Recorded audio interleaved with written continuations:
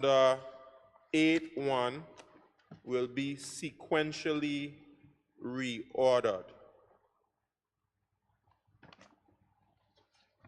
And just for clarity, Madam Speaker, the remaining items on the order paper would be second and third readings for Water and Sewage Authority Act under Roman numeral 14, Child Maintenance and Access Amendment Act under Roman numeral 15, and Nonprofit Organizations Amendment Act under Roman numeral 16. And then the last item we would have under government business would be a resolution debating the Constitutional Review Commission. Hopefully all of that members were able to follow, Madam Speaker. I move that motion. Thank you. Speaker, I rise to second the motion. Thank you. Honorable members, the question for this House is to amend the order of the day to add 4 new items under 5, presentation of papers, 5A, to add a new Roman numeral number 3, a new Roman numeral number 4, number 5, and a new Roman numeral number 6. Also, under public business, 8.1, to add a new Roman numeral number 10, as well as a new Roman numeral number 11, number 12, and in number 13. All other items under 8.1 will be sequentially reordered. Those in favor? Those against? The ayes have it.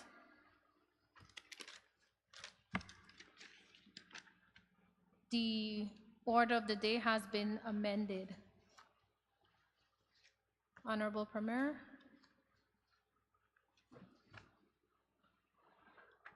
Thank you, Madam Speaker.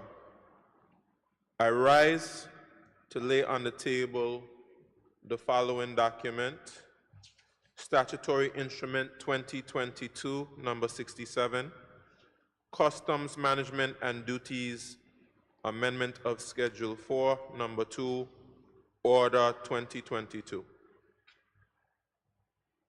I rise to lay on the table Statutory Instrument 2022, number 70, International Tax Authority Administrative Penalties Regulations 2022, Statutory Instrument 2022, number 71, Financing and Money Services Order 2022, and also Statutory Instrument 2022, number 72, Public Procurement Regulations 2022. Thank you, Madam Speaker.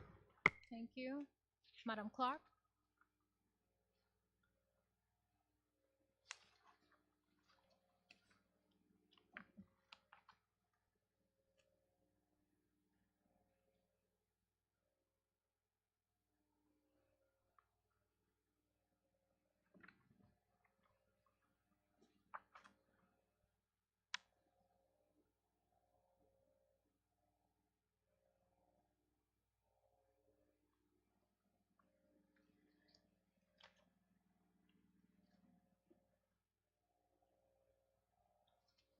Honorable Premier, you may continue.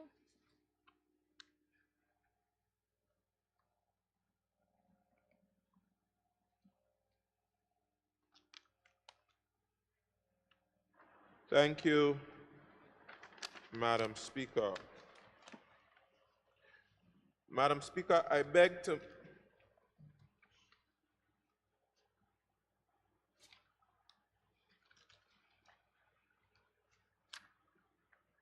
your pardon, Madam Speaker. Madam Speaker, I move that leave be granted to introduce the following bill standing in my name shortly, entitled Jury Act 2022. I rise to second the motion. Thank you. It has been moved and seconded that leave to introduce the bill shortly entitled Jury Act 2022 be granted. Those in favor? Aye. Those against? The ayes have it. I now call upon the Premier. Madam Speaker, I introduce the bill standing in my name shortly entitled Jury Act 2022 and will explain its provision at the second reading. Madam Speaker, I move that the bill shortly entitled Jury Act 2022 be now read a first time. Madam Speaker, I rise to second the motion. Thank you. It has been moved and seconded that the bill shortly entitled Jury Act 2022 be now read a first time.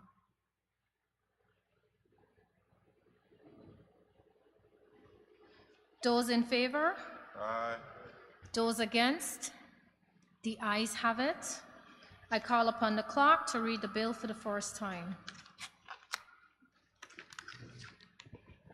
This act may be cited as the Jury Act 2022. Thank you.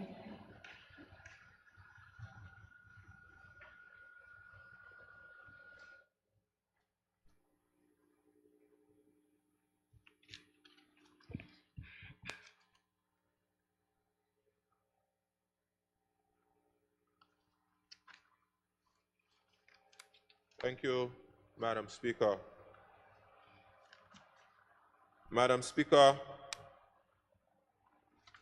I'll now move to the motion on Financing and Money Services Act.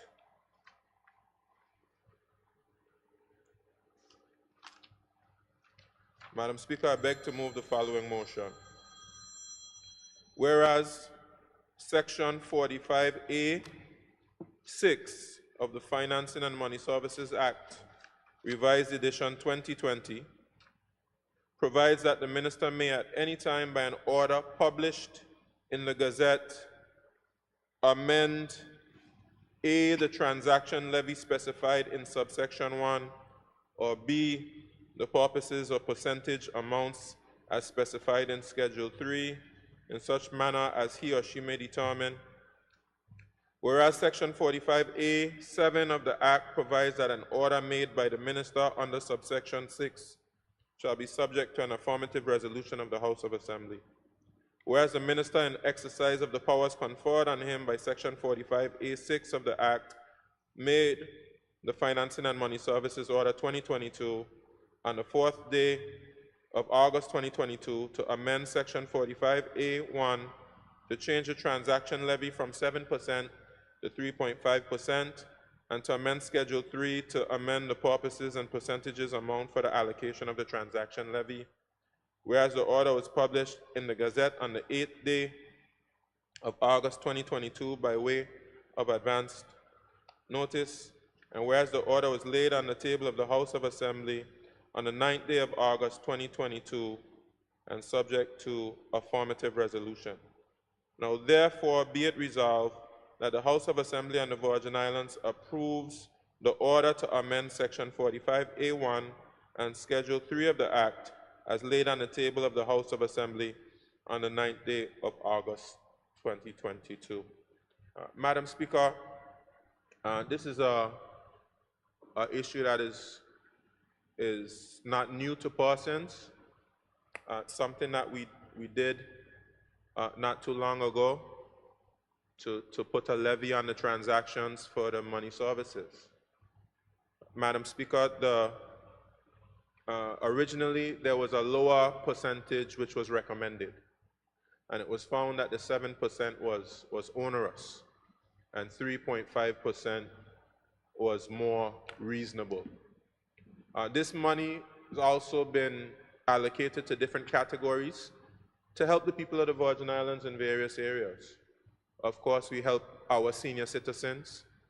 Uh, we have monies available for that. We have monies to help our athletes. We see our athletes have done well at the Commonwealth Games and in other games. We have monies allocated to help our schools, our young people to learn skills. So we have some noble uses for this particular money to help to develop our people. And Madam Speaker, I'm keen for us to put this money to good use so that we can help to develop our society. So Madam Speaker, I so move this motion. Thank you, Honorable Premier.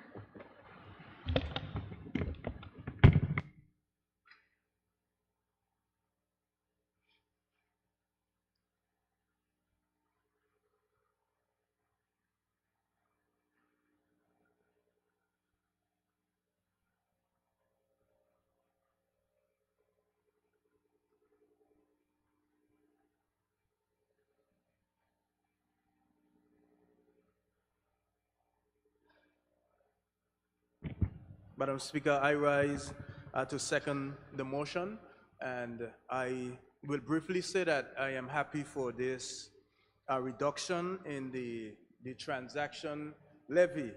Madam Speaker, we have heard the cries of our people pertaining to the 7% levy that was originally levied on the money services, and listening to the cries of the people, we thought it necessary to have that reduction. And Madam Speaker, I just want to say that I am happy that this has finally come forth in this honorable House, and we would definitely see more foot traffic within these money services. But most of all, we have reduced and made some amendments to where the funds that were received from the levy goes. And I am proud to say that I see one where there's a 10% that will go towards beautification, throughout the territory, and I look forward to that, whether it's bush clearing, bush cutting, landscaping, whatever it is, and I'm happy that that is a part now of where some of the funds would go. Madam Speaker, we are hoping that eventually this 3% would be 0%, and you know, we are happy that we have met this stage of having it being reduced by half. So I am proud to second this motion, Madam Speaker, and I see my Premier smile on the left-hand side, so I know he's listening keenly, and you know, we look forward to that. I say thank you. Thank you, Deputy Premier. I now call on the Leader of the Opposition.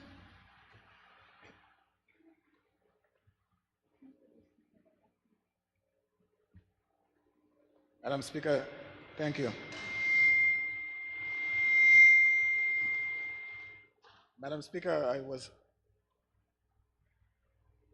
kind of shocked because when you get your hands on money, you don't give it up unless you have a compelling reason for doing so. The Premier stated that the monies that were collected were earmarked for certain projects and certain services. He mentioned the senior citizen program.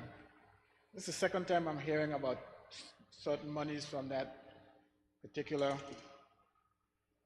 initiative going towards the senior citizens. I remember when the Ministry of Finance was here, the Premier mentioned that certain funds would go towards the senior citizens program and it should enhance the program. And I said to the Premier that I can bet him that whatever the senior citizen program budget was, or is, it's not going to change. The money will go there, but it wouldn't be additional money. Somehow the Ministry of Finance will find a way to reduce the money that they're putting in now to keep the senior citizen program as it is, which is as it is, Madam Speaker, at a deficit and needs a lot to be desired. I would hope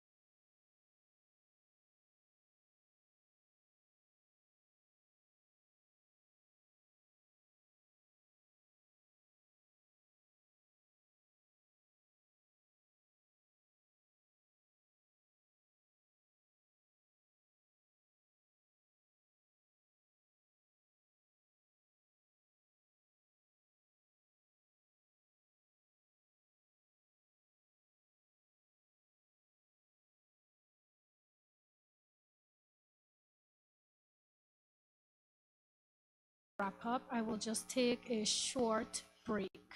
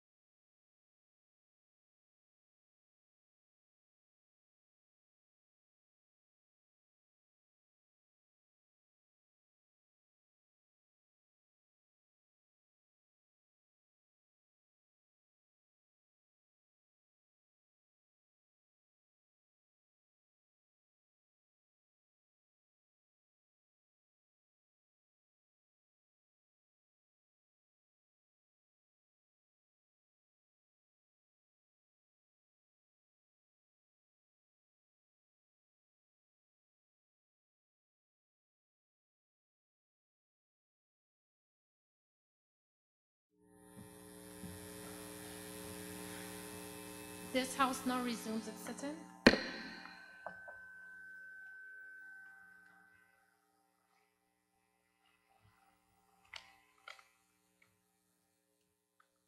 I call on the territorial member, Honorable Carvin Malone.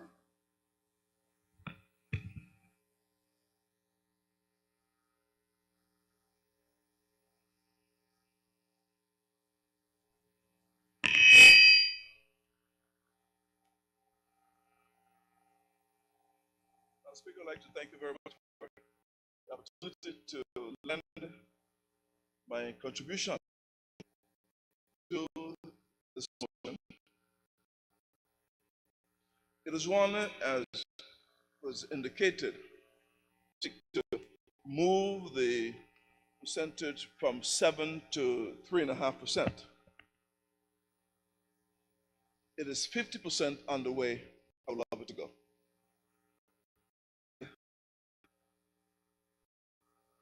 When it first came up, you would know what my contributions were at the time. Well, you would have read what my contributions were at the time. Mainly I was concerned in terms of some of the cries that would come from throughout the land, but it is 50% there, and I would eagerly, on the day it reverts back to zero, number one. But number two, in the alternative, I think that a debate could be held as to whether or not a 0.5%, 0.25% across the board for everyone would be more appropriate, palatable, and in line with biblical thinking, because it is too often that the waged person, the person who don't have a bank account, is saying that you're singling us out, as opposed to across the board. If the population supports, and I think the population will support the lockbox fund for the initiatives that are cited. They've been widened so that it gives the ministries more scope to do that which is required from time to time.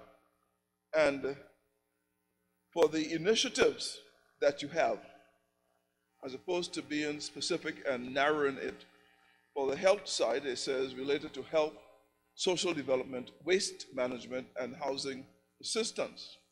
It gives it more scope than the one that was there before.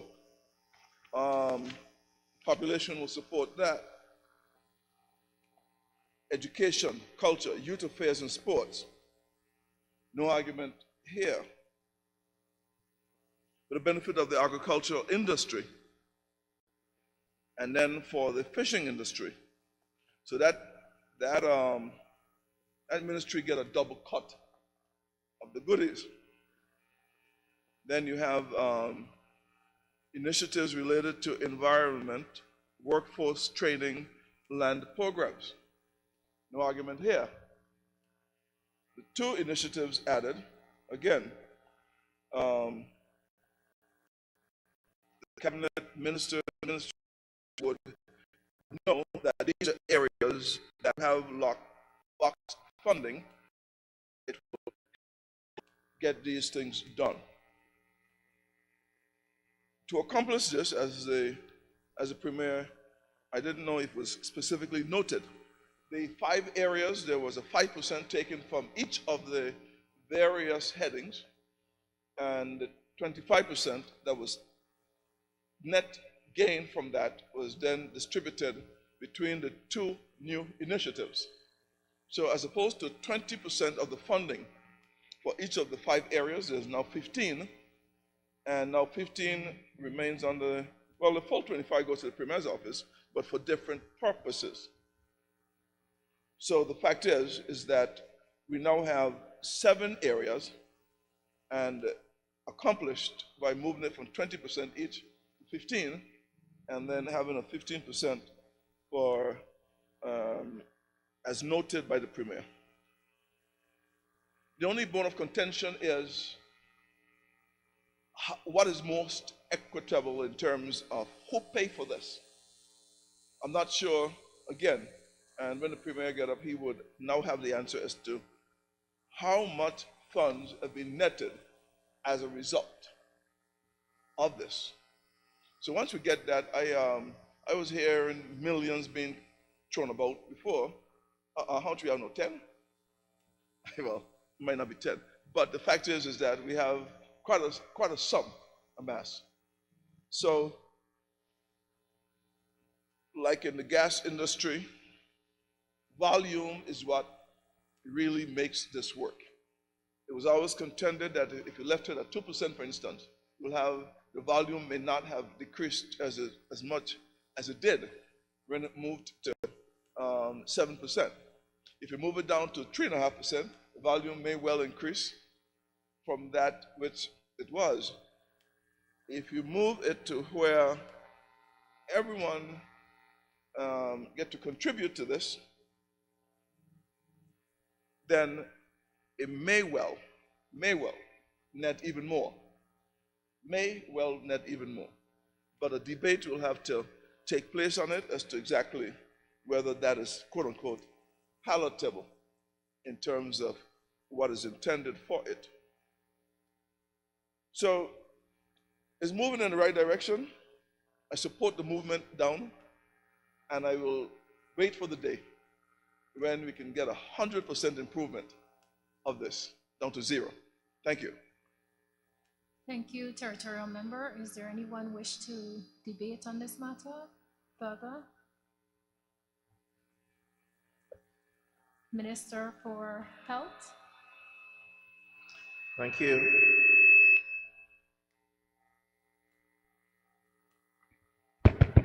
Thank you, Madam Speaker. And I promise to be brief on this, Madam Speaker, but I think it would be remiss of me if I didn't at least lend my voice to the resolution before us, which is to reduce percentages and make some adjustments to the Money Services Amendment Act that was brought before this House, Madam Speaker. Madam Speaker, it's no secret my position on this particular in the initial bill when it came before this House, this Honorable House, Madam Speaker.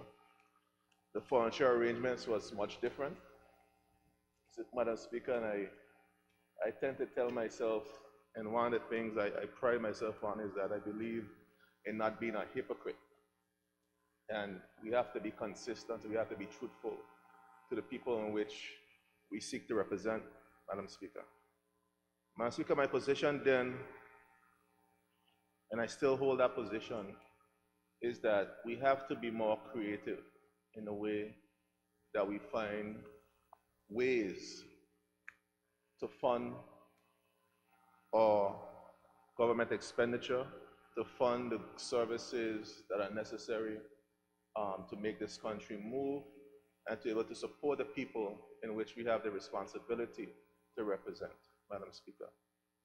Speaker, I'm happy that we are here to reduce the percentage from what it was, from 7% to 3.5%.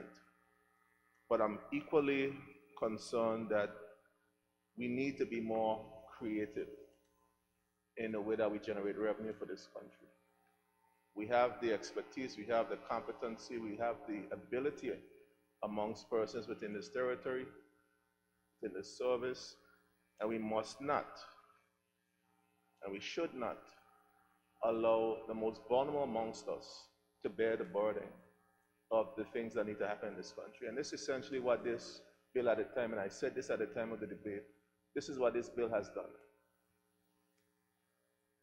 You have a situation where the estimates were at that time, some $70 million was leaving this country in the way of the money services, money remittance businesses. $70 million a year. That was being done, Madam Speaker, primarily by persons who have children in university, by persons who have come to the BVI to work and make the BVI their home, persons who have to pay taxes across the board in many other areas. And to add an additional burden to those people, I felt then and I still feel now, is something that we should not have done. And we have to find, as I said, and I continue to say, more creative and innovative ways to generate revenue in this country. In fact, Madam Speaker, over $70 million, as I said, that leaves the territory through money services businesses. On the contrary, there's the prudential returns that is filed every year with the Financial Services Commission, which gives you the numbers of how much monies leave this territory to the banking system. At the time of the debate, that number was close to $1.3 to $1.5 billion with a B. Let's call it $1.5 billion leaving this territory every year through the banks. And I know that number has increased because of the introduction of this, we have now sent persons to be more creative in the way that they get money out of the territory. Some are now using the banks, the banking system to do so, setting up accounts.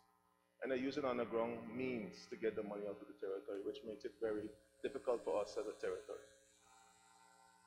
That's the reality. We have to not, I think the reality is that we continue to be ostriches and ignore the realities amongst us and put our heads in the sand and not speak honestly and forthright. I think the ostrich mentality and behavior is one of the things that have gotten us where we are today. And we can't continue that way. We have to understand what the reality is and where we are. While I welcome the reduction, I welcome that we're moving in the right direction in terms of this particular tax. We have to be careful that we don't continue to impose regressive taxes on the people that live amongst us. Not just the people who come to live here and work and contribute, but also our people are being affected, and all our people. And these taxes sometimes can be very regressive. So, Speaker, I think our focus going forward, and there are a couple of resolutions that are coming after this resolution, the Customs Amendment Act, and those are the different resolutions that are coming before us. We need to have a conversation on how can we streamline our revenue collection in this country. How can we then get more creative and look at more innovative ways to generate revenue in this country and ease the burden as much as we can for the most vulnerable people that live amongst us in our population. We cannot continue to build a country on the backs of our vulnerable people and continue to create situations where it makes life more harder for them. It then puts additional strain on your social systems when the vulnerable amongst you continue to feel the strain of some of the things that we put in place. And then when you don't pay one way, you pay the other way. Crime might increase. The burden on the social systems to provide services will increase. And the quality of life also decreases in the country. So while I welcome this, I must speak my truth. I must always be honest to myself and honest to the people that I represent in terms of my position on this. It has not changed. Our position continues to stay the same, but I welcome the direction in which we're going. And hopefully once we start to get to the point of more innovative, efficient ways of running the system that we have as our government, more revenue-generating initiatives coming into play, these type of regressive tax regimes be removed and give persons better opportunity to participate in a growing and flourishing economy, Madam Speaker. So, Madam Speaker, that's my contribution, and I support this resolution as brought before us. Thank you, Minister for Health and Social Development. I now call on the Premier to wrap up.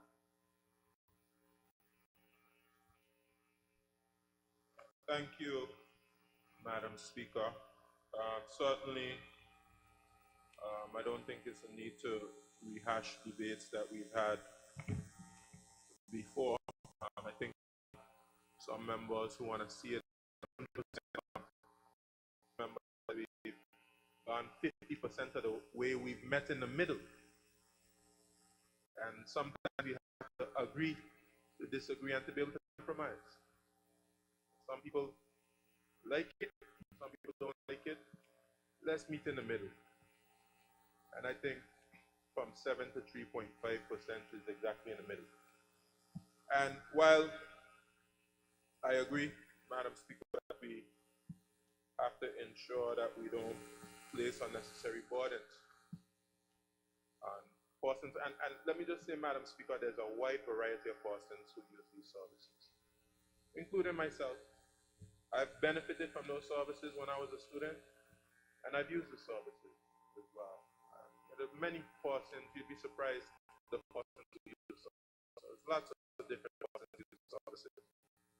And certainly we don't want to make life hard for persons. That's why we got some relief to those persons. But I think, of course, Madam Speaker, as it pertains to the development of our people, sometimes we have to be willing to make a contribution to the development of our schools, our health services, our social system, things that benefit of us, because guess what? All of us have a benefit from being in the BVI. From living and working in the BVI, we see a benefit. The BVI has been good to many of us. And if the BVI says, pay a couple dollars towards the young people getting educated in the schools, or to our seniors who have helped to build this country for many persons to come and live and work and be comfortable, I don't think it's too much to ask, Madam Speaker. But I don't want to rehash the debate. As I said, the tax is in place. We've provided relief to persons who use the services, and we're going to put that money to good use. I think we can 100% agree that the money should be put to good use. And I think we have some very noble causes for the use of this money. And as other members say, we'll be very creative in finding additional revenue streams which are not regressive. And that, of course, I do think that is something that we have to look at as our society continues to grow and expand.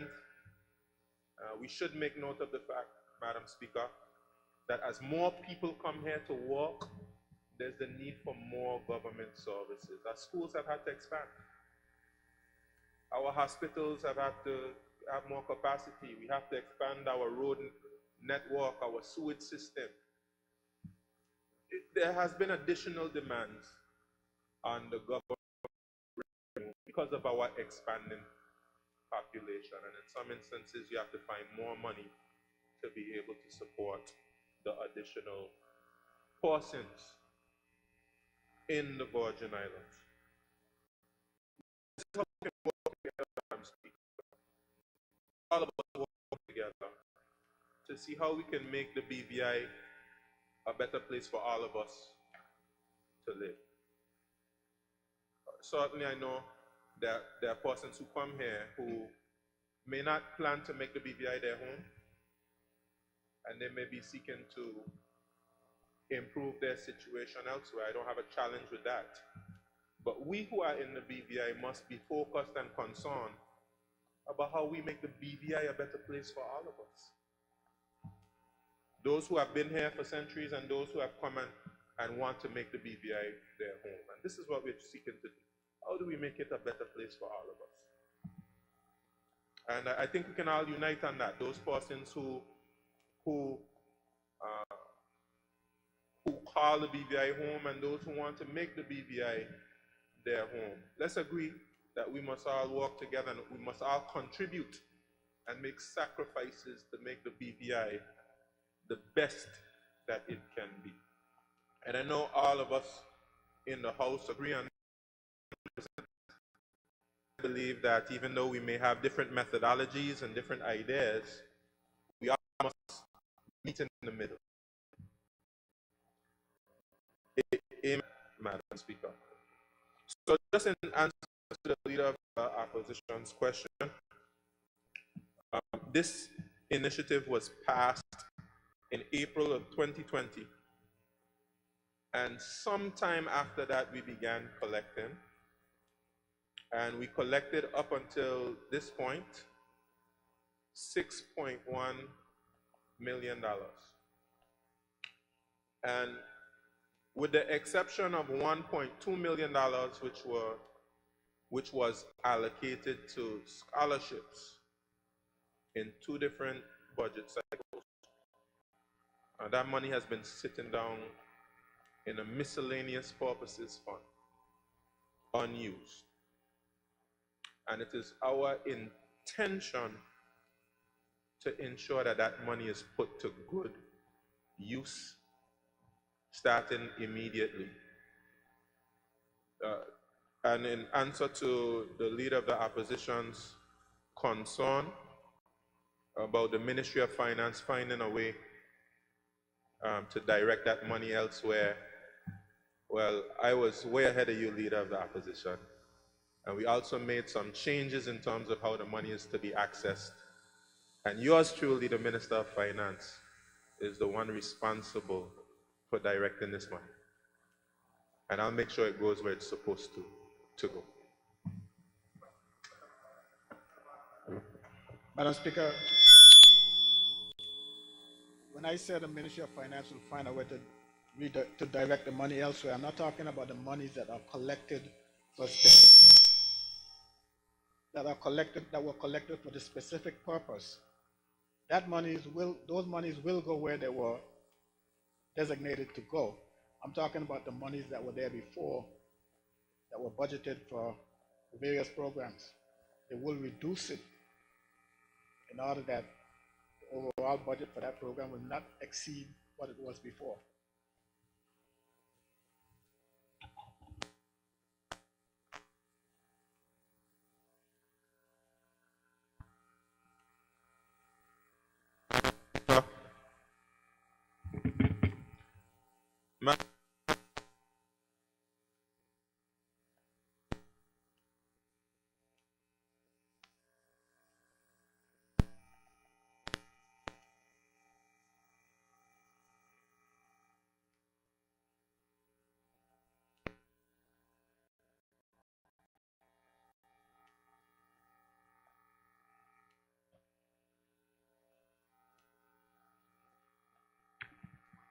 Madam Speaker, I understand the Leader of the Opposition very well.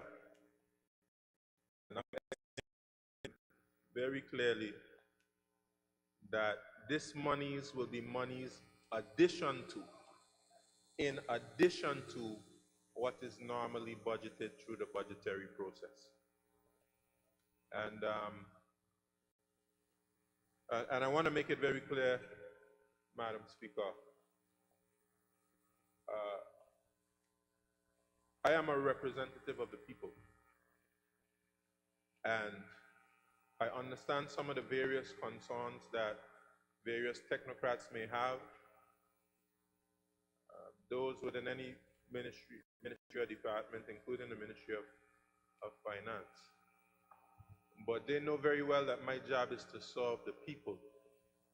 And just like the Leader of the Opposition, I see the bush that's overhanging the sidewalk, sometimes cover the sidewalks completely. I see the need for the after-school program. I see the need for the funding for the athletes. All of those concerns come to me just like they come to him. And when we put initiatives in place to help the people, we cannot tolerate the people's hopes, dreams, and aspirations being frustrated in any way. So that is my task that I will not shy away from. And Madam Speaker, the Leader and the Opposition and I will speak about 3 to 6 months from now. And then he'll tell me, he'll say what he has to say to me, and I'll say what I'll have to say to him. Either he'll tell me I told you so, I'll tell him I told you so. But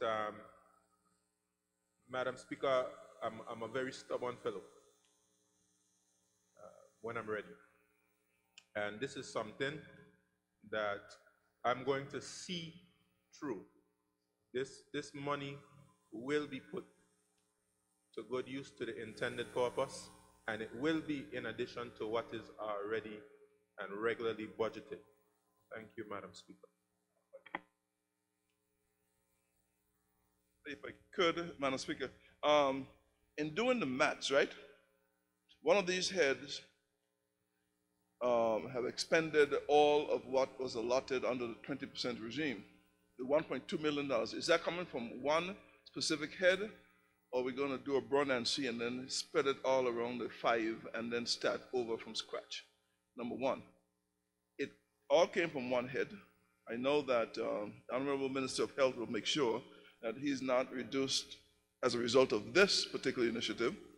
And the other point is that if we have 20% up to, if we have 20% up to this particular point and 15% from here onwards, well, then it will seem as if we will grandfather the 20% on the first $6.1 million, and then we'll do the new allotments after this has been gazetted.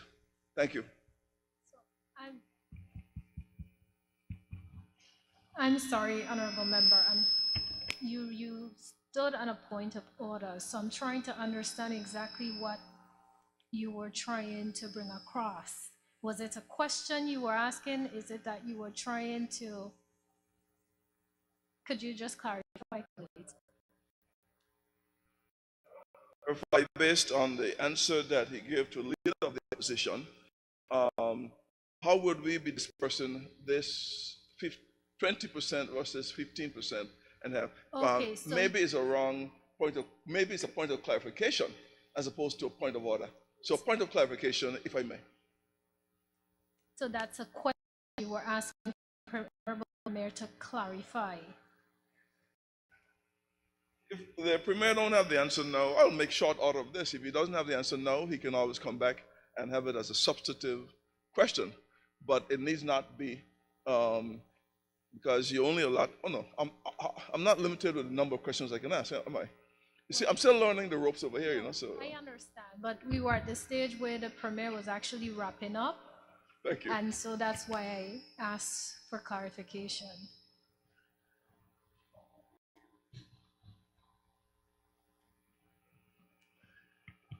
Madam Speaker, the member is anxious for question and answers. We'll have another sitting soon to be able to go to question and answers. He enjoys questions and answers very much since getting over there. Madam Speaker, the money which is remaining will be placed in, it's all within a fund called the Miscellaneous Purposes Funds. And the funds which are remaining will be redistributed based on the percentages that we have just gazetted and that we will pass through this resolution. Thank you, Madam Speaker. Thank you, Honorable Premier. Honorable members, a motion has been moved and seconded. Those in favor? Those against? The ayes have it. The motion is passed.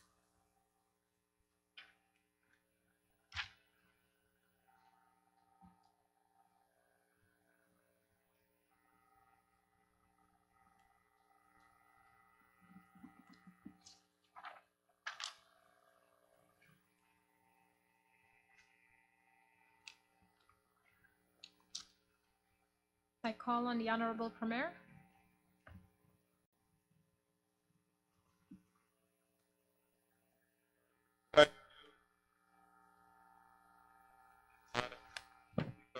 Beg to move the following.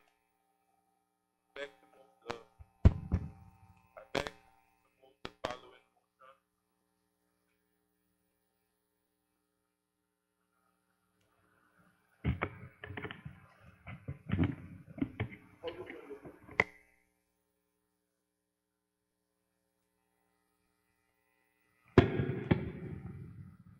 Thank you, Madam Speaker. That's coming through great now. I beg to move the following motion. Whereas Section 143A1 of the Customs Management and Duties Act 2010, number 6 of 2010, hereinafter referred to as the Act, provides that with the approval of the Cabinet, the Minister may, by an order published in the Gazette and a newspaper of wide circulation in the territory, amend Schedules 2, 3, 4, 7, and 9 of the Act.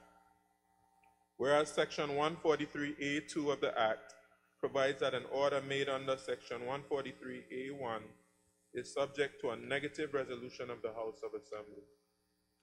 Whereas the Minister, in exercise of the powers conferred on him by Section 143A1 of the Act, made the Customs Management and Duties Amendment of Schedule 4, Number 2, Order 2022, on the 22nd day of July 2022, to amend Schedule 4 by reducing all goods with a rate of duty above 5% or more to a 5% rate of duty, and also reducing the rate of duty for specific goods by 50%. Whereas the order was published in the Gazette on the 22nd of July 2022 by way of advance notice, and whereas the order was laid on the table of the House of Assembly on the 9th day of August 2022 and subject to a negative resolution. Now therefore be it resolved that the House of Assembly of the Virgin Islands approves the order laid on the table of the House of Assembly on the 9th day of August 2022.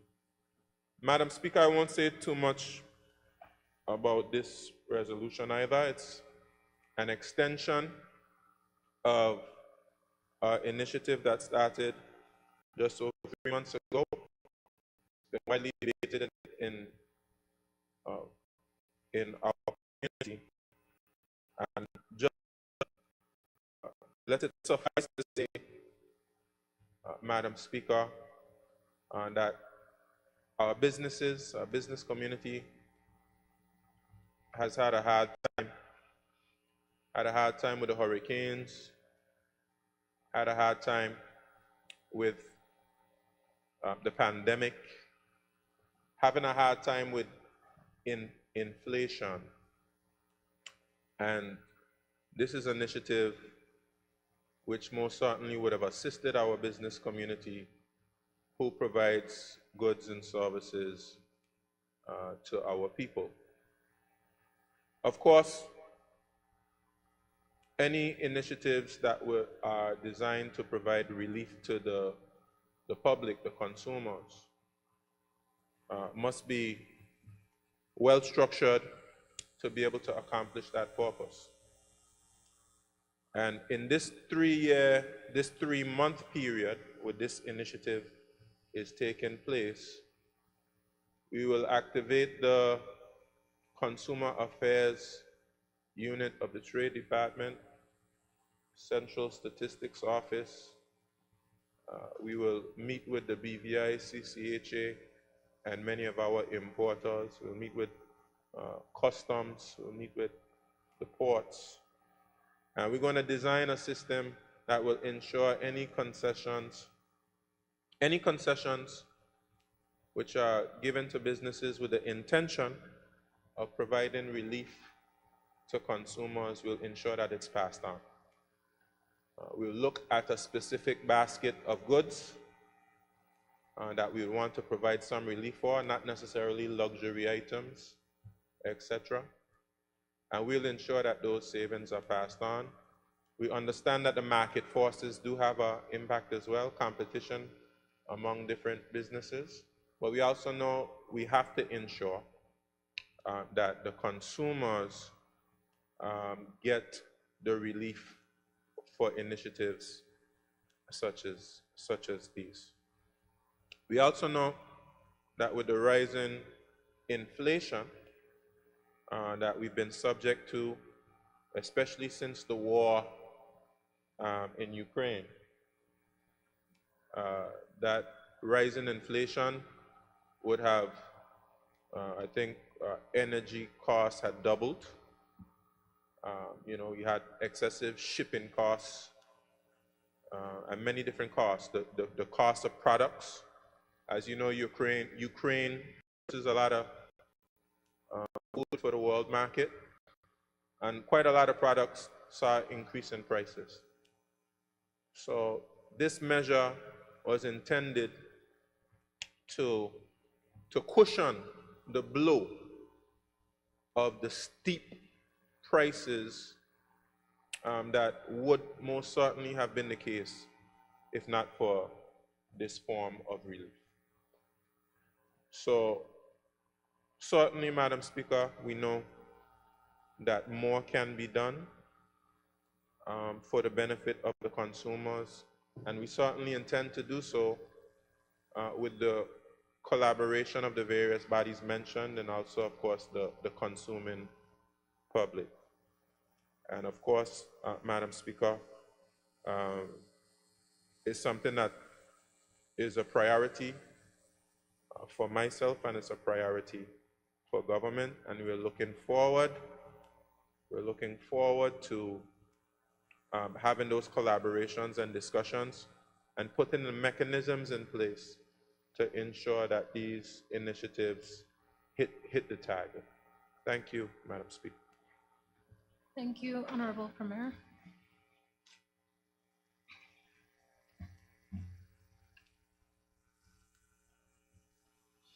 Madam Speaker, I raise the second motion.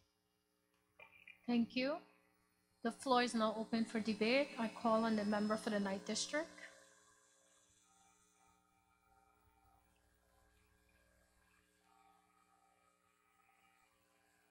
Thank you, Madam Speaker, for the opportunity to say just a few words on this initiative here. Madam Speaker, it's the second motion passing today that calls for a reduction in the cost of doing business.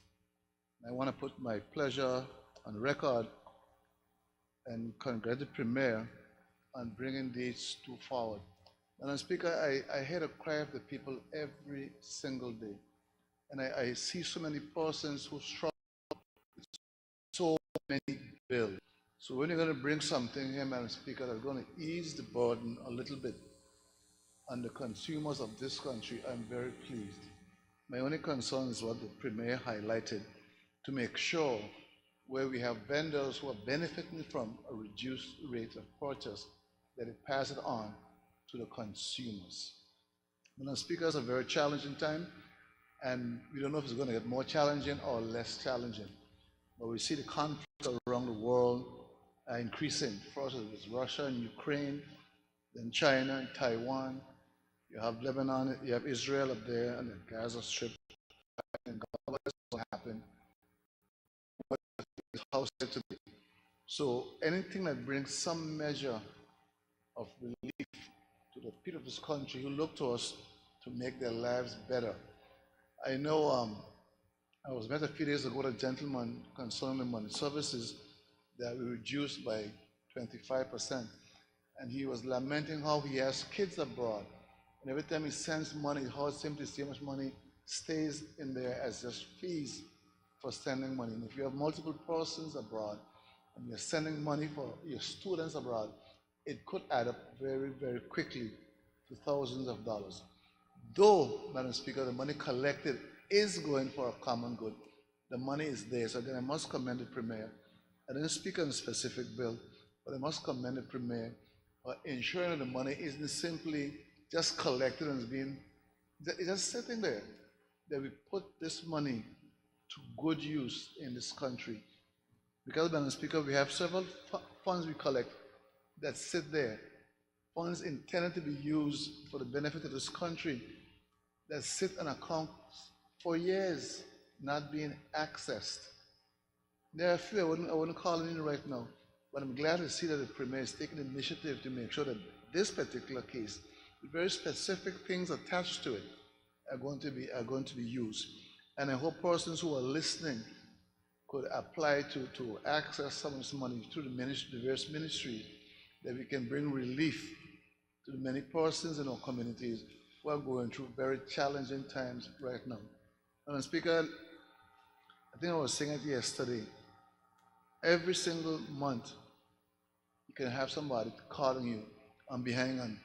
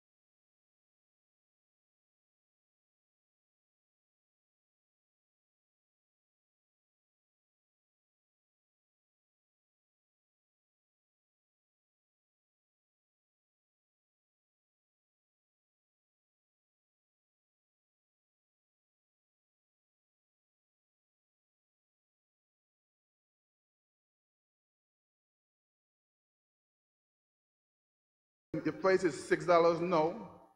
Tonight, in the morning, the price is $8. Then the next day, price change again. It happens, and we know it happens. So unless we put measures in place to keep an eye on what's going on, it's going to happen again. Yes, we're trying to do the best thing for the businesses and what's. I'm a business person as well. I have to pay the taxes, I have to pay the duties. But we have to make sure that when we get this break, we also give the break to the customers. We have to. And it's not a one-step dance.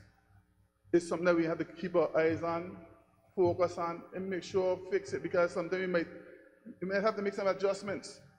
But we can't expect just to come to this house and pass it, give the 5% and expect it's going to work. Just like that. It's not going to. This is something that we need to keep on, and we need to have reports come in on how it's being done, how it's working. We have to follow it. We have to keep following it and see what's going on with it. We can't just do it and say, hey, look, that's a 5%. We did our part. Our part ain't finished, and we make sure it reached to the customer itself as well. There's a lot of people suffering in this place. Prices are really ridiculous. You cannot go to the supermarket and buy anything for $100 anymore. With $100, come away with one bag. You know, and so we have to make sure that this happens, because there's a lot of people really suffering over this. So I just want to put my 2 cents in on that, and hope that we could make sure that we follow up Just keep checking to make sure that this 5% reaches where it's supposed to go. Thank you, Madam Speaker. Thank you. I call on the territorial member, Honorable Carvin Malone.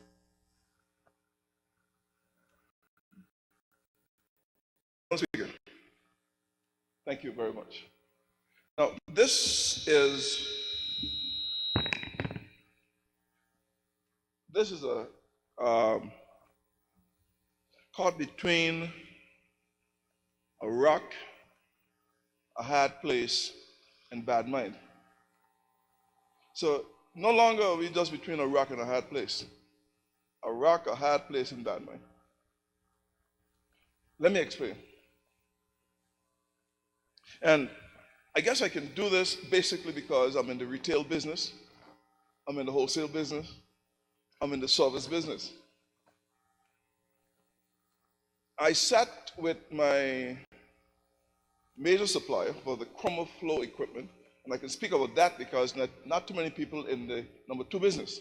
So I'm not competing against anyone with that. I'm number 1 in the number 2 business. And we had a big debate on how can we reduce the cost of items coming to this territory or the region. The owner is on his way up to Pennsylvania because with the same ingredients that make up the cost of the item, they have increased prices from their factory going to their shop. Increased labor prices. And when you get it and you try to bring the good from the northeastern corridor of the United States, it is equal to or more than the ocean freight and the other pieces. So here you have increased ocean freight in the United States, inland freight. Then when you check your bill of lading, when you check the cost of what it's going to cost you to get here, you have more surcharge than anything else. Surcharge on bill of surcharge on this surcharge.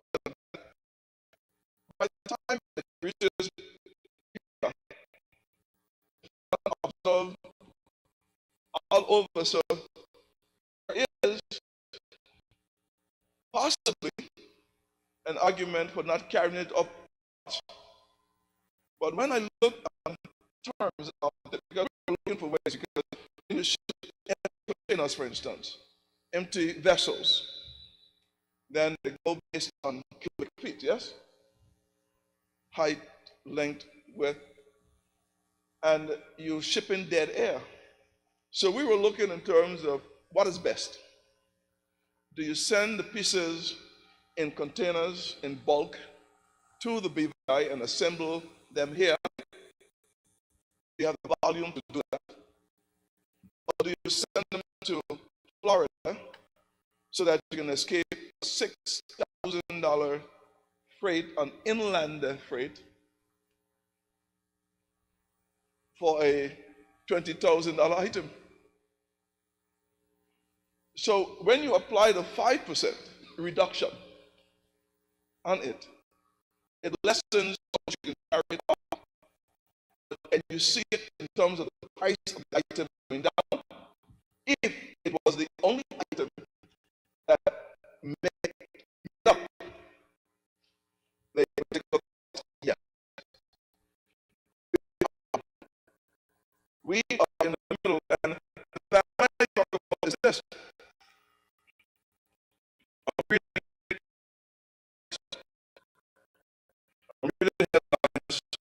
That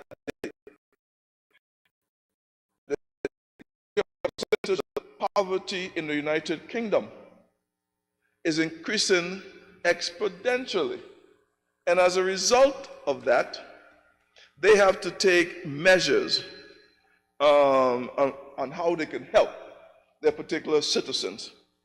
And I am reading, as my honorable colleague for the third district like to say, they are having to give away billions in order to help their people, to meet these particular costs. Billions of dollars being expended in the US, billions in the United Kingdom, billions all over the world. And we're being pressured to cut back how much you give people, or who can give, for what reasons they can give. So we caught between a rock, a hard place, and bad mind. How is it that because we don't print the money, we can't help our people? And we put in the pressure on the business person. Everybody know, after they hear this particular review today, going to be looking on the poor vendor and calling he the bad one. It is not the vendor. The vendor have a lot of pressure coming through. How you say it in Eastern again? A whack of pressure. A whack of pressure coming. And I turn off my radio from the US Virgin Islands station because when I hear the hard-working congresswoman up there and she's sending them another billion, here, find somebody to give this money to. Find somebody to give this money to. You turn on your radio to St. Martin, Netherlands, hundreds of millions. Now they're putting pressure on them as to how they could spend it. Puerto Rico, tens of billions. Are there commitments for it? Yes. Are there responsibilities for having it spent? Yes. But what we get here, and the Premier didn't answer the questions yet, he's researching it, we get about 50 to 60 civil servants coming down to see how they could stiffen up on us. Put in all the departments, because I still want to know this, I want to know who going where and how much money it's going to cost us, because the money that we could have given to relieve the poor, we have to go pay some other salaries. When I'm wrong, stop me, because I don't like to be wrong. Honorable member,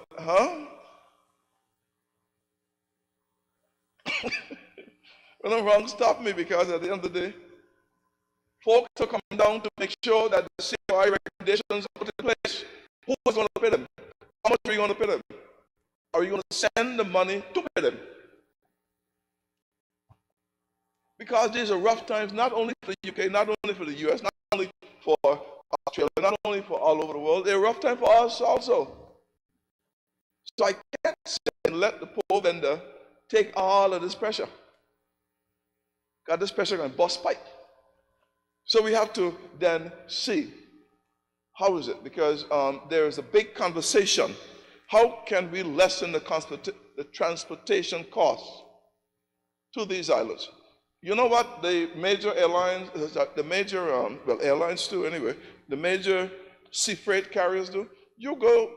I go other places because I have different regional thing. And the cost to get it there is much less than the cost to get it here in the BVI. I think we have more money. When you translate it, it translates to pressure. And you can see it on every shelf for every item. So if the government, if we,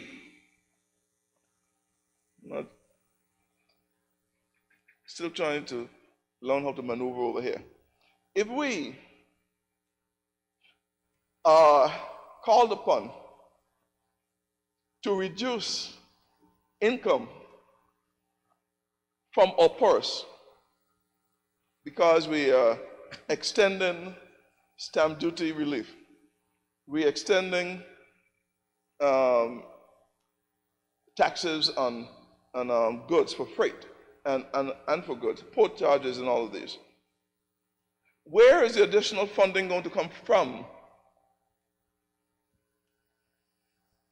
Government have to get it from somewhere. Where's it going to come from? So we have some difficult days ahead. We have to look in terms of balancing all of this so that we will sound good in here, a 5% here, 5% there. Can't really see it on the shelf because it's 20% by the time it reaches you. And when you look at it, government coffers are down. We have to sit around the table, all of us.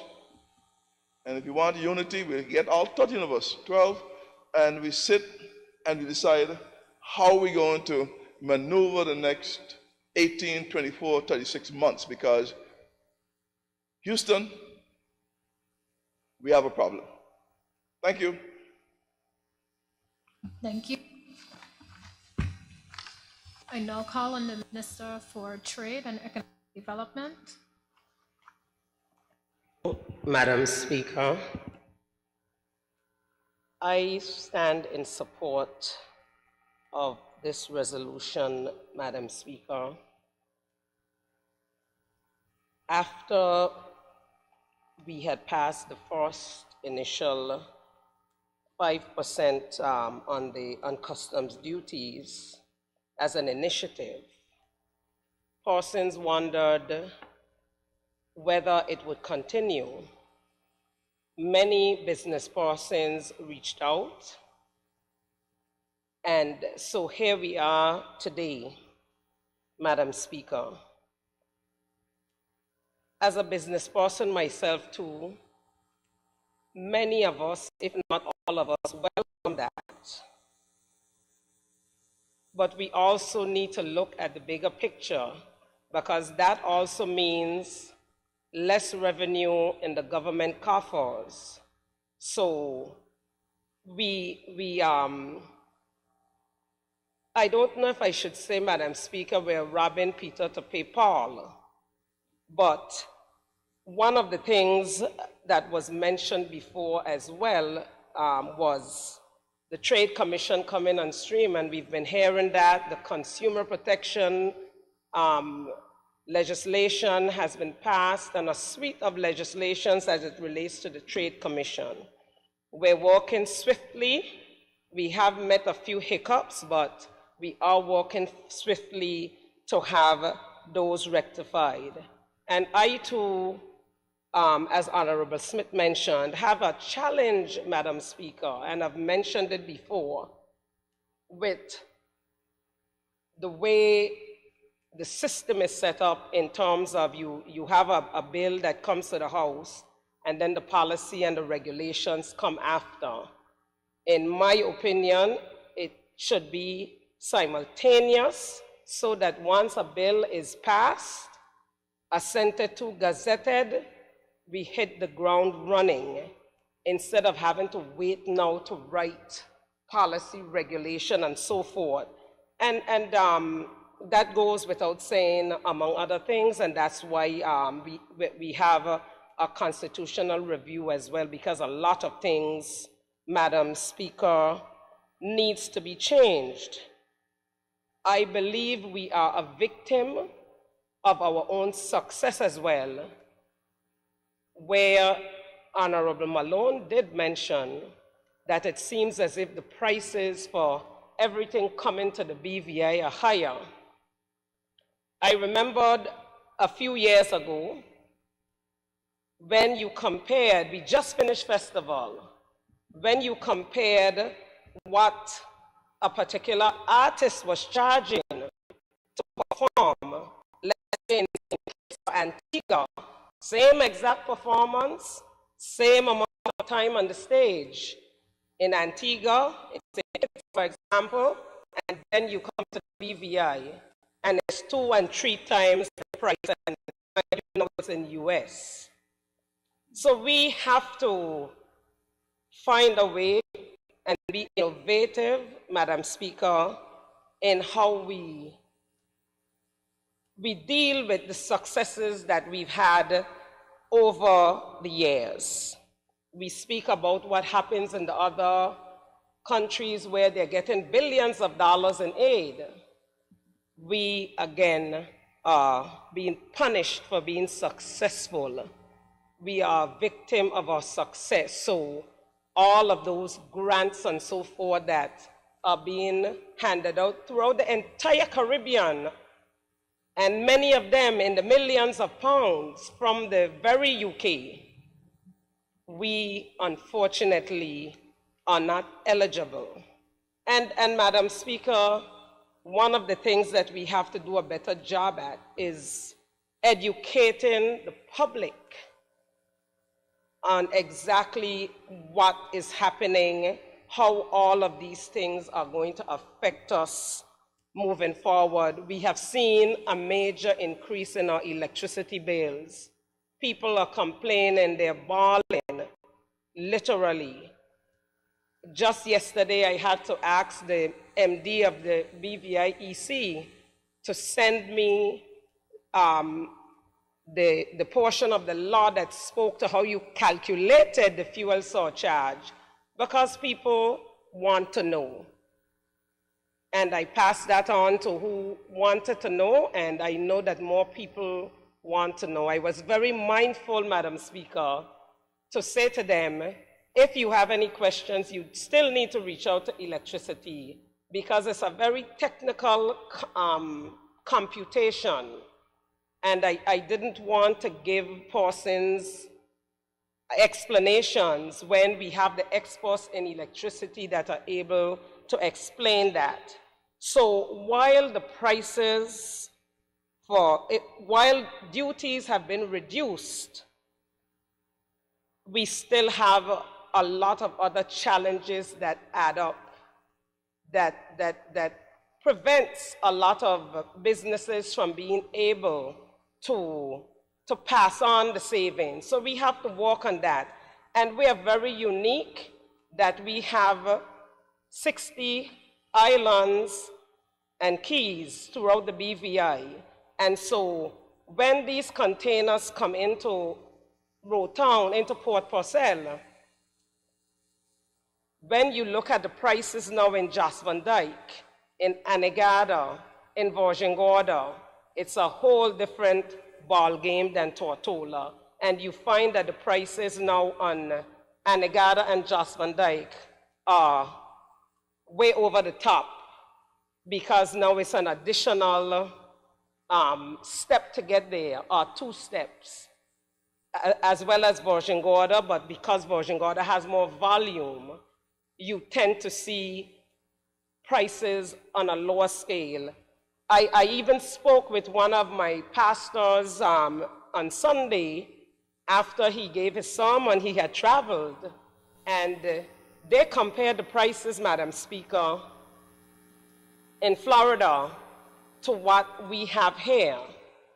And of course, the prices were just cents away, but we have to look at all of the dynamics that fall into play, the minimum wage situation here in the BVI, salaries and so forth. So it's not a simple fix.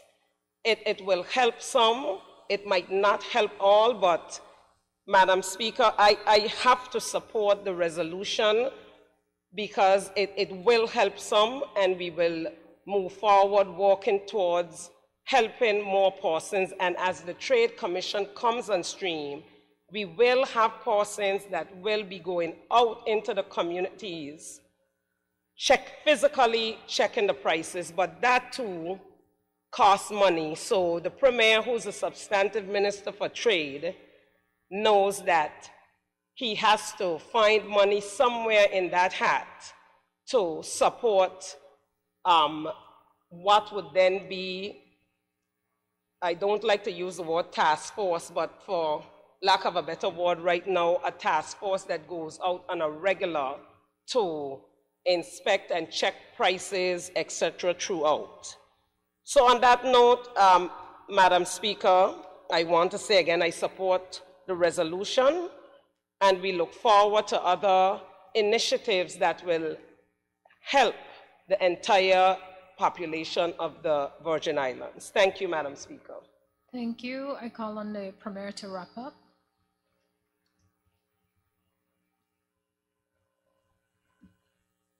Speaker, I thank the members for their support of this resolution. And certainly, Madam Speaker, I must agree with the members passionately about the need to ensure that savings are passed on to the consumers who are having a very difficult time right now being able to pay their bills, being able to provide for their families. When you go to the supermarkets, it's quite difficult. I'm quite pleased, Madam Speaker, that the opposition member, territorial at large member, gave an insight into what the businesses go through. Businesses do not have an easy time either, and I know it's quite easy to demonize businesses. But we here in the Virgin Islands, we have entrepreneurship in our blood. Businesses are very important to this BVI, this success story that we have here in the BVI. So we must find a way, Madam Speaker, to ensure that we are all working together. Government, businesses, consumers, for the best life possible. We have lots of external factors which impact the cost of goods and services. But we have persons who are intelligent enough, Madam Speaker, to come together and to take actions in our own best interests. Our government can't just think of government alone. Sometimes when I speak to some of the technocrats, they only look at government revenue side. We can't just look at government revenue side, even though we know we have a government to operate. We have to look at the entire economy. We have to look at what the consumers are going through and what the businesses are going through. This has to be a partnership. And sometimes it takes sacrifice on the part of, partners. So it takes persons being inspected, as we know, so that the human element of persons being self sometimes, the human element of persons seeking to take advantage of others, that we all ensure doesn't take place. That's very important. Madam Speaker, I have great confidence that we have the mechanisms in place, that we're developing them, that we will have the right people in place to be able to get a better outcome than what we have been getting in the past. We have to make sure that the market forces are working well. We have to make sure that government is helping to facilitate as well as to regulate, not making it too onerous on businesses or consumers. And we have to ensure that everyone does their part to continue this success story, which is the BVI. So, Madam Speaker, I'm looking forward to getting the work done. I'm looking forward to the Trade Commission coming on stream. We're very close. We're going to go ahead and get that on stream so we can get the work of the people done. I'm looking forward of making sure that Central Statistics is fully involved. Some persons were questioning whether we monitor inflation. Central Statistics monitors inflation every week. Persons should know that. And we have to make sure that they publish their reports more regularly. But Central Statistics monitors inflation every week. Yeah, a lot of persons didn't know that. I see persons debating online about that. That's their job. They get the information, they collect the information. Okay? So, Central Statistics has a job to do. The Consumer Affairs Unit of Trade Commission will have a job to do. And we're going to work with Customs, we're going to work with ports, we're going to work with the Ministry of Finance, we're going to work with our importers, our big shippers, we're going to work with our supermarkets, and we're going to see how we can come together in the best interest of the Virgin Islands. Thank you, Madam Speaker. Thank you. Members, has been moved and seconded. Those in favor? Those against? The motion is passed.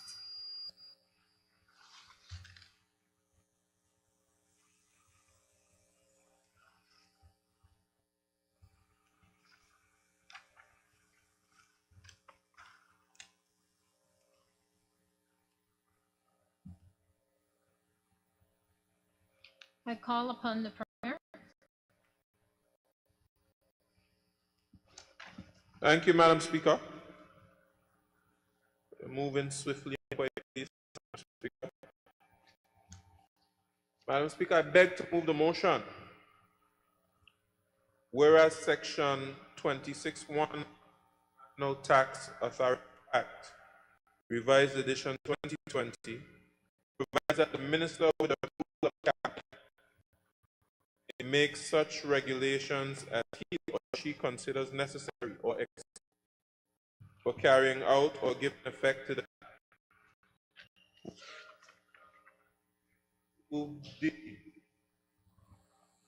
provides that without prejudice to the generality of subsection 1, such regulations may in particular provide for the imposition by the authority of administrative penalties on any person that contravenes this act, any mutual legal assistance legislation, or any notice issued by the authority. Whereas Section 26(3) of the Act provides that any regulations made under subsection 1 shall be subject to a negative resolution of the Assembly.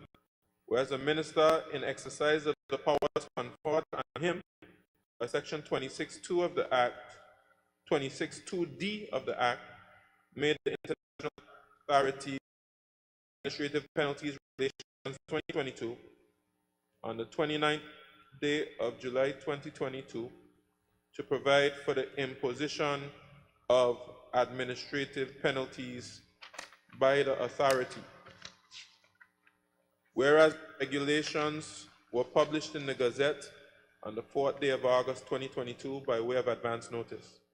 And whereas the regulations were laid on the table of the House of Assembly on the 9th day of August 2022 and subject to negative resolution. Now therefore be it resolved that the House of Assembly of the Virgin Islands approves the regulations laid on the table of the House of Assembly on the 9th day of August 2022. Madam Speaker, the ITA,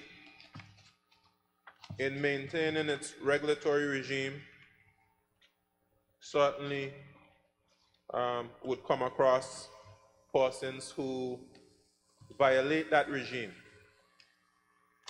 And to make sure that we are more efficient and effective, we're proposing that we administer administrative fees as opposed to going the route through the courts. And of course, persons will have the right to appeal through the courts. So persons will still be given due process. So they have the right to be able to appeal. It is right there in the regulations. But this resolution will propose for us to become more efficient and more effective in the administration of the regulatory regime. It is, in my view, straightforward, and I ask for the members to support this motion, which is in the best interest of our financial services sector and the regulatory regime that we are ensuring remains robust. Thank you, Madam Speaker. Thank you.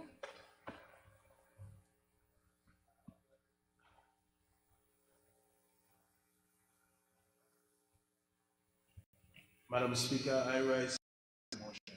Thank you. The floor is now open for debate.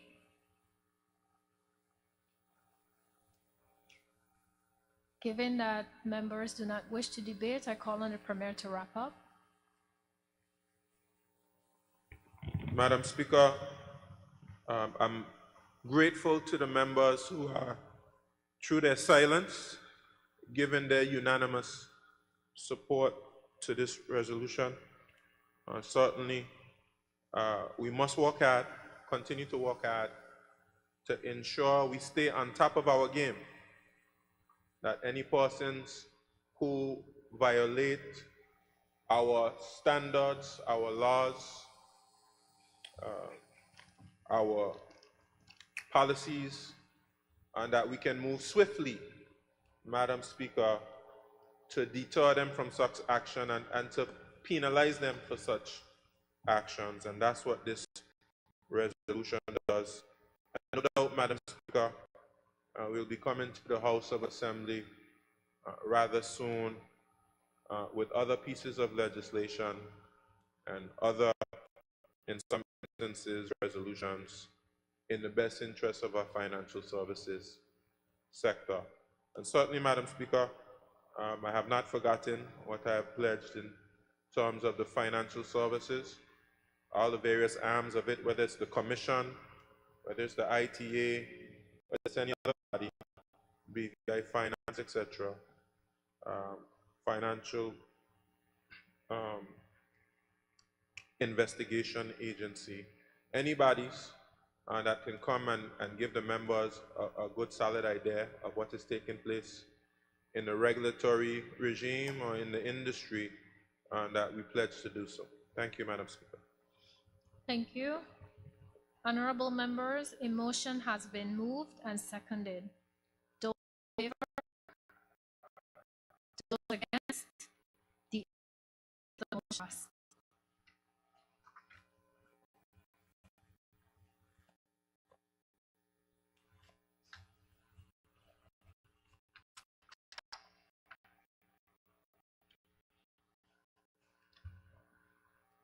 I now call on the Deputy Premier and Minister for Communication and Work to move a motion.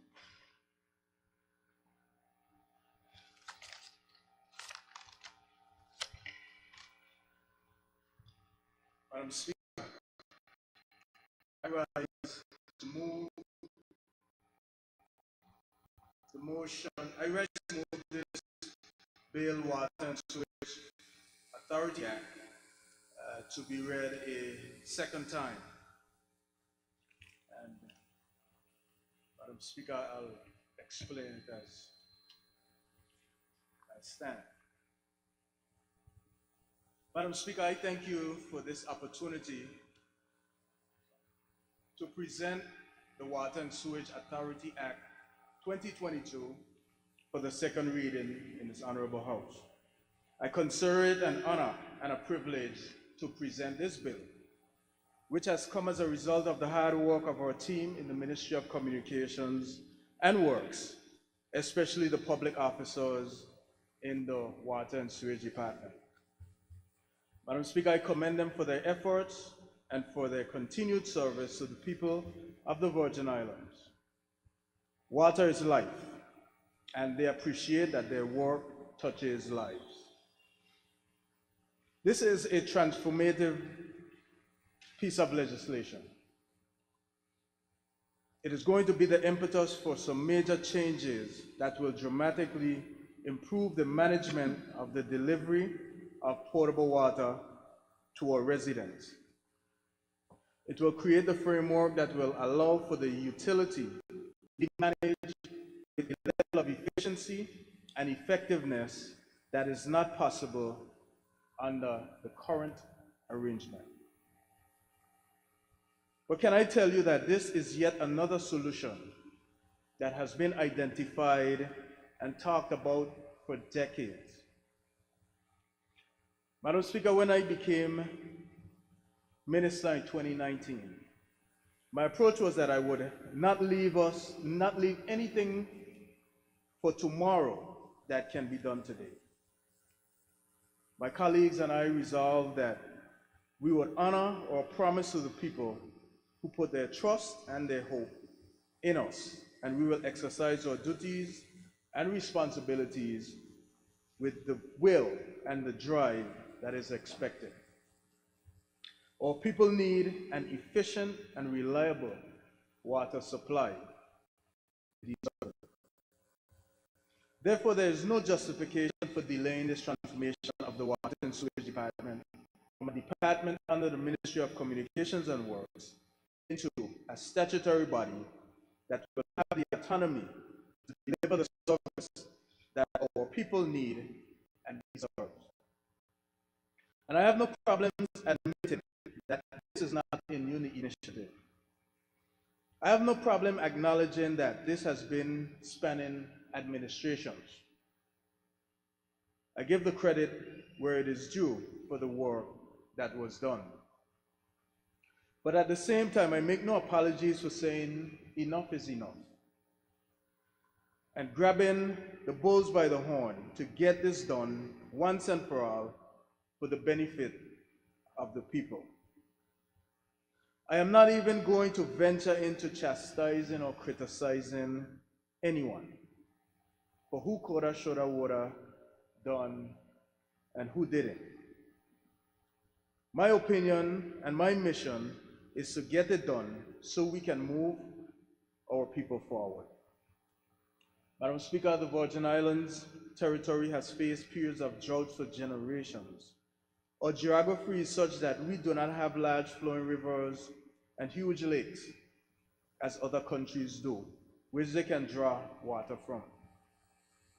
So water shortages are something that we have faced historically. The ensued hardship during these times necessitated a solution that would consistently bring a reliable water supply during dry periods. The initial apparent solution to the drought issue was to tap into the supply beneath the earth's surface. Mr. Walter Charles Fischler built the first well in Paraquita in 1902, beginning the process of tapping into the earth's supply of water lying beneath the surface.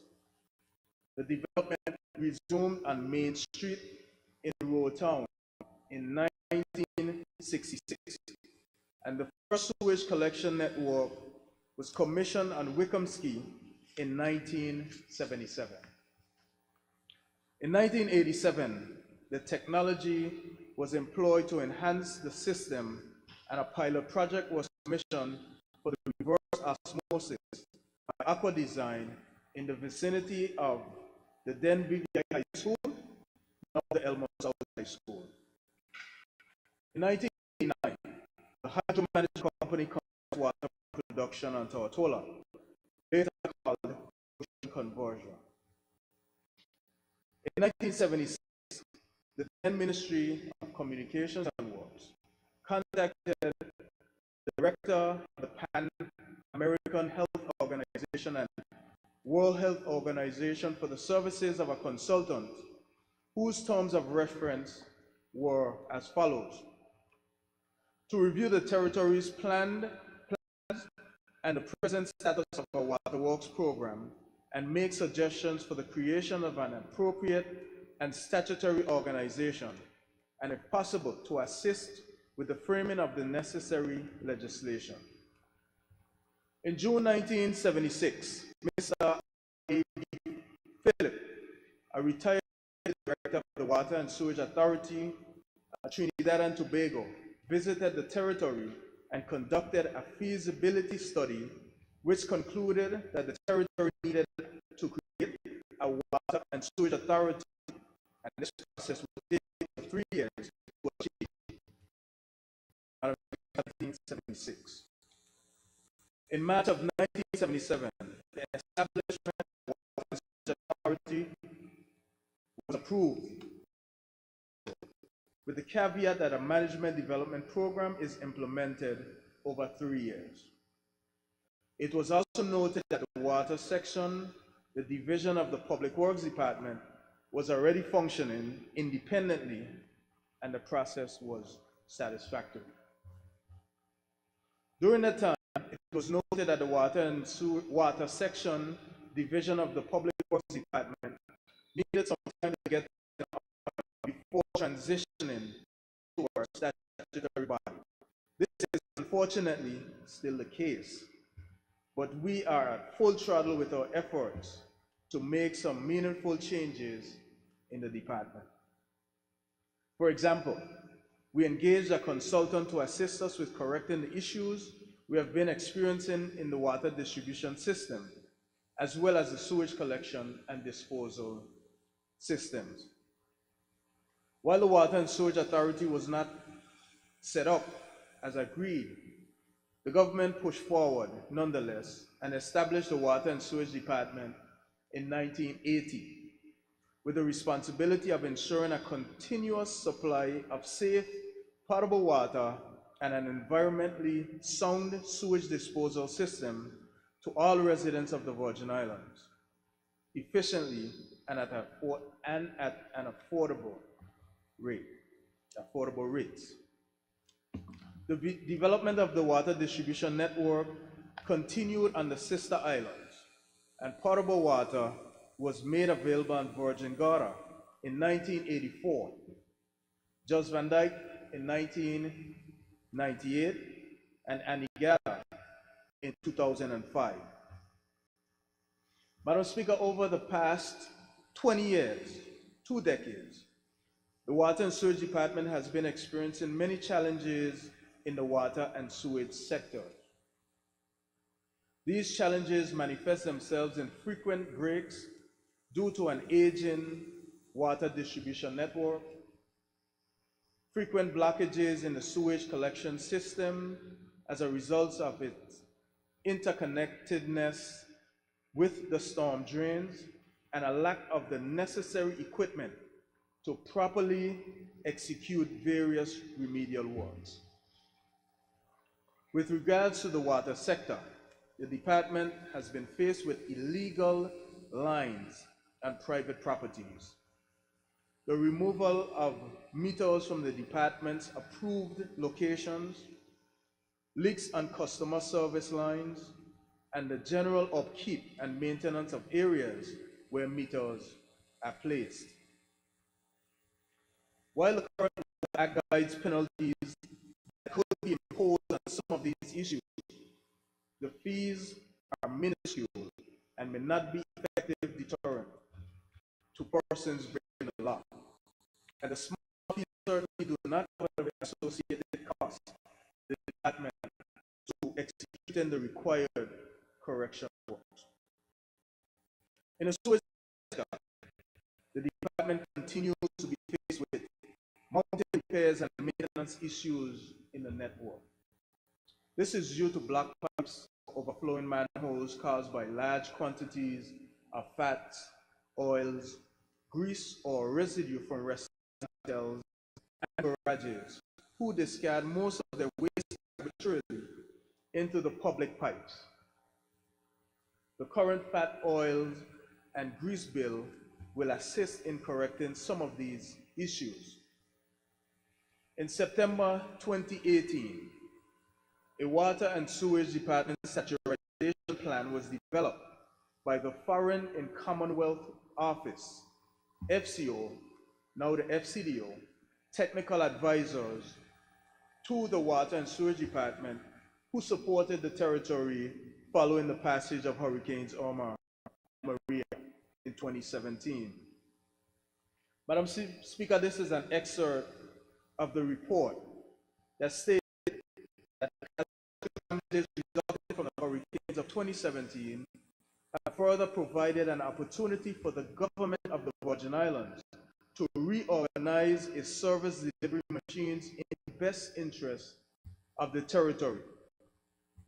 It has become increasingly more apparent that the water and sewage assets throughout the territory are fragile, with little or no resiliency to withstand such events, and do not meet the needs of the territory currently nor in the immediate or distant future.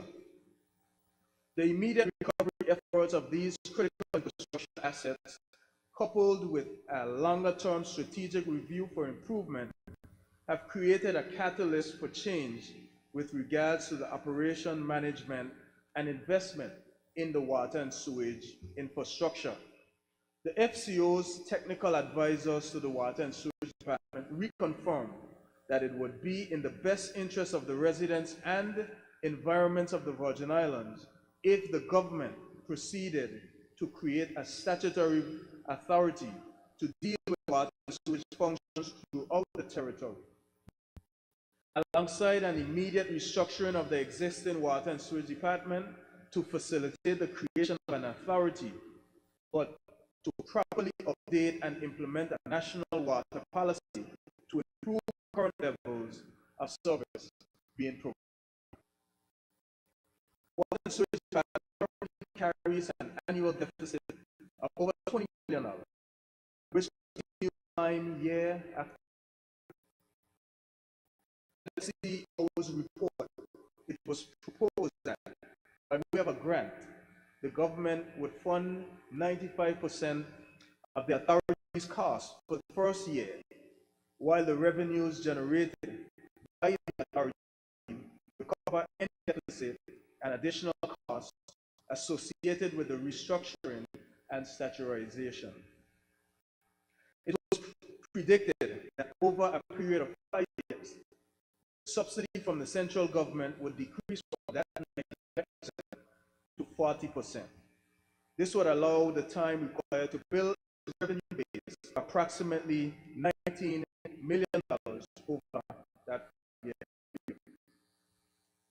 Transforming the department into a corporate entity will remove existing bureaucracies and help facilitate restructuring its operation efficiency that will allow the organization to expand the water distribution and sewage collection networks while improving customer service and customer awareness.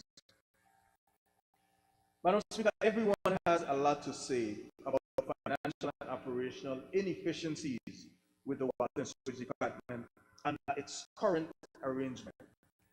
And by all means, inefficiency is something to be concerned with. But we need to understand that it is time that it is this same system that has trapped the department into a vicious cycle that is compiling and compounding the problem. Bureaucracy has its purpose, but too much bureaucracy can stifle efficiency and productivity. The current requires the Water and Sewage Department to operate in a manner that does not allow the department the ability to quickly respond to major issues. And therefore, what has been happening over the years is that major issues have gone unresolved, causing the operational system and the infrastructure to reach a point where it simply cannot cope anymore. And it is the compounding of problems year on year, the kicking the can down the road, that has resulted in our people being frustrated with the problems that they are facing daily. Unfortunately, persons tend to direct blame at the workers.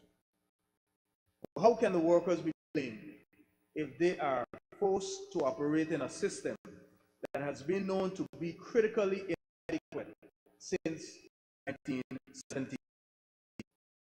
The workers for not responding fast enough to resolve a problem, when in fact they do not have supplies they need because the system is moving at a snail's pace through bureaucracy.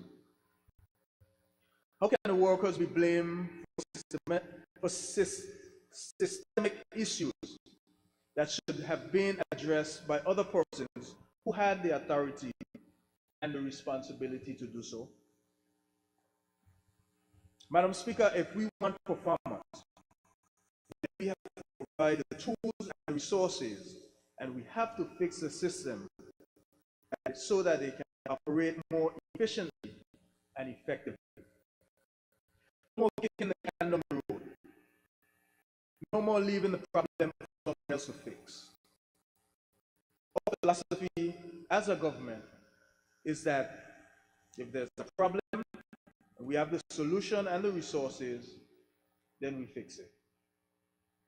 Since 1976, it has been recommended that the system be changed to establish a water and sewage authority.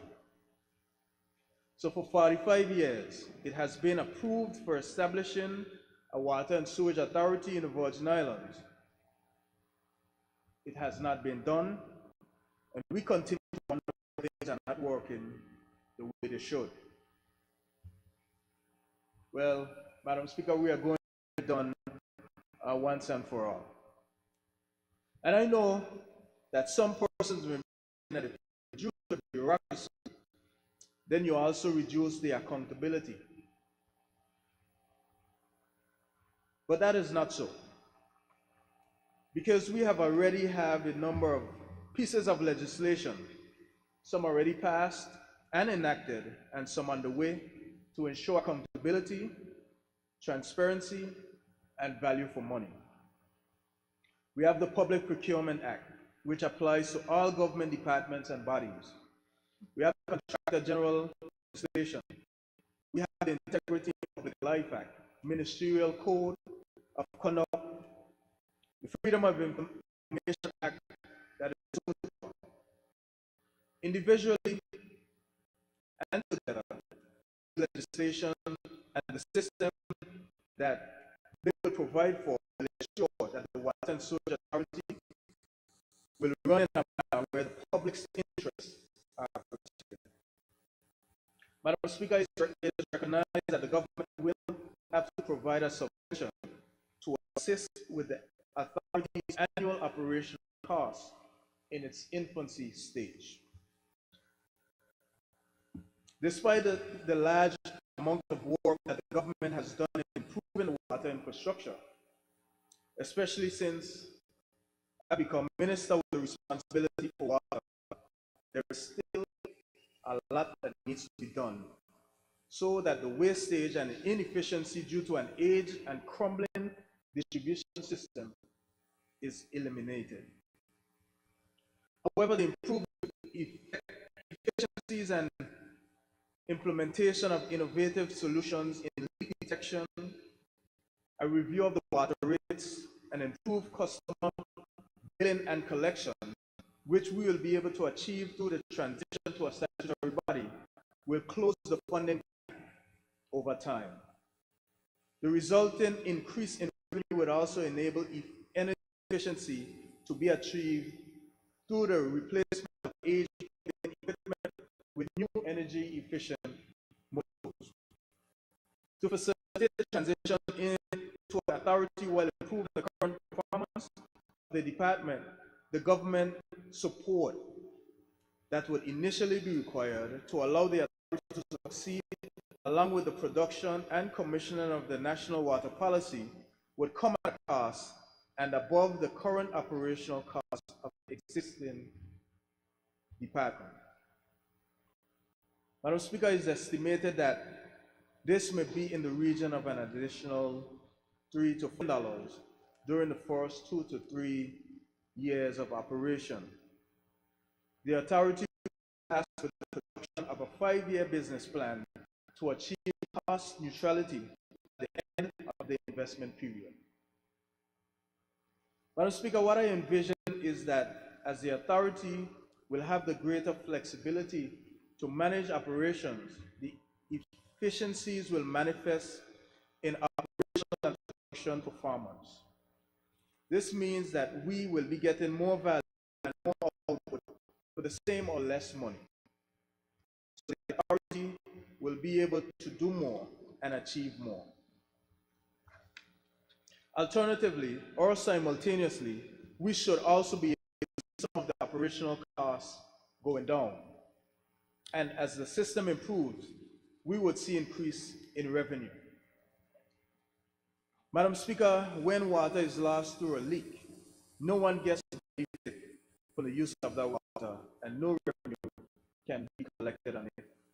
But when we upgrade the infrastructure and the distribution network, as we are doing now, increasing the pumping capacity and working to eliminate leaks, more water will be able to get to persons' homes and businesses. And therefore, when the water is utilized in homes and businesses, the authority will be able to collect revenues. When we upgrade the billing and meters, we use online billing to make it more convenient for persons to do business. This will result in better and better service. Possible with the lowering cost, increasing revenue, that the work will be able to get better salaries and deserve overtime pay.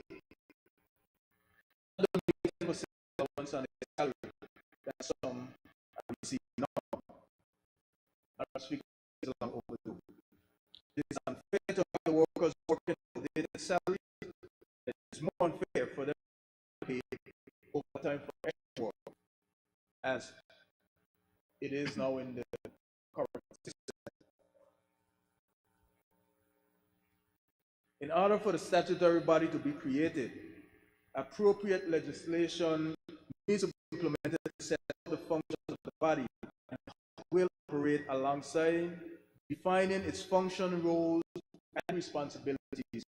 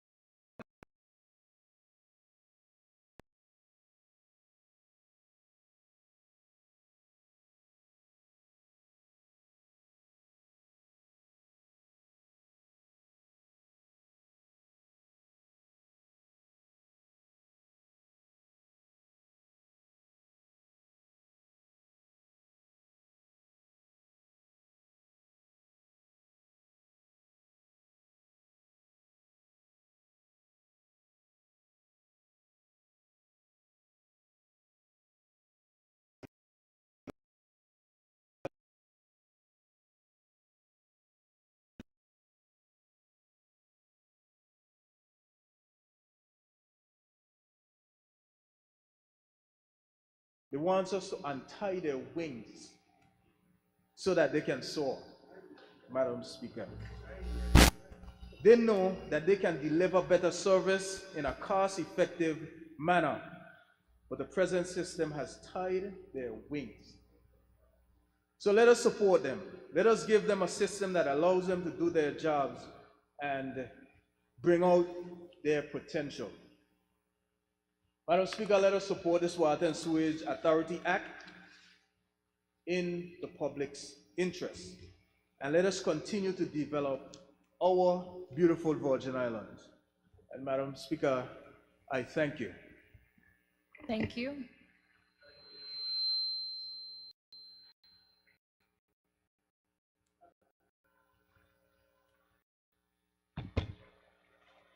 Madam Speaker, I rise to second this motion.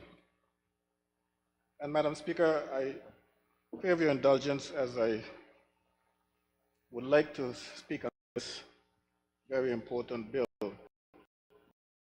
But I can't possibly see how I can do this at the time because it's kind of like all of us in this honorable. If you just take the come back later.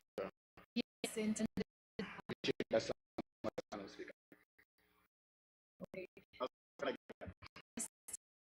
Will break until 2:45.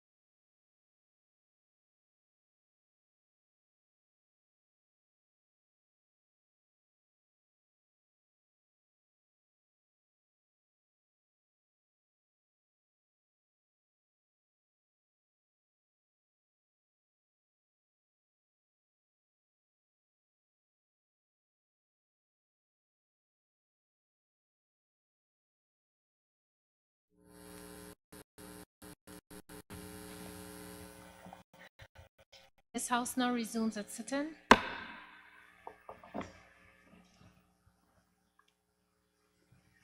Okay, the floor is now open for debate. I call the Leader of the Opposition.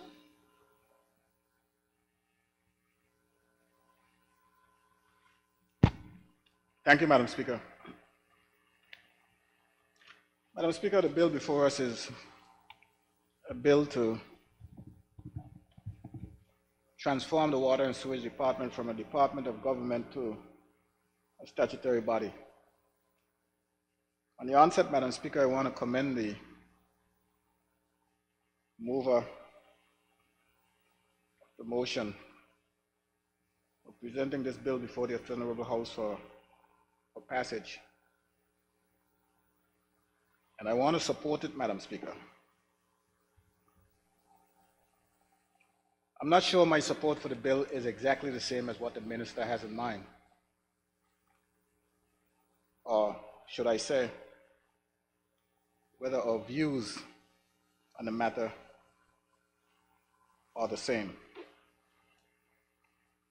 But Madam Speaker, the first thing I look for is the level of understanding this government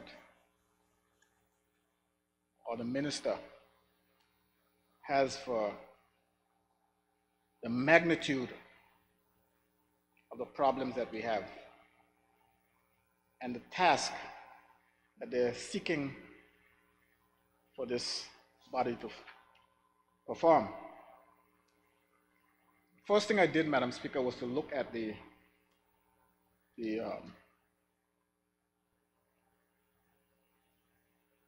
Constitution Members Committee Operation, Procedure, and Meeting of the Authority. So I looked at the membership of the board, Madam Speaker, how it's constituted. It said the authority shall consist of 9, I'm looking at page 28, Schedule 1. The authority shall consist of 9 members to be designated as board members, appointed by the cabinet from amongst persons qualified by reason of having had experience of and shown capacity in matters relating to trade, law, finance, science, administration, or labor relations.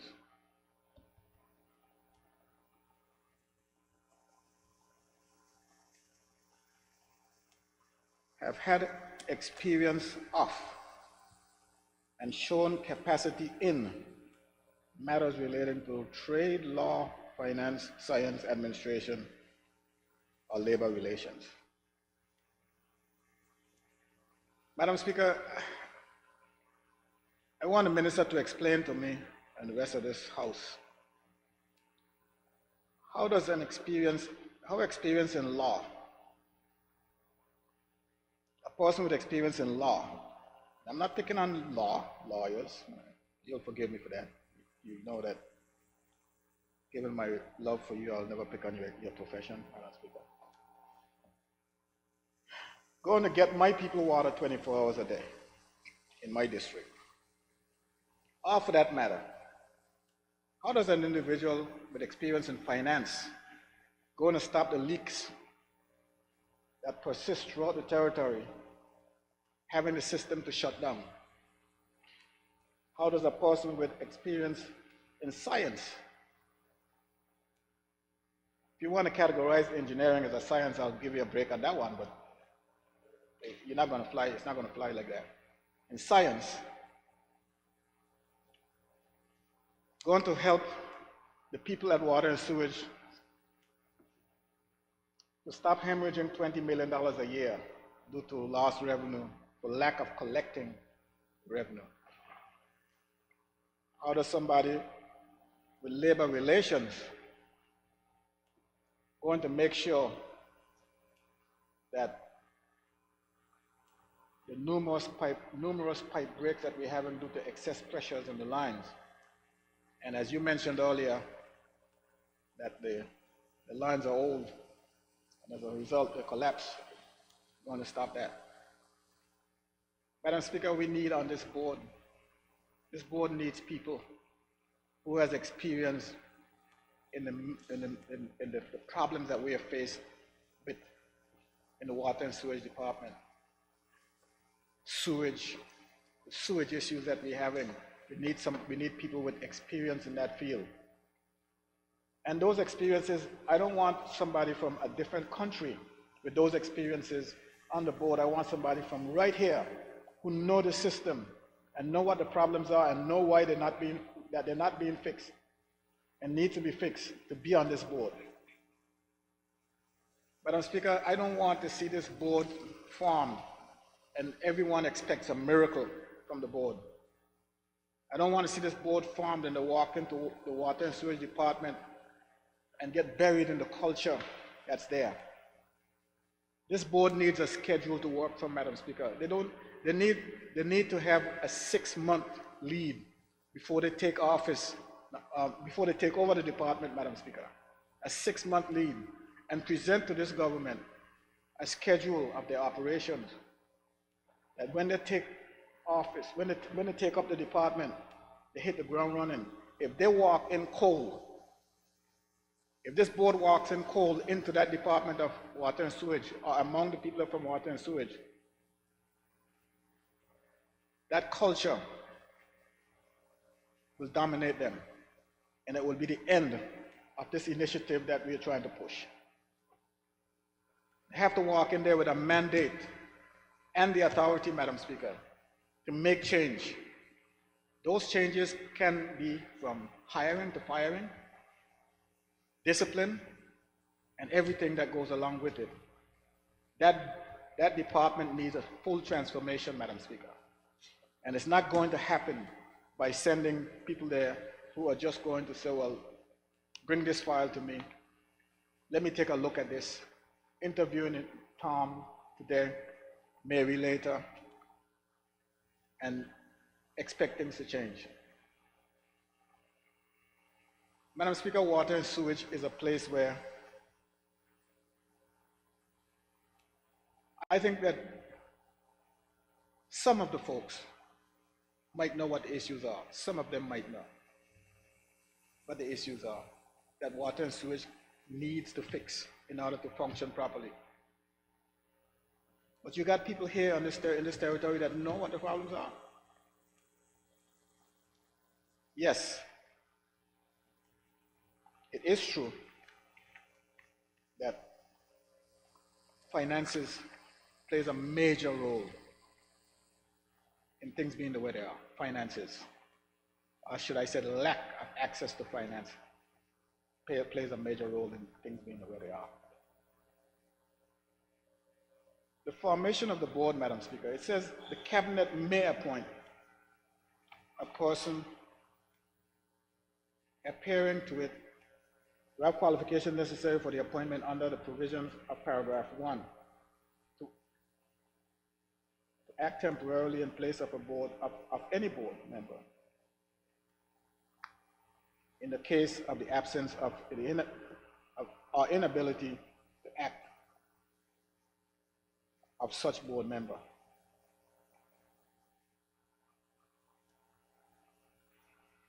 The board is appointed by the cabinet, Madam Speaker. And I presume that the members that will be brought to cabinet will be members brought by the minister responsible for the subject. And by the way,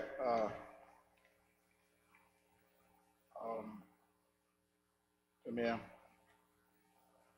it has been a custom that when you forming boards like this, the leader of the opposition gets to make a recommendation for an individual to be on the board. So you can make that adjustment when you get to it. But the way things are going, Madam Speaker, and they've been going this way for a long time, and there is no end in sight as to when they will change or if they will change. And I think the minister got wind of that and he saw it. Change wasn't coming under the prevailing circumstances. So it was left. And the best thing I see that, and he himself saw, is to take the department statutory. Now, there are models that can be followed. And I don't know if this is, because it's not built into this bill. There's nowhere in the bill that shows me the map that one can follow as to where we will be ending up, or this board will end up 5 years from now. There's no map. Well, we have a model in the form of BBA Electricity Corporation. And it's not all that you see on the surface is the Electricity Corporation. Electricity Corporation didn't do it all on its own, even though it has done the majority of whatever it's done on its own. I remember some years back, they needed some engines at the corporation. And the government, when we bought the engines, government bought the engines. I think it was 2 engines they bought, two Rolls-Royce engines.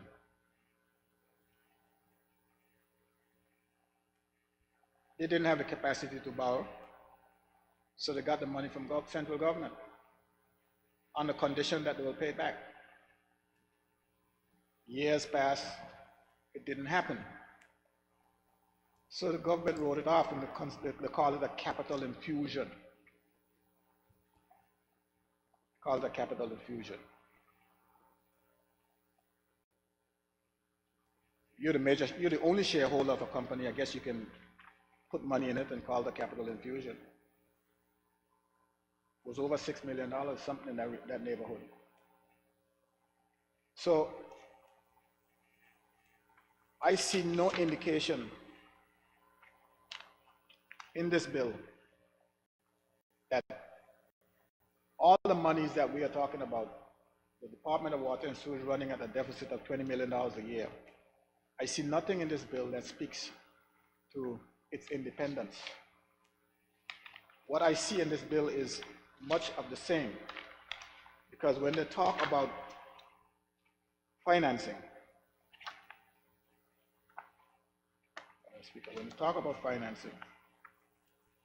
they go right back to the source being central government.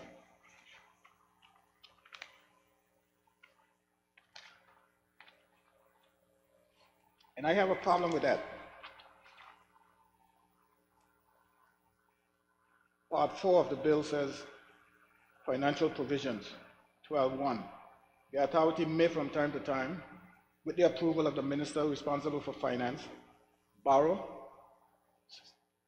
secure or raise money by the issue of debentures or debenture stock or other security for all or any of the following purposes.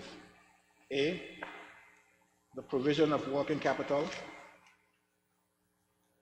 B, the fulfillment of the functions of the authority under this act. C, the provision of capital for expansion of, in addition to, its fixed assets. D, the redemption of any debenture or debenture stock or other security that the authority is required or entitled to redeem. And E, any other expenditure properly chargeable to capital account. And then it goes on to say, Madam Speaker, in 13.1, the authority may, with the approval of the minister responsible for finance, from time to time borrow by way of advance from the government such sums as may be necessary for carrying out its functions under this act. So we can dispel the first portion that I read regarding borrowing from some financial institution. But this is the part that I see that bothers me. It talks about getting money from the central government. It continues to say, 2, for the purposes of making advances to the authority under this section, the minister responsible for finance may authorize advances out of the proceeds of any loan raised for the purpose or out of the consolidated fund, reserve fund, revenues or surplus balances of the Virgin Islands. 3, pending the raising of any such loan, the minister responsible for finance may, by warrant under his or her hand, authorize the accountant general to make advances out of the revenues of the Virgin Islands to the authority in such sums and on such terms and conditions as the minister responsible for finance may think fit for the purpose authorized by this act. 4, the repayment of any such advance and the payment of interest thereon shall be made by the authority in like manner and on like conditions as may be stipulated with respect to any such advances by the minister responsible for finance upon the making thereof. This section, Madam Speaker, the words sound good, and all the words are fitting in place. We're to talk about loan. Because if you get a loan, you're expected to pay it back. But this is like asking a school child to get lunch money from his parents and pay them back. He has no job. So you know what, this is probably just trying to scare the child into believing that they're responsible. They should be responsible. But they're not going to get it back. This is a bad start to this cooperation. It's a bad start. If you want to do something, Madam Speaker, with this cooperation, you advance them certain sums of money, $5 million or whatever the case might be, to prove themselves. And they can start by generating capital. I should say the capital has already been generated, they just wouldn't go get it.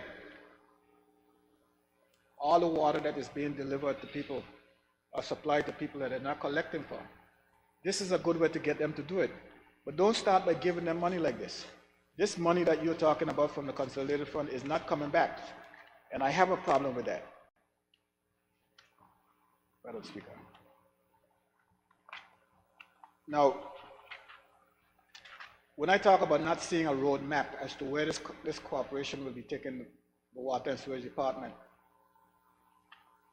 here's the thing.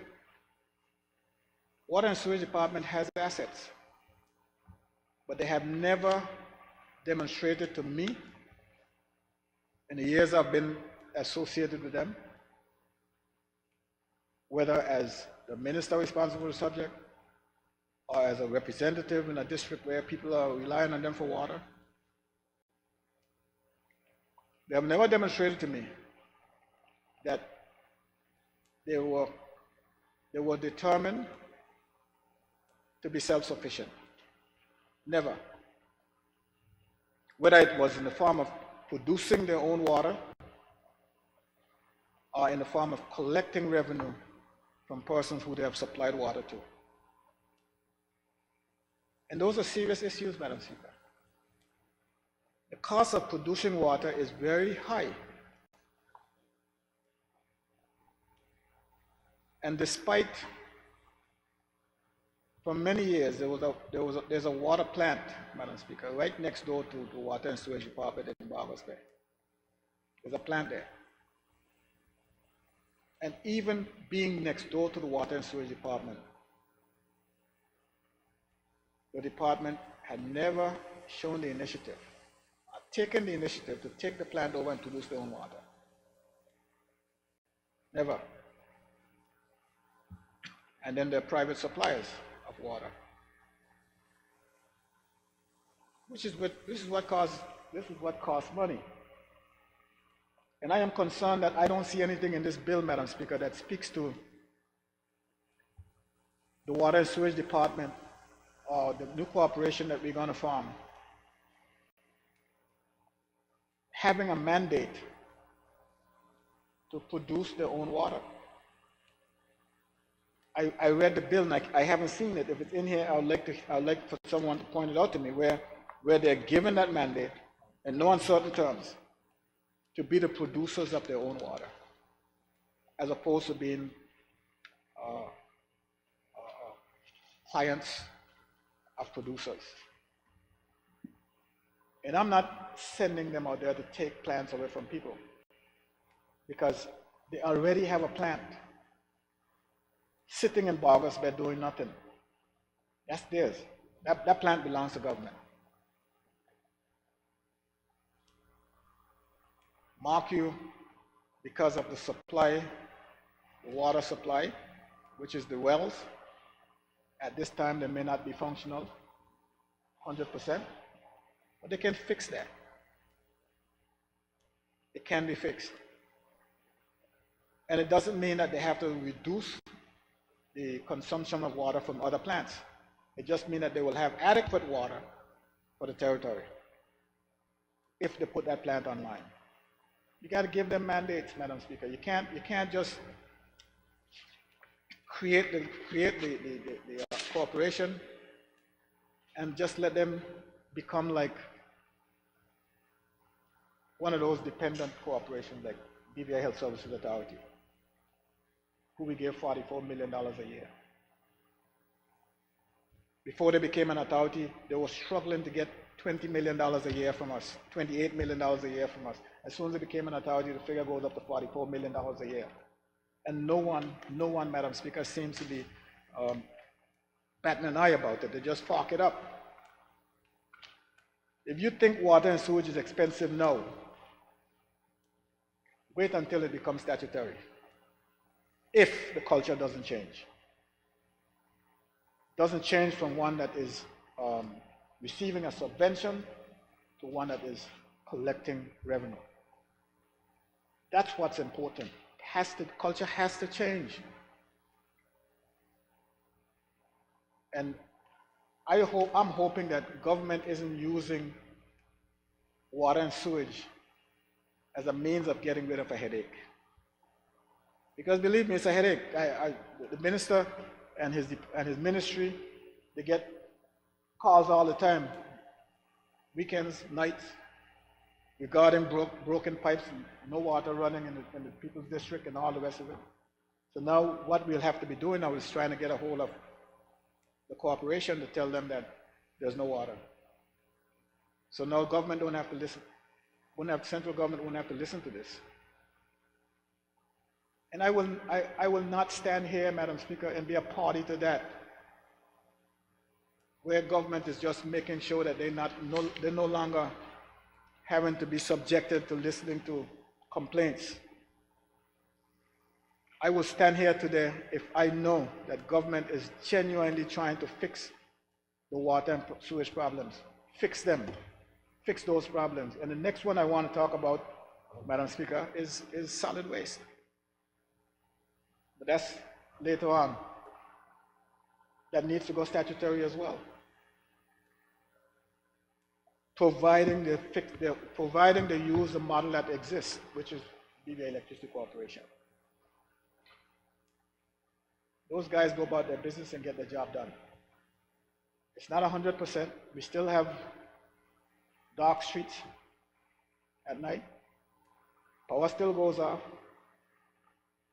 But it pales in comparison to the lack of water that we're having regularly, and certain people can't get water because they claim that even though the reservoir is above them, they say that they're too high in elevation, so they put pumps. Pumps last for a month and that's it. Nobody comes back to them for over a year.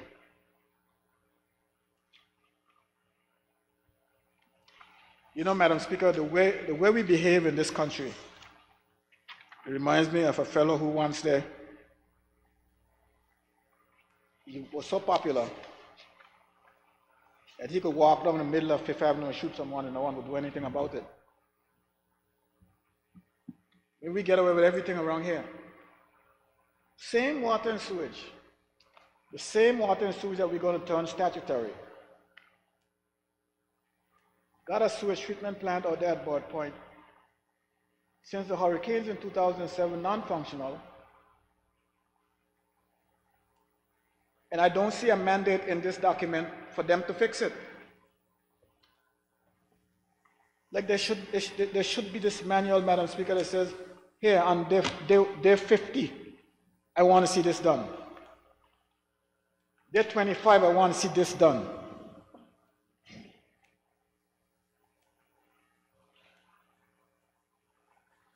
You have a water production plant at Paraquita Bay, Madam Speaker. That water production, and you have one at Hodges Creek, Bar Bay. Those two plants were placed and they were given, if you read the contracts, those two plants were given their specific areas of supply. The plant at Bar Bay is supposed to supply the east, the water. The east includes Balsam Gut. And the plant at Paraquita Bay supplies west of Tortola except for down in the west. Supplies Bruce Bay, King Garden Bay, Chicago's Bay, Parkwood Pond Harbors, Roetown, McNamara, Coastal Ridge Road.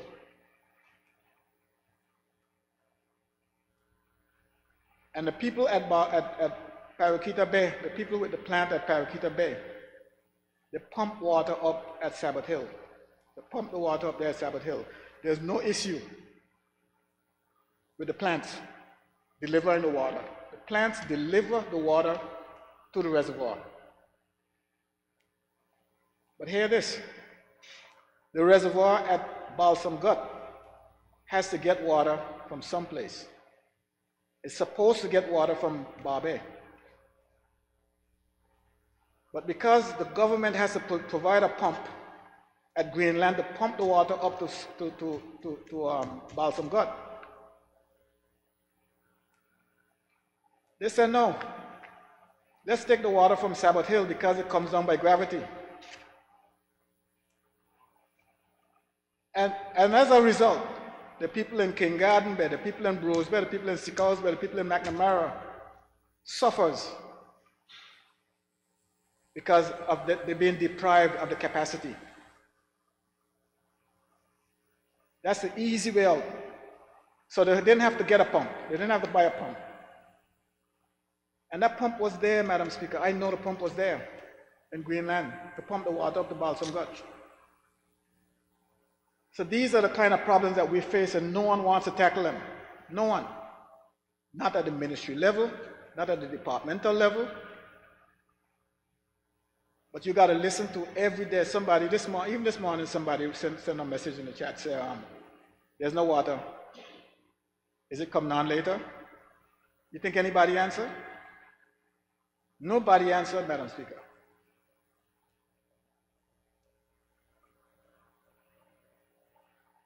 I think this government, this minister, and all the rest of us can move on if we didn't have these little things to worry about. Things that we have commissioned others to deal with. We can move on, Madam Speaker, but we can't because these little nuisance problems keep coming up. So is that what this statutory body is supposed to deal with? Do they know? Does anybody know that these problems are there? And anybody know that we are establishing a corporation to deal with these issues? I wonder if they know. Or it's just a few people rushing to submit applications to be on the board.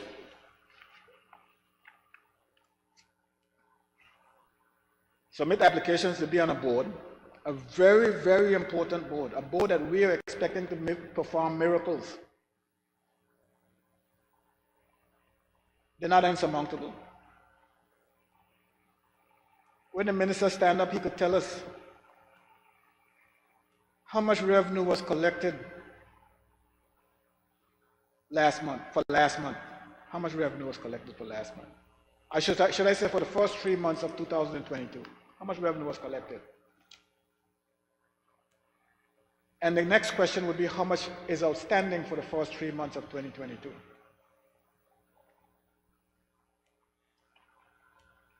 So how do you get a $20 million deficit? The Ministry of Finance comes here and said to us that there's a $20 million deficit for water, that they pay out for water that they don't collect. They just casually say. So when the Minister of Finance get up and tell us today about the little tax that he was charging on money transfer and the money he collects, that he's going to make sure that it goes where it's supposed to go, I believe him.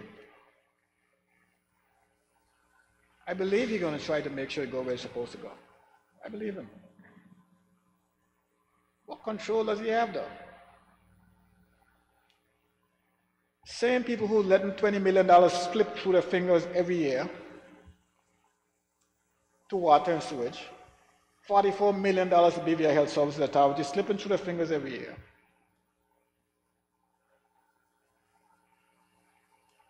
You think they got water and sewage to study? This is the same water and sewage, Madam Speaker, who in August of 2018 was given $3.5 million to deal with issues of water and sewage, water issues.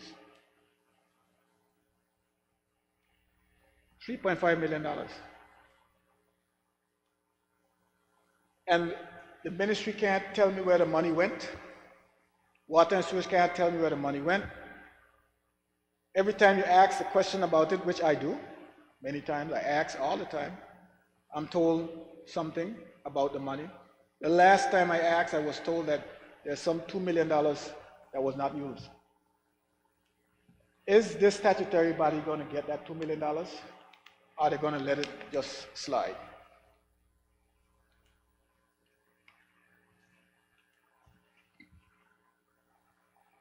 Madam Speaker, without a roadmap for this organization, this corporation that we're forming, it's a disservice to them. There must be a mandate with timelines for delivery. Else it's just going to be another corporation being formed. And I don't want the minister to think that I don't believe that what he did is gallant. It's yeoman. I told him it's a gallant effort, a yeoman task, but you can't turn your back on this organization once it's formed. And from what I'm seeing, it seems to me as if government will be in such a rush to get space for them and say, here guys, go ahead. Do your job, perform. My problem is that there will be no performance without a roadmap. It has to have deliveries with timelines set on them as to what they must do within a specific period of time. Madam Speaker, there's $1 million question that I have to ask. As a matter of fact, it's more than 1 million. It's $45 million question. $45 million, yeah. Member for the Fourth would know what I'm talking about. And if the current minister doesn't know what I'm talking about, you better find out. Madam Speaker, somewhere around 2013, the plant at Paraquita Bay was commissioned. Is that right, Minister? Former Minister? 2013? Somewhere around 2013, Madam Speaker, the plant was commissioned, which would make next year 10 years since that plant was commissioned. This is the Bywater, now Seven Seas water plant in Paraquita Bay.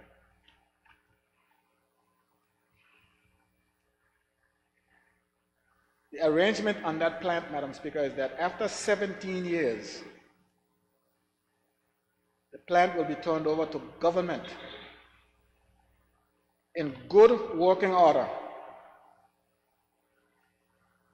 gratis, at no cost to government. After 17 years, Madam Speaker, that's a contract. If 2023 is 10 years, there's 7 years left after next year. And 7 years might sound like a long time in this business, but it isn't long, Madam Speaker, because preparations have to be made. You have to be prepared. And I bet you, Madam Speaker, I bet that when that 17 years are up, they won't be ready to take it over. And if they take it over, they'll blow it up just like how the one in Bargas Bay blew up. These plants are very sensitive. The skill level to operate these plants are not high. They're not high, but the dedication is. You don't just turn your back on them and let them run themselves. Yes, when I said run themselves, yes, you don't have to be there 24/7 watching them. You don't have to watch them. You can monitor them from anywhere. But if something goes bad, you have to fix it. Is this company that we're farming aware of this? Does the government have the commitment to make sure that this company do what they're supposed to do, which is to take the plant over after 17 years? I would listen to the minister talk about how much money they have to pay for water. Evidently, it doesn't bother anyone, the amount of money we have to pay for water, if you're not going to be prepared to take the plant over. It is not rocket science, Madam Speaker. BVI Electricity Corporation has several engines down in Packwood Pond running, and even up in Longbush. They're running those engines. Whether it is that they're bringing people from Wadistella to work with them, whatever, it doesn't matter. The bottom line is that they're under the management and operation of BVI Electricity Corporation. They don't have to pay anyone for electricity. They produce it. Those engines, operating those engines are far more sensitive and technical than to operate a water plant. The water belongs to us. Where the water, where the intake, the source is all water. Plant is ours. The reservoir belongs to us. The electricity comes from us. So why do we have to sit here and pay all this money for water? Over $20 million a year.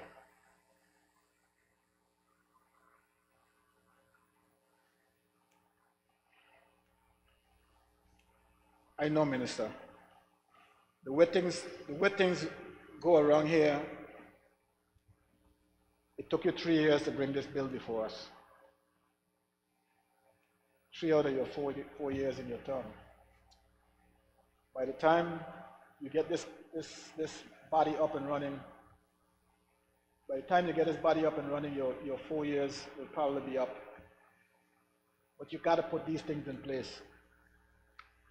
When we pass this bill today, which we will, well, whenever, when I'm finished debating it, and the other members finish debating it, it will get passed at some time, whether today or later. If it becomes law,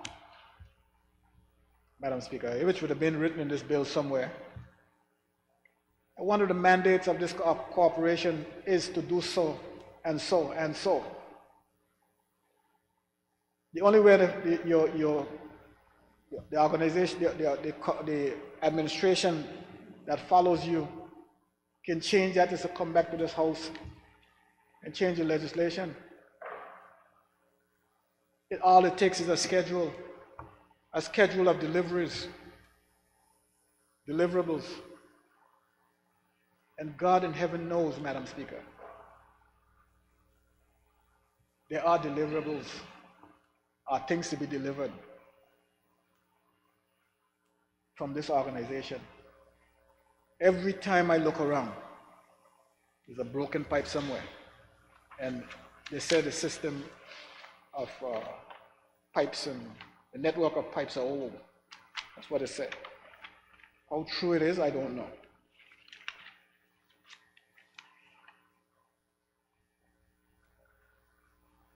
I am not speaking here, Madam Speaker, off the top of my head when I say that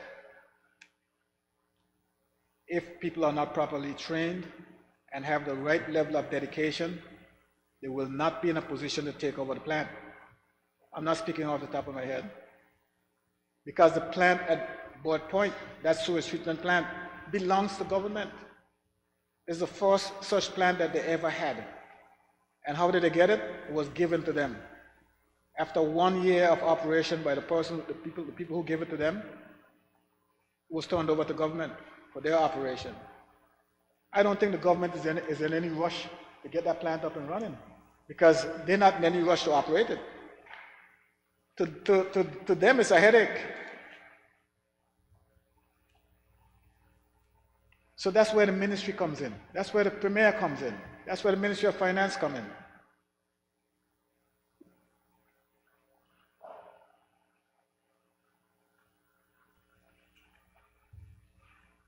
No.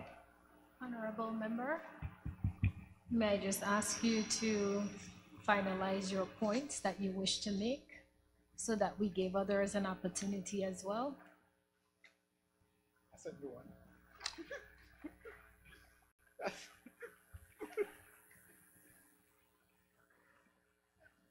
Madam Speaker, are you suggesting that I'm having a time limit here? Not such. I just ask that you finalize your points. That's a new one.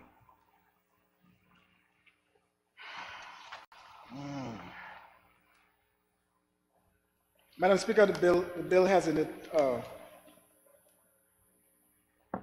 definition for water course.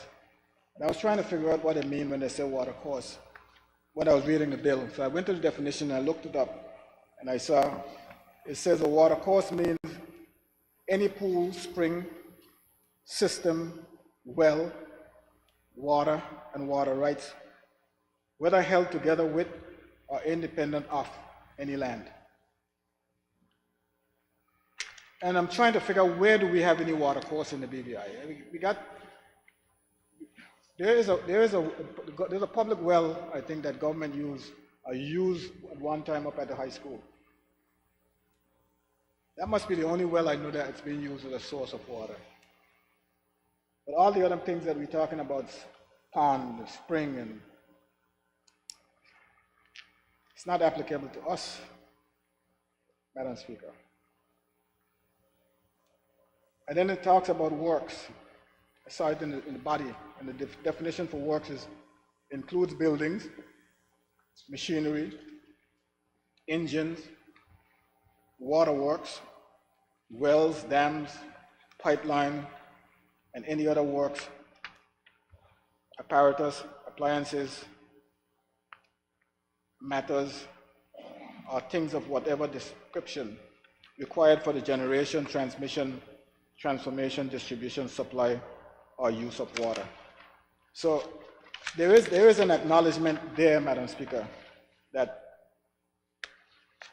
the corporation is expected to get involved in the production of water. And of course, they would have acknowledged that they would be expected to get involved in the distribution of water.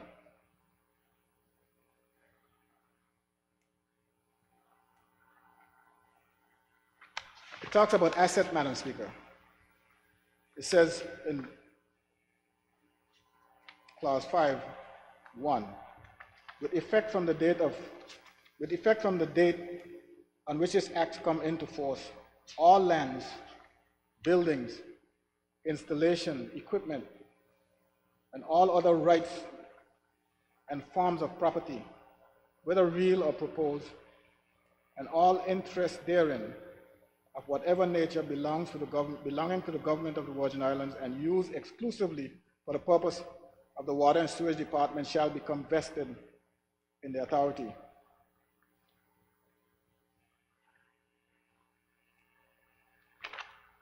Madam Speaker, it goes on to say that they shall not dispose of such property without the requisite authority and approval.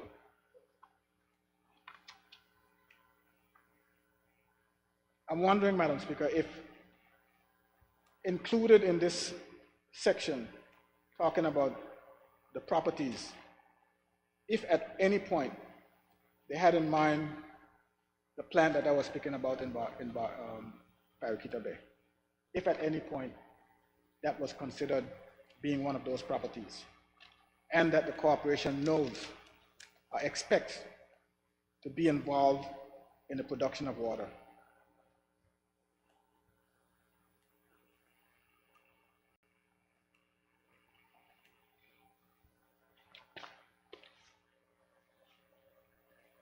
I do see signs, Madam Speaker, when it comes to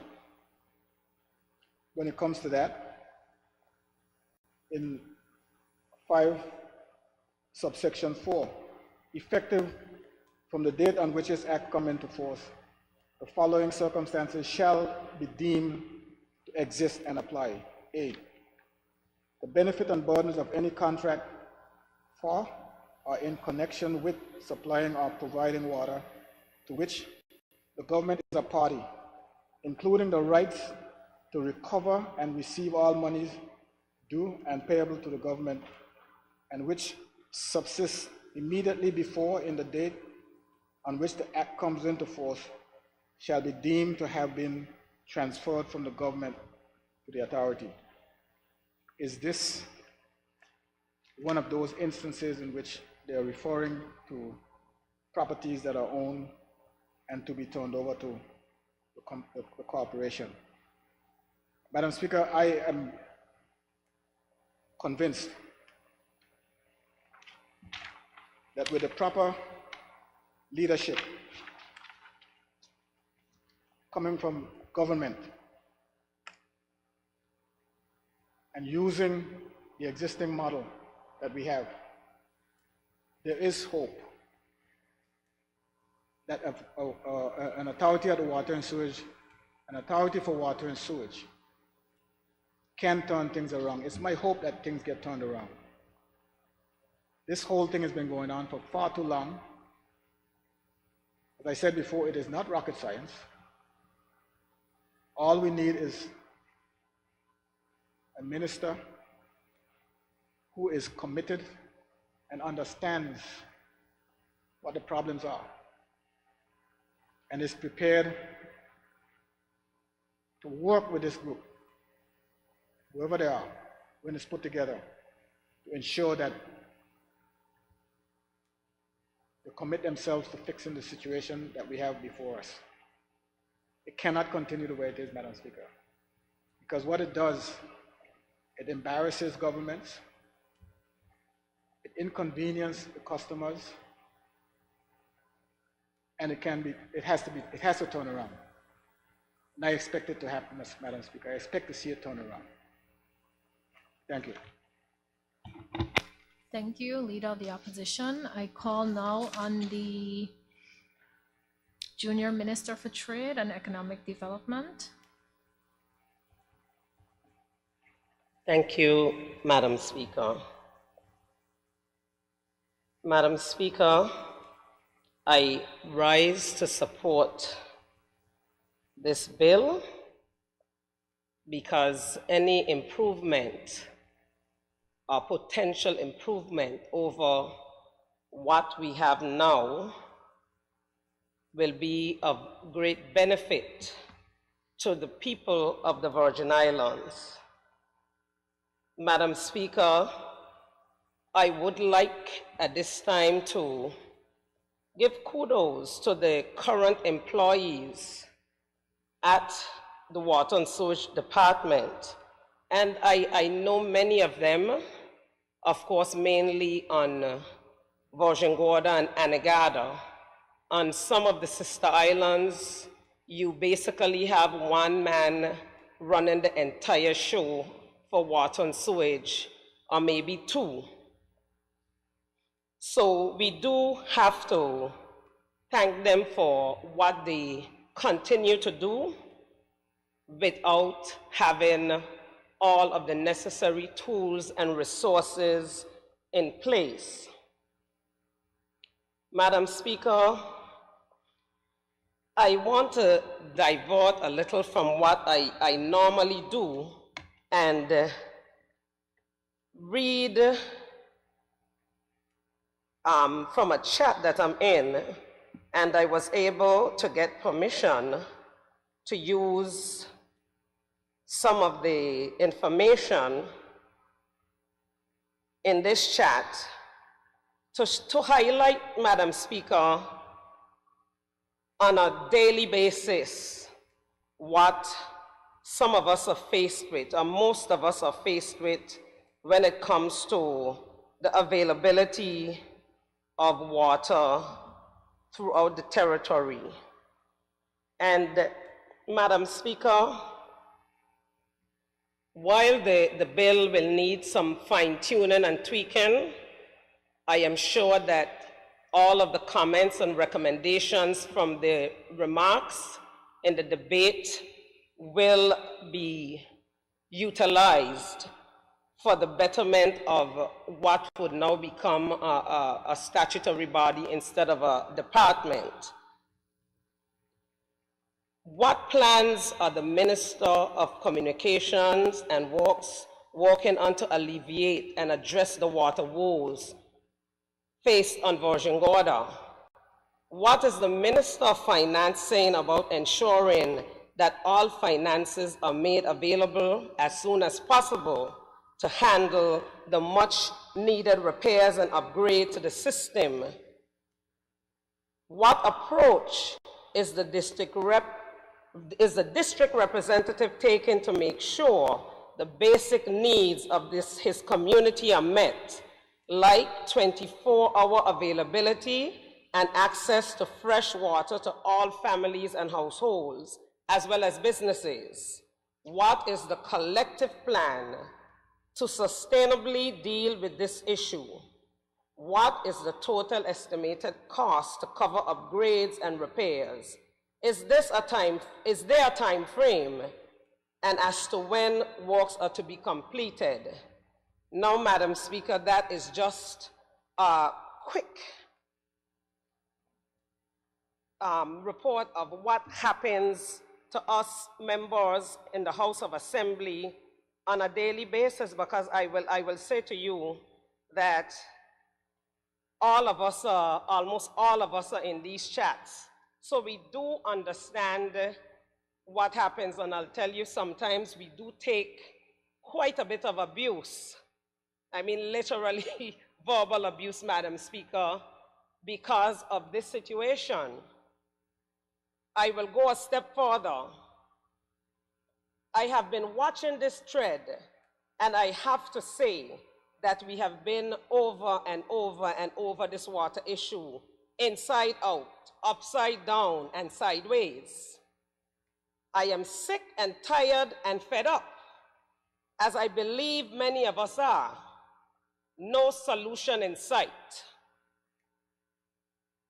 I believe I've talked to any and everyone about the water solution, only to be told by one official, you need to be careful. What I do know is that we have a problem, have had a problem, and continue to have a problem, and no one seems capable of fixing it. Madam Speaker, this tells you of the frustration of the people.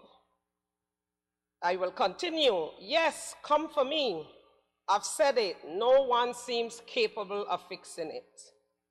Maybe when the companies who can afford to decide to operate their own water plants, we will find a way to stop them doing it, because it will be less money for the government coffers. Yes, we all know. And this person manages a complex of villas. And what many don't know is most often for the past few months, we are pumped water once a week. And sometimes this only happens because I end up acting like the B word. I'm told if they turn me on, it's a problem for the rest of the valley. Well, guess what? Sometimes when they do turn me on, we get less than 3,000 gallons. Yes, 3,000 gallons for a complex with 16 villas. And when they do turn us on, it's only for a couple of hours. So if I only get 3,000 gallons at times, where does the rest go? Frustration. I hate to say it as a tourism person, but God bless the off-season coming. Maybe by the upcoming season, it will be sorted. And Honorable Reimer, I know that this person is depending on you to get it sorted. I really hope so, because I can tell you, I ain't able with no more platitudes. And if it's one thing I know, if a person cannot bathe, that makes a person quite miserable. And misery and heat, for sure, cannot make people smile. Think about it. And we are in the people business. We are in the tourism business. Where I live, and I won't even talk about the woes of those of us who live in higher elevations, but I have enough jack buckets and gallon bottles full of water lying around, because I certainly can't depend on the public utility to provide a consistent water supply. Thank the Lord for the little rain today. We need to get a few showers like that each day, because depending on that utility ain't working. Oh well, as you were. And that is just, Madam Speaker, the tip of the iceberg. I can tell you, Madam Speaker, I have confidence, great confidence in the Minister for the subject, and I pledge to walk hand in hand, because we have to fix this problem. Yes, some persons feel it should remain as a department. We're turning everything into statutory bodies, but we have to try something different. We cannot continue to say that we're one of the top destinations for tourism in the Caribbean, and the locals, the residents can't get water, the tourists can't get water. And unfortunately, maybe that's one of the reasons why we are number what, 9, 16, somewhere down in that area out of 25 in the top islands in the Caribbean, when for many years we were number 1 year after year. And all of these things, Madam Speaker, play a major role in getting a number 1 rating. Our businesses are suffering as well, Madam Speaker. Every single business is required to have a restroom for their employees, for their clients, their customers, etc. And I know of many instances where we have had to shut down businesses, even government offices, because there's no water. And from time to time, things will happen. You will have a busted pipe and so forth. However, it happens more often than not that there's no water. We have persons who have shown me their water bills that live close to the area where I am, but they're in a higher elevation, and they get no water, but the bill is $5,000, $7,000. And that in itself poses another problem. So, Madam Speaker, I think that a lot of these things can be fixed, and we all have to work efficiently to ensure that it is done. As it relates to the boards, and this particular board, I have recommended to the minister that when those ads go out, that the criteria to be on that board be very stiff, and it needs to be very specific to what we are looking for in terms of efficiency, competency in what we want when it comes to having an efficient water system throughout the territory.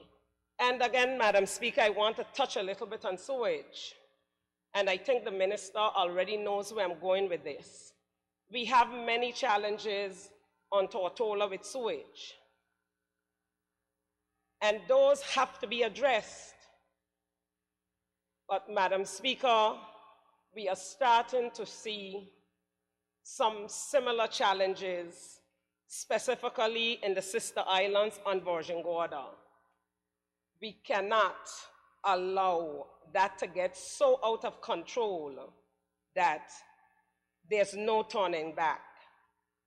Recently, I've gotten complaints from 2 major hotel and restaurant properties on the island that spoke to their guests complaining about the smell of sewage in the drains. And so we cannot sit here or stand here and say that we do not have a problem. We cannot sit or stand here and say we are not going to fix it. We can criticize, but we have to have a solution. And if that solution is revamping and turning the department into a statutory body, then so be it. But all of us have a responsibility as elected members of this House of Assembly, whether you're in a district or you're an at-large representative, to work closely with the minister, work closely with the board when it comes on stream, work with the employees to ensure that this comes to fruition. And of course, we're going to need funding for that. And so we have to work very, very, very closely with the Premier and our Minister of Finance. And so, Madam Speaker, I won't be much longer, but I also had questions, and in that same chat, persons were trying to figure out how much water is produced by one of the plants on Virgin Gorda. Are we getting what was contracted? How do we prove that we're getting the amount of gallons that was signed off for in that contract? One gentleman said if there were major leaks, you would have seen a major green spot somewhere in Virgin Gorda because we had 6 to 8 months of dry weather. On top of that, Madam Speaker, and Honorable, for the Honorable Minister for the subject, it is something that I have brought, Madam Speaker, to his attention. If we have a power outage for a significant period of time, you're in trouble because the water plants have no backup generator. Most of them don't have a backup generator. And I don't want to knock anybody who did that contract. I have no idea. It's a contract that's been there for a while. But to me, that is one of the most foolish things I've ever seen. And that made us suffer a lot. Because once the power goes for a significant period, and mind you, we've heard the allocates being heaped on BVIEC, but sometimes the power does go off for whatever reason. Most of the time is when somebody hits that pole up there by Hodges Creek. But it is foolishness that we are going to have a water plant without a backup generator. So these are things, Madam Speaker, that have to be looked at. And again, I want to say that we all have to work together to make this happen. Don't worry about the criticism. All of us in here, backs are supposed to be broad. That's why we were put here.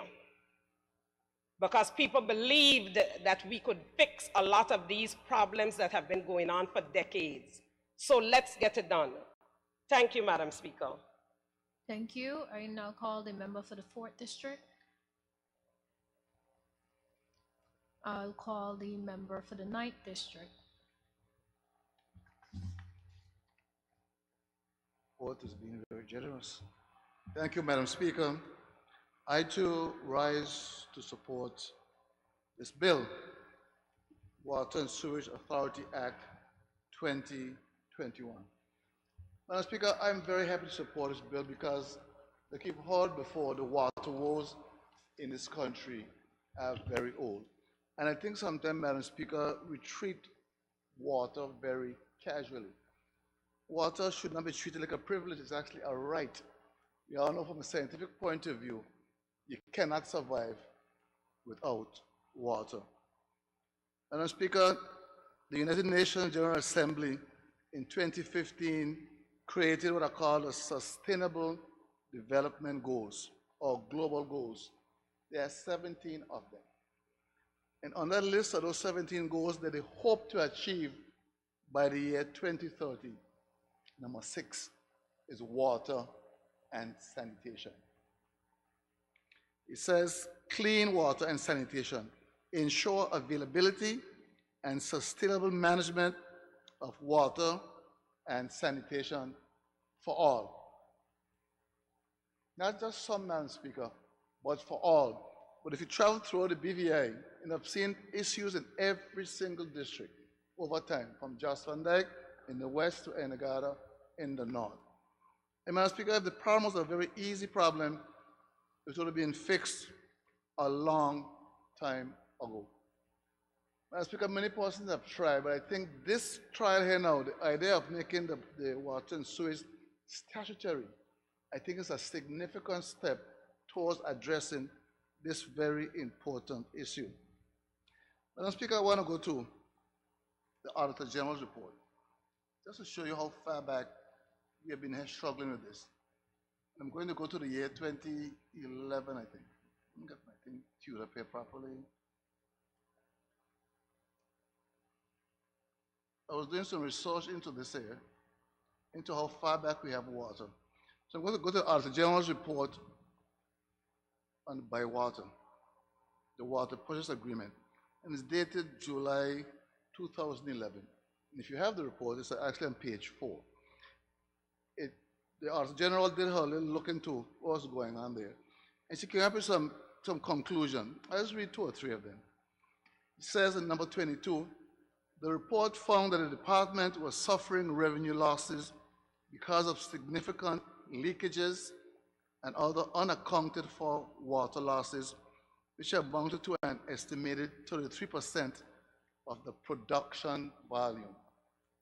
You're losing 33%. And that's a general statement, water in general, all over the BVA, the aggregate. When I speak, I think sometimes persons don't necessarily appreciate how potable water is handled in the BVI. There are 2 general components to it. There's a private part where the plant produces water, and I think all the plants, not all, most of the plants are privately owned, and they have agreements for the government to purchase the water and then distribute the water. The government distributes the water. My understanding is the companies that produce the water build the amount of water leaving the plant. So once the water is produced at a plant and pumped out of the plant, it is metered upon exiting the plant. So any water loss at all, once it leaves the plant, it's on government's head, government expense. Which from that last me into that, from the plant point of view, it's a brilliant concept to charge to bill for water as it leaves the plant, because so many things can go wrong after it leaves the plant.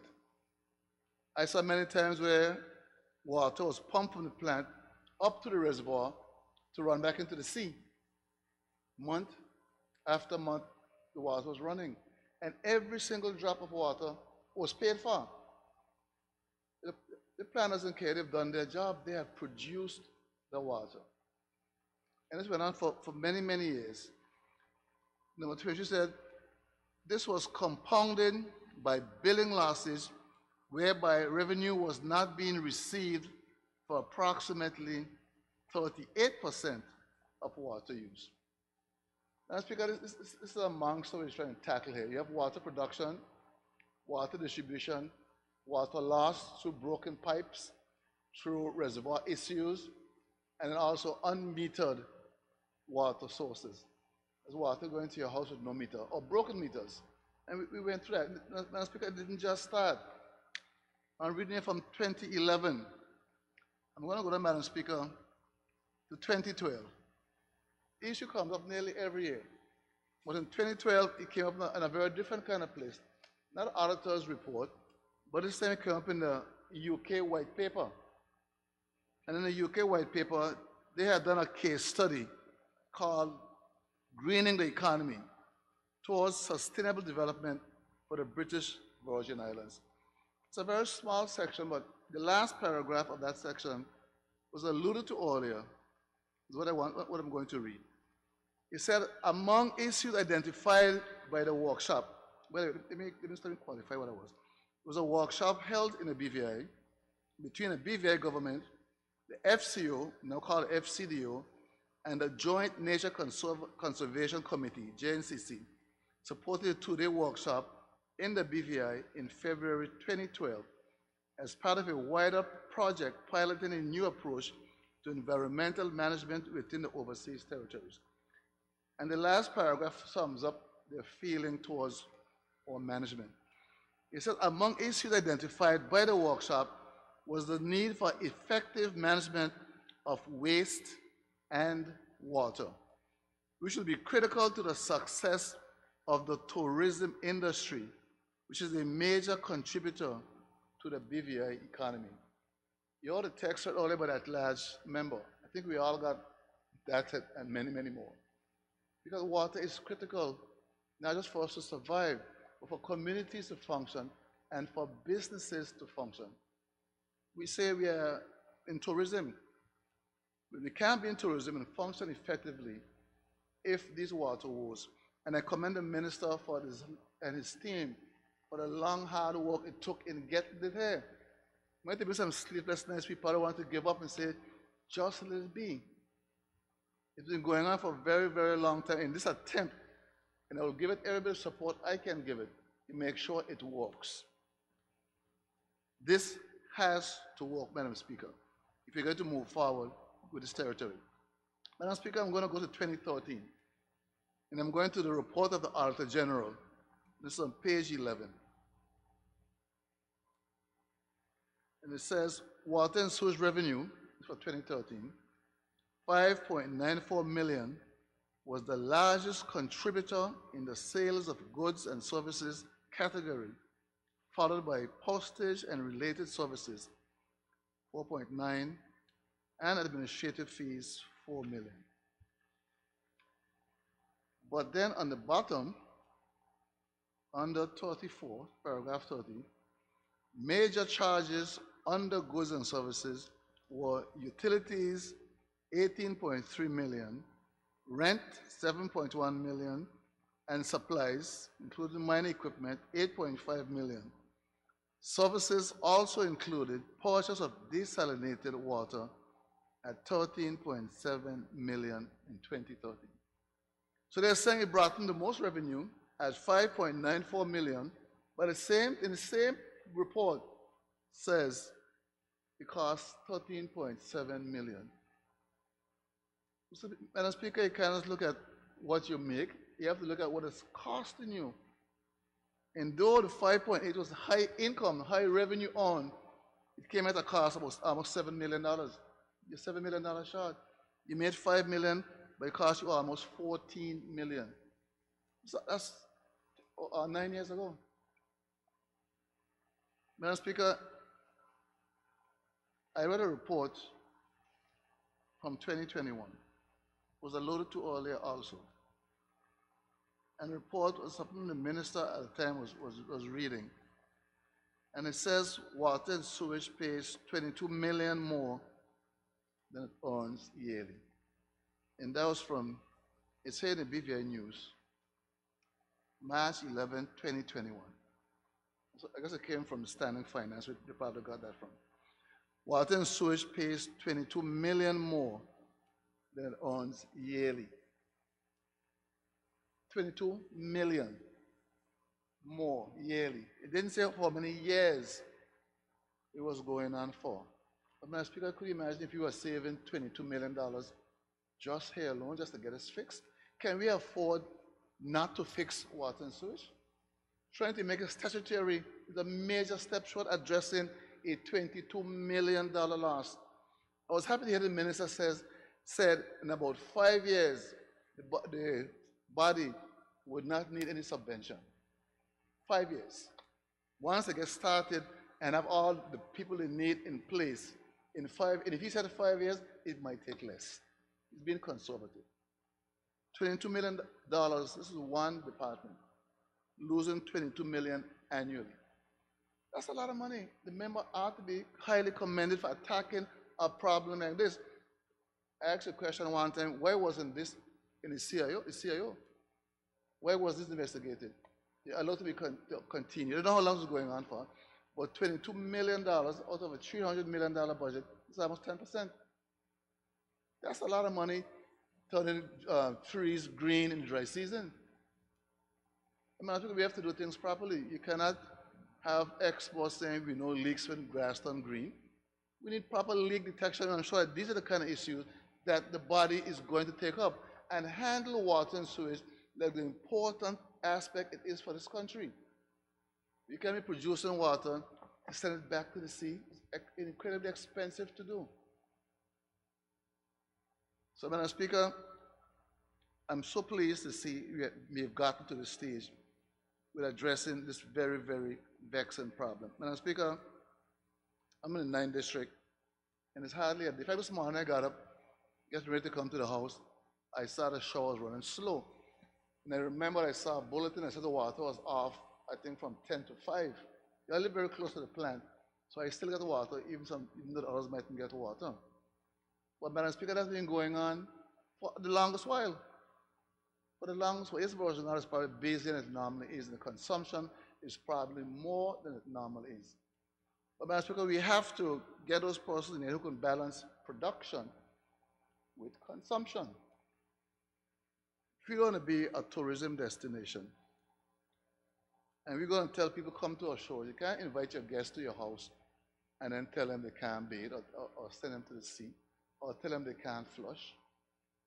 I've seen those signs, don't flush on number 1 or flush on number 2, some craziness at times, which I find is ridiculous. If you're going to invite me to your first-class destination, you can't tell me when to flush. I expect to flush all the time and shower when I want. So, Madam Speaker, we have to take these things seriously. That a headline such as this here loses $22 million annually. That should never be. That should never, ever be. And I know the persons in distribution are probably trying their very best to make sure they get water to as many persons. Even the former minister who was there, I remember with him several times, with the issue down Havers, he didn't mention it. But people in Havers didn't get water probably for years. And the excuse would be, oh, something with a pump, or something with a pipe, or something with a meter. It's always an excuse. And people in this day and age don't want excuses. Yes, we grew up in a different time. We grew up going to the well and drawing water and so forth. But we've shifted from that. And water, like I said at the beginning, saying, it is not a privilege. And we shouldn't treat water like a privilege. It is a right. And we cannot be saying we're $22 million short every year, and people still can't take a shower. Sewage still in rows in certain places. Madam Speaker, we have to do better. And I think the body should also look into that policy where the water producers don't have to supply their own generators. They're happy telling you it's not my agreement. My agreement says water production and that the government is to supply energy. But somebody say the only have straight, they themselves don't backup generator. Something is wrong there.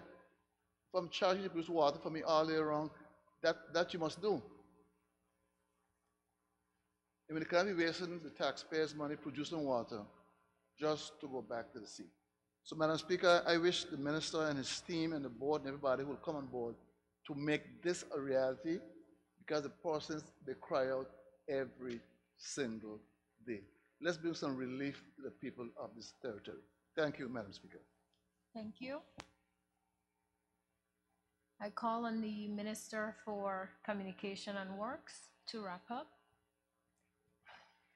My apologies. Member for the 4th District, you now wish to debate.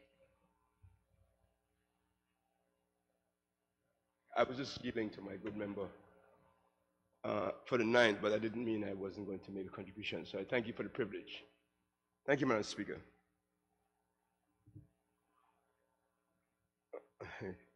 Madam Speaker, I want to begin my little discourse here by very early supporting the good honorable minister and the team for bringing this forward. Premier, who will always have to be the one to give it a green light, and support this measure that I've always advocated for. And having had the experience of being the minister responsible for water and sewage for about 7 years, I was always convinced that this is the direction we should be going. And I'm glad to see that the good honorable minister have brought it to the House today to present for debate, and hopefully once we have gone through our normal session in committee, we will be able to pass this bill to get on with it. I always say, Madam Speaker, that these bills, you start somewhere, and over time, as you learn more and as you get experience, the bill having been put into action, that you will learn and you can always make amendments to the bill. So sometimes we're always trying to make it a perfect bill, and in that effort, the bill remains sitting around for a long time. But I encourage the good members of the cabinet to move forward with some of these bills and get them moving, and as we learn more and get experience with the workings of the bill, we can always make amendments. We see that so often from time to time, especially with the financial services bills. So I'm happy that this bill is here. In fact, Madam Speaker, there were several discussions about it as to whether it should be a water and sewage authority, or whether, in fact, we had discussions while I was minister with the BVI Electricity Corporation as to whether it should be incorporated with the BVI Electricity Corporation as an authority to manage water and sewage and electricity utilities as a whole, as it is in some countries. We would learn the same from our neighbors just next door, what we know as WAPA, which manages water, sewage, electricity, and all together. And sometimes there are synergies in that we may want to think about even in the future here. Even though we may begin with an authority on its own water and sewage, we may want to know whether one day it can be amalgamated. The Electricity Corporation as a body wasn't too excited about the Water and Sewage Authority being joined to them. Obviously, they might be looked at as a liability right now, and therefore the Electricity Corporation was not too excited about that. Liability in many situations, whether it's from a liability of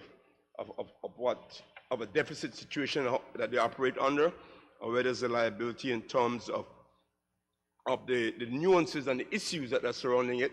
You know, I am the kind of person who would have taken that as a challenge had I been the Electricity Corporation, and be challenged to take it over and make it better and prove it better. But that wasn't the case with the corporation. They felt that they wanted to pay attention, and perhaps rightly so, I don't know.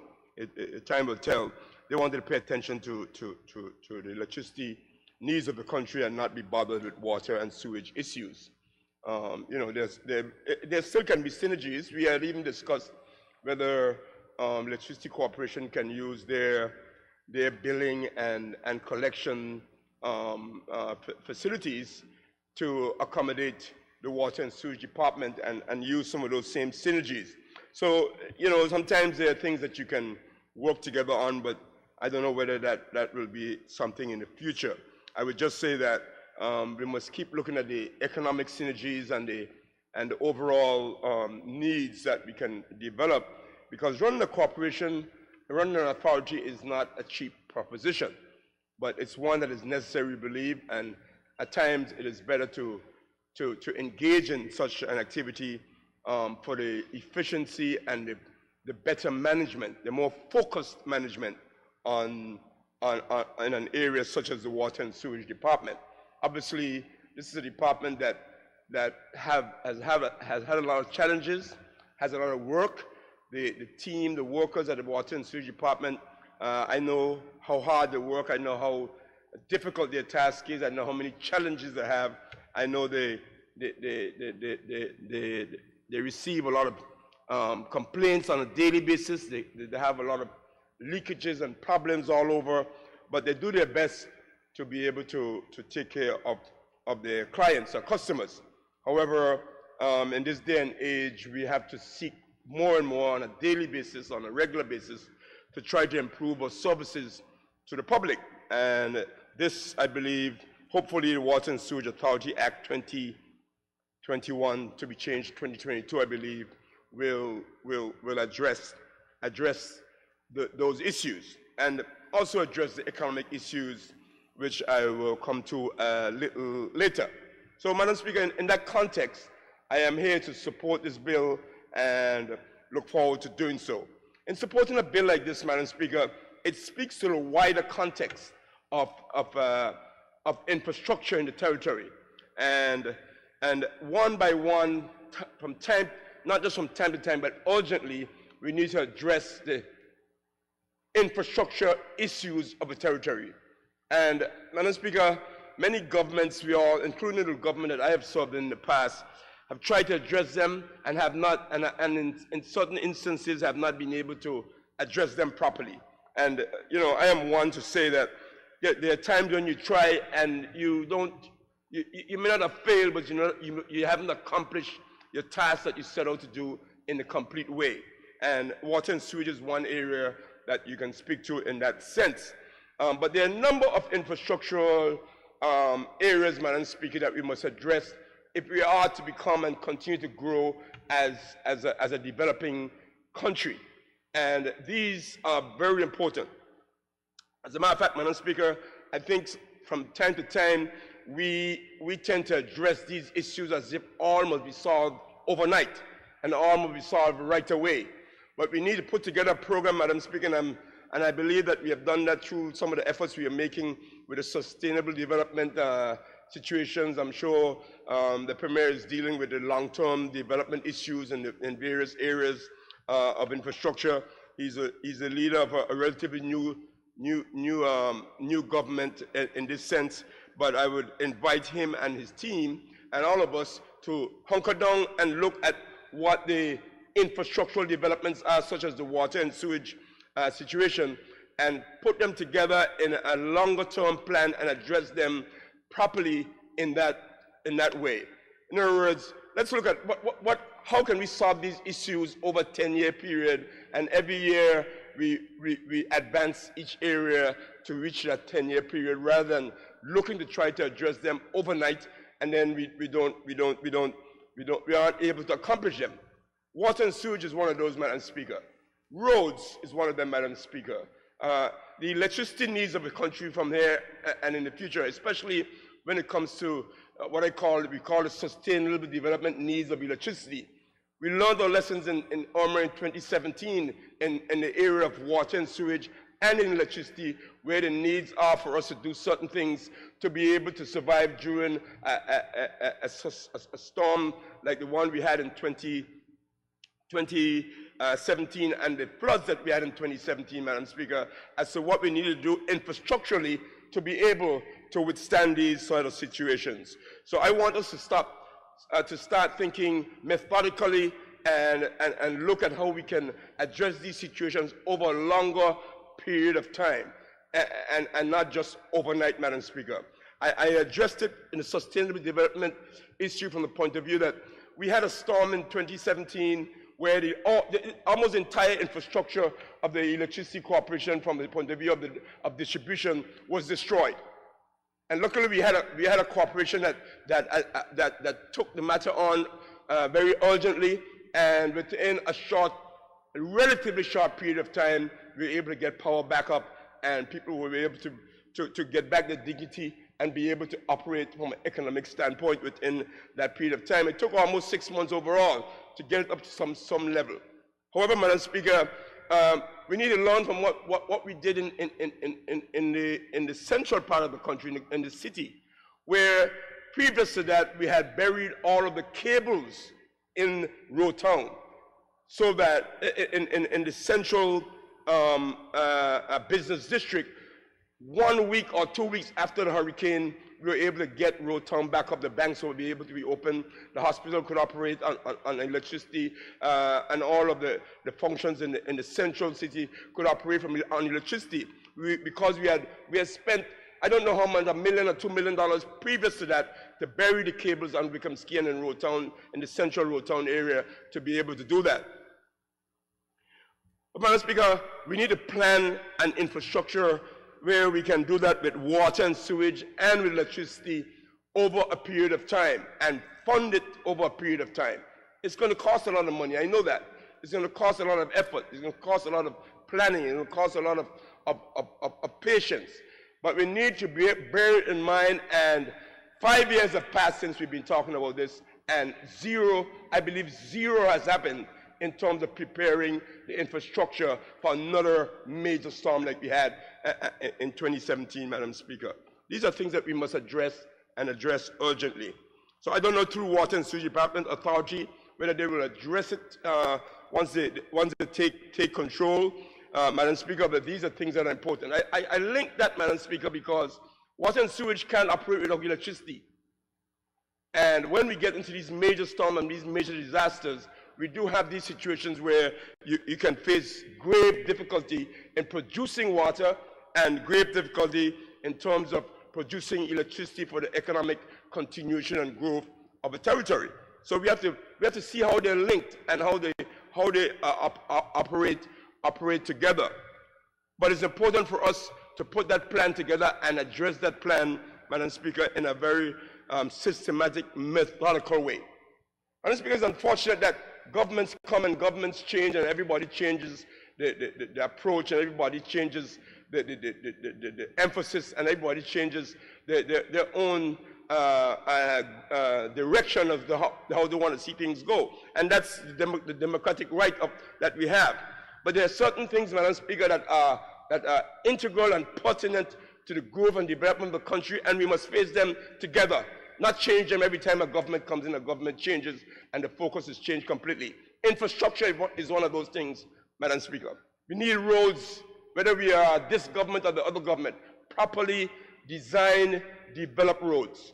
And properly design, develop roads require major capital. Properly design, develop water and sewage systems need major capital, Madam Speaker. Properly design electricity, and in fact, Madam Speaker, let me interject here that I don't know whether we have lost our focus or whether we are paying attention to our focus, but our focus on renewable energy, Madam Speaker, we need to pay attention to that, and it requires capital investment to get renewable energy on our agenda and make it work for the territory and for the globe as a whole. $400 billion just approved by the U.S. government with an emphasis on renewable energy. What are we doing here in our little territory to emphasize renewable energy in the direction that we should be going?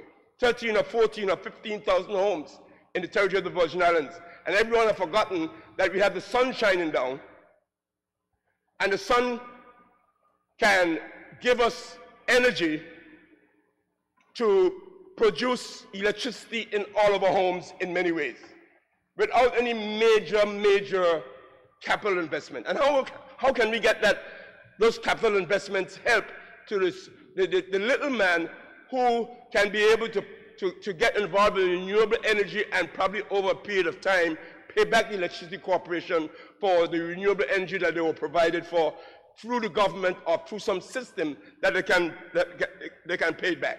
I know there was a program in the United States Virgin Islands government where this was happening, where funding was provided to put water heaters on your renewable energy water heaters on your house and renewable energy light fixtures and so on in your house, and over a period of time you paid it back. I think it was through First Bank or something like that, where the government guaranteed that payment and was able to, I don't know if the program is still going on, but this is something that we suggested could be introduced in the Virgin Islands, and I hope that we can pick up again on those renewable energy methods and subjects and not ignore it, because in the long run, the free energy that we have from the sun in the Virgin Islands, in the Caribbean, in the world, we should tap into that free energy and see, rather than just talking about it, whether we can put a program together to make it work for us as a people, as a territory, as a world, as our small contribution to reducing global warming, and give our contribution, Madam Speaker, make our contribution to the world's environmental issues that we are facing every day, as we see even today all over the world, including Europe. And if we relate all of these, Madam Speaker, to what is happening to us economically, we will understand that the global warming that is happening right now in Europe and everywhere in the United States and everywhere is affecting our prices, is affecting our food prices, is affecting our energy, is affecting our ability to ship goods and services throughout the world, and ultimately does affect, Madam Speaker, people in the Virgin Islands, individual homes, individual families, individual persons who are being affected by these global warming situations that we think it's in the abstract. It is not, Madam Speaker. It is facing us directly into our eyes on a day-to-day basis, as the cost of shipping has almost quadrupled over the last 12 months.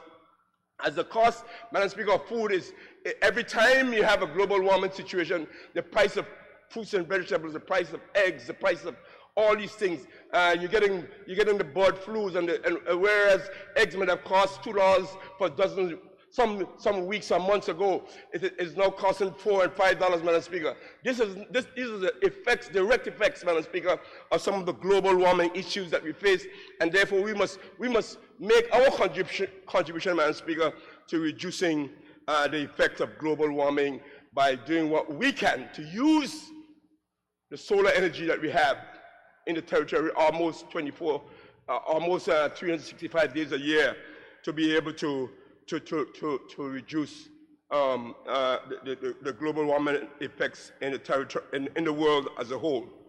So we here in the territory, where is our renewable energy policy? Where are we with it? How are we going to address it? How are we going to invest in it? There is need for an investment in it, Madam Speaker, as we are investing in the Water and Sewage Authority Act, in terms of what they will do, Madam Speaker, to be able to produce water and energy and all the things that are needed for the territory of the Virgin Islands. But, Madam Speaker, let's look at it from more economical, the whole Water and Sewage Development Authority Act from a more global and a more economic standpoint in the Virgin Islands, Madam Speaker. And I was glad to hear some of the members refer to it as to how it's affecting their constituents, how it's affecting tourism, how it's affecting, Madam Speaker, the individual, how it's affecting medical issues, Madam Speaker. We don't think about that. The day that we don't have water in the hospital, or we don't have water in the clinics, or we don't have water in certain areas, the day that sewage becomes an issue, like other countries like Haiti and others, that if you don't pay attention to it, like the member that large member, the minister referred to in Virgin Gorda and so on, if it becomes an issue, we may think it's simple now, but don't control sewage, don't control the water situations, and you'd wake up one day and realize that it's at a point where it's a crisis. And therefore you switch into crisis management. And that's the worst kind of management you can switch into rather than planning and preparing like we are doing here in this Water and Sewage Authority Act of 2021 to be 2022, Madam Speaker. So let's pay attention to it economically. How will this Water and Sewage Development Authority Act affect us economically, Madam Speaker, if you don't pay attention? Very important. Let me let you know, Madam Speaker, plain out what it is. This country, thank God, and I heard a minister who for the subject relayed how far back we started paying attention to water, providing water to the territory. And sometimes we take it for granted, Madam Speaker. But those leaders way back then, H. Lavity Stout, Honorable Dr. Willard Wheatley, Cyril B. Romney, leaders who had vision, who understand the needs of each home, that every home needed water. Dr. D. Orlando Smith, Andrew A. Foy, now our good honorable leader, Natalia Wheatley, Dr. Natalia Wheatley. Madam Speaker, these are people who have, in the past, way back then, I don't remember what year you went back to, Honorable Minister, I didn't really realize it was so far, about 2000 and some way back then when they started looking at it. But they worked hard to make sure that water, just like it did with electricity. Madam Speaker, you know it was in my time. It was in my time. And I'm sure many would say, yes, that's a long time. But it was in my time, Madam Speaker, that every home in the BVI didn't have electricity. You had to go up to the Longbush ice plant to get ice.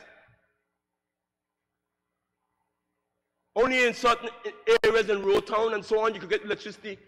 But the good vision and the good insight of former leaders ensure that we got electricity to almost everywhere in the territory, and later on made sure that there was water produced and distributed to every place in the territory, rather than us having to go down to the wells and dip up water every morning, Madam Speaker. I like to remind my younger ones, my children even, of what we had to do in Hunterscott every morning, or every other morning. I don't remember how often it was now. But each of us as kids had to go and fill a drum of water before we go to school, so that our mother could use it for washing and whatever else she needed it for. And if you didn't go to the well by Honorable for the 5th, if you didn't go to the well by the scat lives there, right across from what we used to call him the gun, scat live chicken now they call him. But if you didn't go there to that well early enough, and everybody in the village went before you and the well dried up, you had to head down at the Scotland school across there and put water. And I showed my siblings one Christmas lunch that we always have as a family, how to carry water on a cutter on your head. One bucket on your head and two in your hand. If you do that, you fill your drum faster. If you have to go with one bucket at a time, you'll be there a long time filling your drum. And they laughed and said, Uncle Mark, that can't be true. Y'all didn't do that, Madam Speaker. But our leaders in the past saw that could not continue forever. And they worked hard to develop a water system that we could produce water, desalinate water from the sea, and have a distribution system to take water to the homes and all over the territory. So, Madam Speaker, because of that, the Honorable Member for the 3rd, he harassed me forever when I was Minister for Water. Quite rightly so, because his people in his district were not getting water as they should. And he was right about it. Every time he approached the Water and Sewage Department about it, there was some excuse about why he couldn't get water in the 3rd district. That's because I was tired coming to this house answering the question. The same answer all the time. I would write to the Water and Sewage Department and say, the member has asked me a question, can you give me your answer? The same answer all the time. And he drilled me. You had it right. And I drilled him too because I tell him why he shouldn't have planned for long that year. But anyhow, he drilled me, Madam Speaker. Quite rightly so. So, but he's one of those leaders in the past who, and still continue to fight for his people in his district because he wants his people to have water. Water is not a privilege. Water is a right. You can read about it in the United Nations logs. Read about it. It's a right. All over the world, people are fighting to make sure they have water. And it's a human right that the United Nations says we should make sure that every single person in the world has access to water. Madam Speaker, clean water.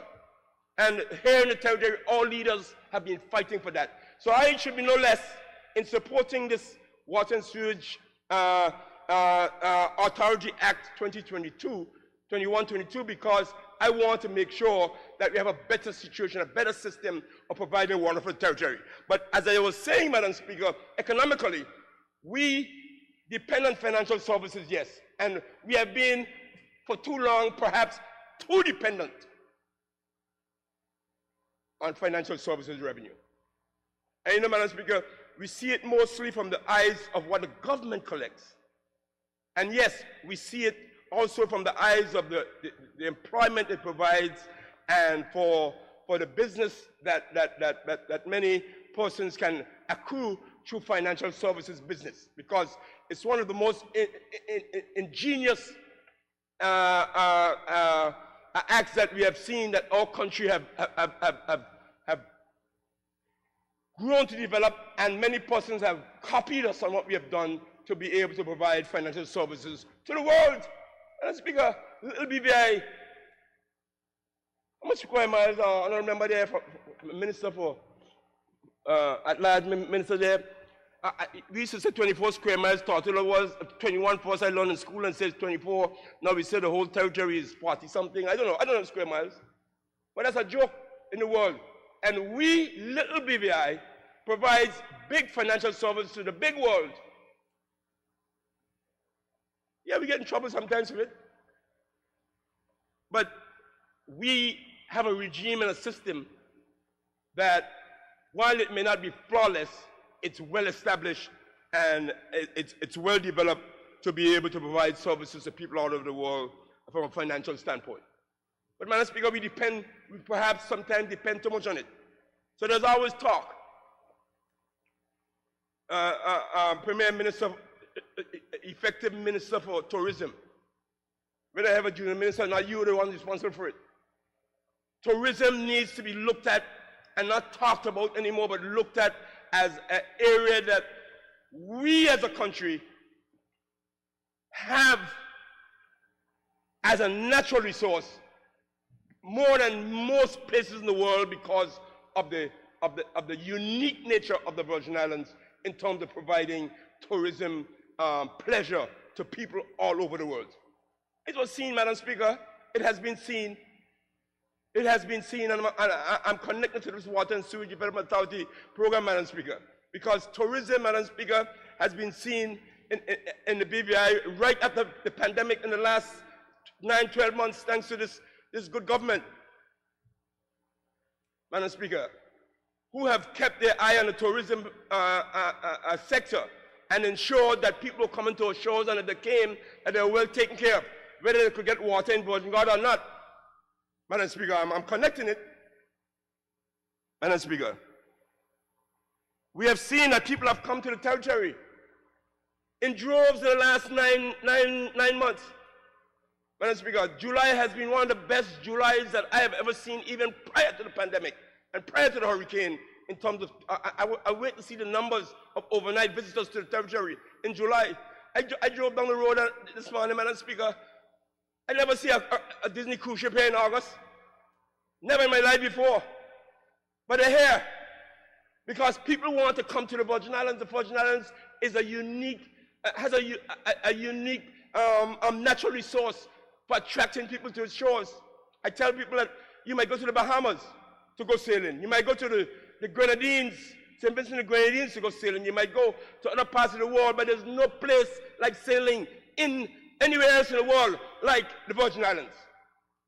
And may I put it more succinctly, like the British Virgin Islands. I leave it just as that, Madam Speaker. Because I got in trouble last time when I went to Venezuela somewhere, representing the Virgin Islands, the BVI in Olympics, and we wore a big button said the real Virgins are British. Whatever you want to interpret that as, I will leave it there. But we were asked to take out that button because it was connotating some wrong things from our neighbors, for our neighbors. The real Virgins are British. I don't know if anybody has a copy of that button that the tourist board I used to have in those days. But my point I'm making is, Madam Speaker, is that there is need for an infrastructure that supports the growth and development of tourism. And if water and sewage fall short of that infrastructure, you're going to have the problems in Virginia like we had in Christmas in July. I overheard her. You think she didn't hear? I overheard her. The good minister for trade and development, the junior minister, was harassing the minister for water. Minister, we have a lot of people coming Virgin Islands for Christmas in July, and the water is a problem. And indeed, it would be a problem when I see those people, all those people over there in Virgin Islands, in those pictures I saw. All those people, and you have water shortage. That's not a good news, Madam Speaker. So this infrastructure is needed to make sure that going forward we can grow tourism with a good supply of water and the good control of sewage so that the visitors to the territory can enjoy the territory. And I'm even talking, Madam Speaker, about us who live here who don't want to go on the road and smell the sewage every time we pass Rotonga, or every time we pass all over the place and smell the sewage run over. And the fact that we have a sewage plant that we developed down in Board Point and down here, and the sewage plant is sitting there doing nothing after the hurricane. And water and sewage as the department can't even get it operate and running. I wouldn't even talk about that, Madam Speaker. I wouldn't even talk about the fact, Madam Speaker, that we built a sewage plant in Paraquita Bay. Honorable and Speaker, I was the minister. I don't Madam mean to Speaker. interrupt you. I just ask you to finalize your main points. Madam Speaker, I'm going to ask you your privilege and my permission as a House member to speak on a subject, and I will bear in mind your need for time, but I want to speak on the subject, Madam Speaker.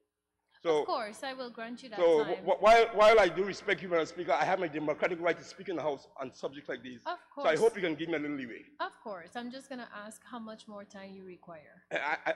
Madam Speaker, I don't want to exactly say that, but I will bear in mind your need for me to cut short, but I will want to make my comments. So I do respect, Madam Speaker, your concern.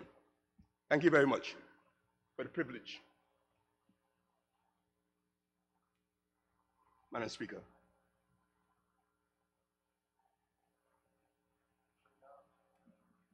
But Madam Speaker, the seriousness of what I'm talking about is that we want to develop a tourism product, but we cannot develop a tourism product without proper infrastructure that is going to serve the needs of the country, not just from a residential point of view, but from a tourism point of view. And we want to make sure we address this issue properly, Madam Speaker, over time. Water and Sewage Department, Water and Sewage Authority, as an act that we're trying to do today, hopefully we'll be able to address some of the issues that we have in this area, Madam Speaker. And I keep re-emphasizing, we cannot, Madam Speaker, invite tourists to the country and drive on the road that we're driving on. We can't do it. I'm not in the business of casting blame on any minister, any member, any government, because these roads is not any one government issue. This has been a prevailing issue for many, many governments. But it's time that we stop and put a road program together and bring some proper engineers in here and build some proper roads. The roads that can't take asphalt, put on concrete. The ones that can't take concrete, put on something else. But let's get these roads fixed that they can last, Madam Speaker.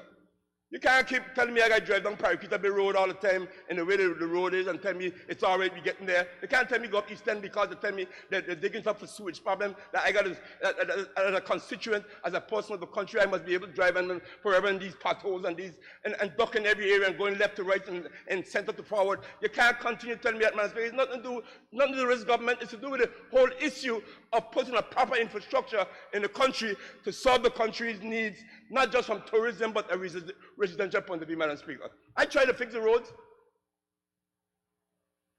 The only remember, I'm sure he's trying. I'm sure he didn't know when the Water and Sewage Department dig up them roads and put them holes in East End to say they're connecting the pipes up to East End.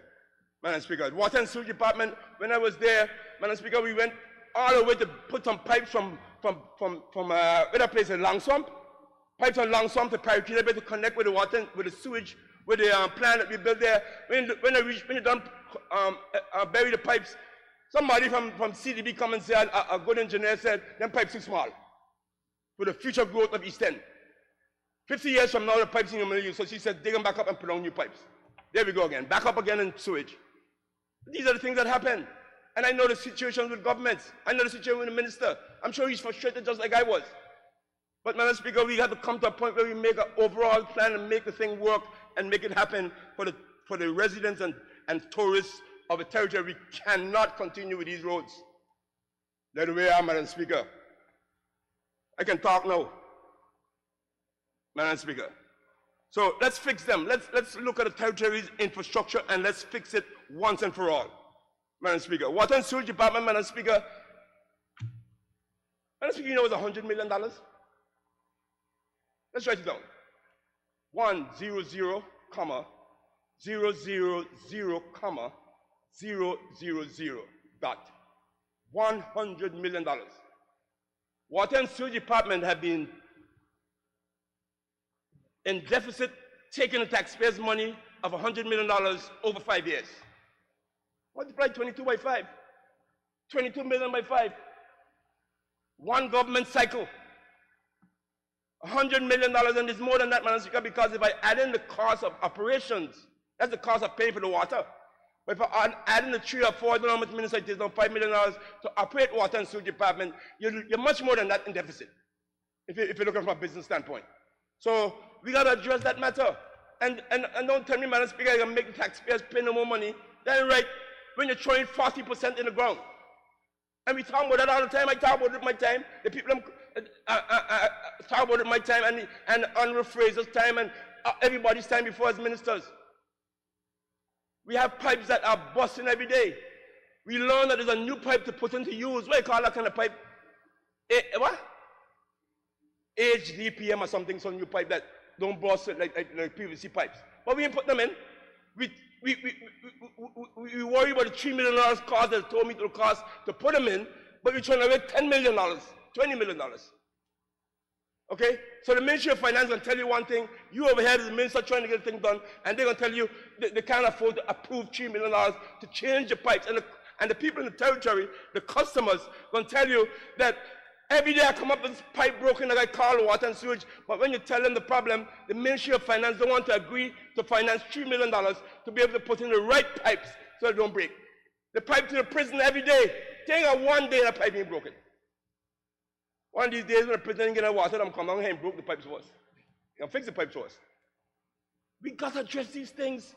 We can't be so short-sighted and not see that the kind of pipes we used 50 years ago can't be used anymore because of the pressure of the water to move the water from A to B to C. We need to put the right pipes. Then you'll get engineers who will come up and say, okay, at each interval for a certain distance, we need to put a pressure-reducing valve or something. Then you go and say you want them, I want you to buy 100 pressure-reducing valves. How much them cost? $500,000. I can't go in the budget. But the same $500,000 you put in the budget, you just lose it by $22 million because you aren't doing certain things to be able to do it. It's a dichotomy. I don't know.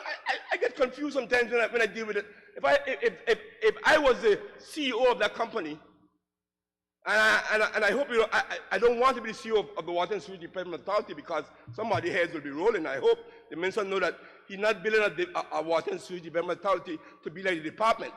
You got to put a CEO who's willing to roll some heads when certain things ain't happening. Hello, Madam Speaker. So I want to make sure we understand that. A Water and Sewage Development Authority, as we are speaking of here, is supposed to take the bull by the horn and fix it. It shouldn't need any political interference where the politician afraid to do certain things because he ain't get elected. Hello, I'm saying some things here. And so you guys know what I'm talking about. Okay? The example of the Electricity Corporation is a good example. The Electricity Corporation puts down its head, you appoint a board, but it's also essential. I heard the member for the thought talking about a board, but it's also essential, Madam Speaker, to appoint a CEO who is given authority to execute and deal with the water and sewage problems. So let's talk about it. Madam Speaker.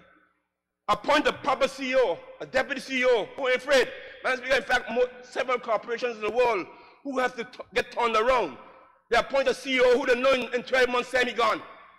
Because he had to do certain things, you know, you can get his head cut off in those 12 months, but he's appointed to turn it around and then turns over somebody who can carry it on. I hope we bear these things in mind when we develop this authority. Put a CEO in charge who ain't afraid and who ain't need a job. He ain't need to continue the job. He need to fix it. And when he's done fixing it and everybody angry with him, he just move on and go somewhere else and let somebody else run the thing.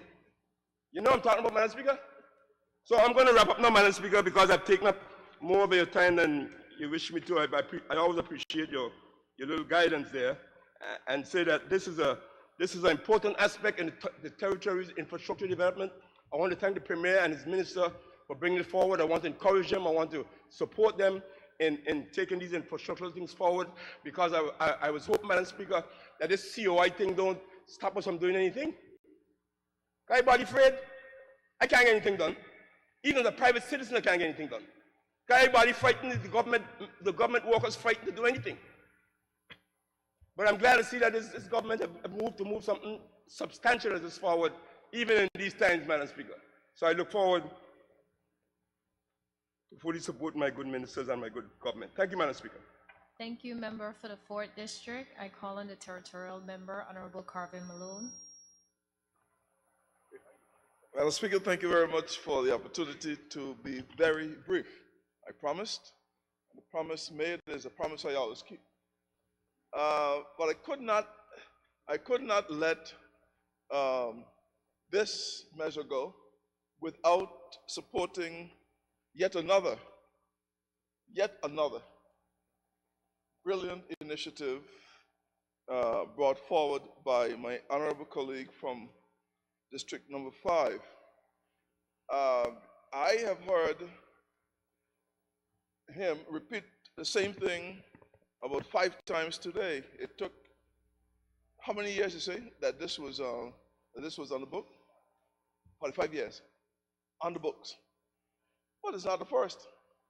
He spoke of traffic turnaround, and he said that it was on the books over and over. Who's the man that produced it? He did. He spoke of the market square, and how long was that on the books? A lot of years. Fixed it. This is a minister. I'm still trying to get used to here, see? But this is a minister that get things done. This is a minister that get things done. I mean, the record is there. The record is there. Turn around the traffic, widen it going down from Pussers,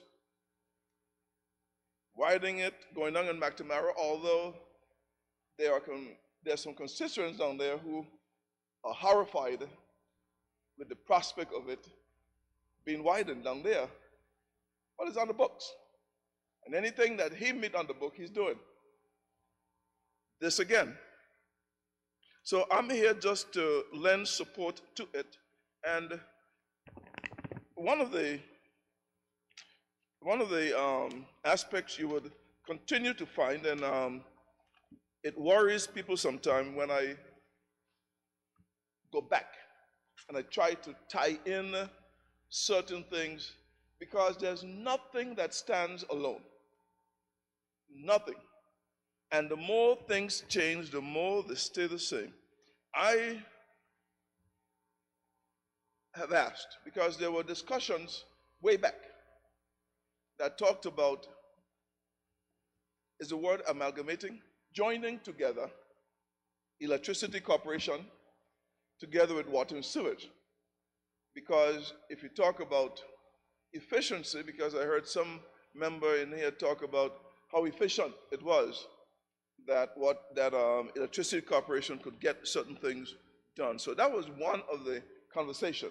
I have no doubt that the minister would have looked at it and then would have found that this was the preferable course of action. So I lend support to that. If it ever comes that it need to be looked at, then we can't really leave it for another 45 years to talk about it. So if we have to change course and go to a even more efficient solution, then there's a blueprint somewhere, because we have a number of studies that have been just filed away. And once the minister finds it, he's going to get it done. So, there's no doubt about that. But I looked at what is called the high-level framework for UK support to BVI hurricane relief, right? And in the fiscal sustainability section, bullet point number 6 on that, it says, amongst the other measures that you will have to look at, when this guarantee was to come in force, was the divestment of public assets which sit better in the private sector. So let us, again, I save a lot of paper. In fact, I roll in a big file every time I come here, and people are always wondering where you're going with them. But the fact is that if you care to read, if you care to research, if you care to look at what attained, because sometimes it might sit for 45 years, might sit for 20 years, but it is what people have in mind. Is what people have in mind. And these are one of the areas, I remember this one because this is one of the areas that we wanted definition in. So I didn't hear anybody talk about privatization of the utilities. But it is not a conversation that has been lost on the UK. Divestment of public assets which sit better in the private sector. I'll say no more, because nobody brought it up. Nobody seemed to be concerned about it. But we'll have to look at all of these things, because when I speak based on the volume of information that I have gathered in the past 25 years. So some of these things might have slipped other ears, eyes, understanding, but it don't slip me so easy unless you come back and say, well, I don't mean that anymore. I rest my case. Thank you very much. I honored your request, and I was short. Thank you very much. Thank you. I call on the Honorable Premier. Okay, I call on the Minister for Health and Social Development.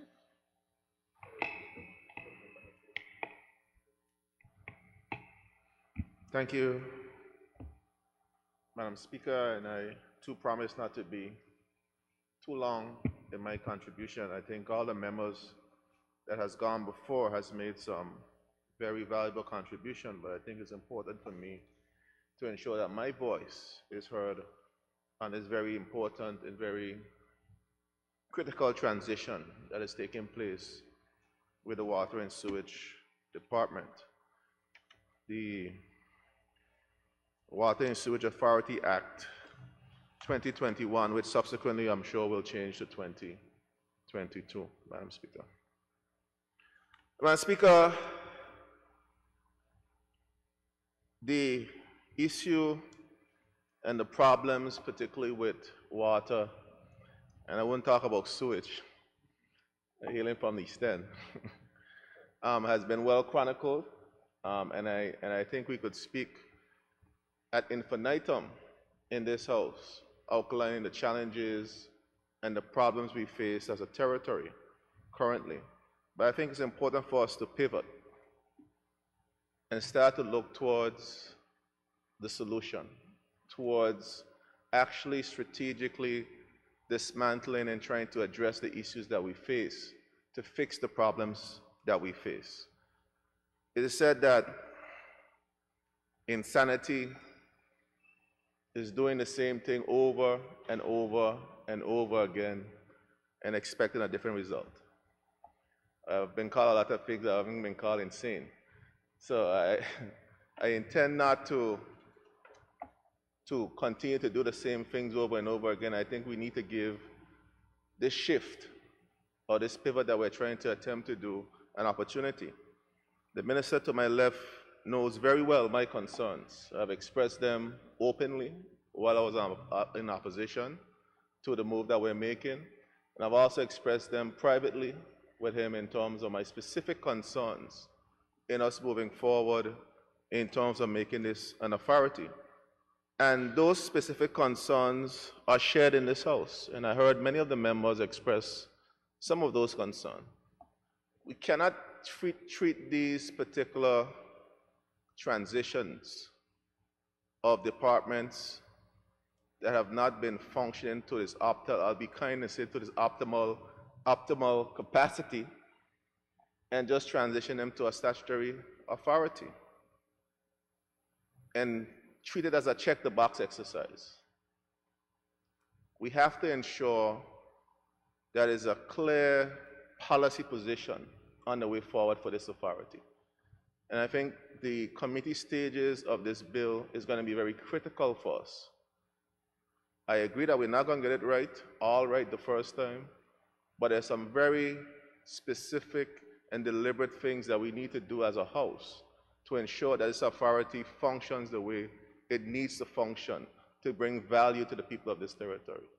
Because, Madam Speaker, at the end of the day, is the people's money is going to pay for this. Right now, the Water and Sewage Department is costing us as a territory close to $40 million a year. Let's be real.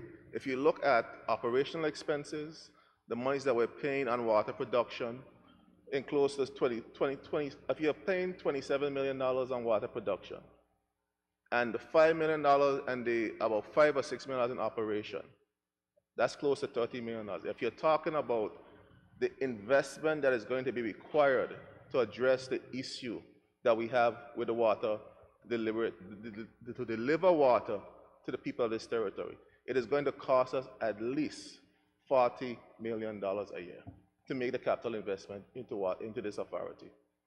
That is the reality. That is the reality in terms of where we are as a being. And if we're not going to acknowledge that reality, we're going to continue to move this authority, this department into authority, and not give it the support that is required to fix the problem. And it's going to continue to be the people's problem, because we're the ones that have to finance the issues that this particular entity faces. We see it with the Health Service Authority. The leader of the opposition mentioned this in his contribution. The significant issues that we have to address with the HSA. From $20-something million plus, and before it went to become an authority, to now $42 million a year that we spend to run its operation. The same is going to be true for the Water and Sewage Department and the Water and Sewage Authority if we do not have a clear policy direction. I agree that we cannot address all those things initially, but we need to have a clear policy roadmap to get to that point. We do not have a water production problem in this territory. I see the water running down the street every day. We have a distribution problem. And that distribution problem is going to require significant capital investments to be able to address those issues. And if we're serious about what we're doing here today, we have to also commit to that infrastructural investment and that capital investment to fix the real problem that we have with water and sewage. I see the staff, they try their best. They try their best every day with the little tools that they have, the little infrastructure and resources that they have, to try to get water to the people of this territory. Water is a right, a human right, a necessity. It's one of those ingredients that is necessary for life. And the aspects of it that we have to be very cautious about, ensuring that it doesn't become a tool that is removed from the reach of the ordinary man or every citizen in this country. So there's going to always be some need for subsidy to the water production or the water delivery in this territory. There's always going to be some need for some type of subsidy. But we have to make sure it's minimalized. We minimize it as much as possible.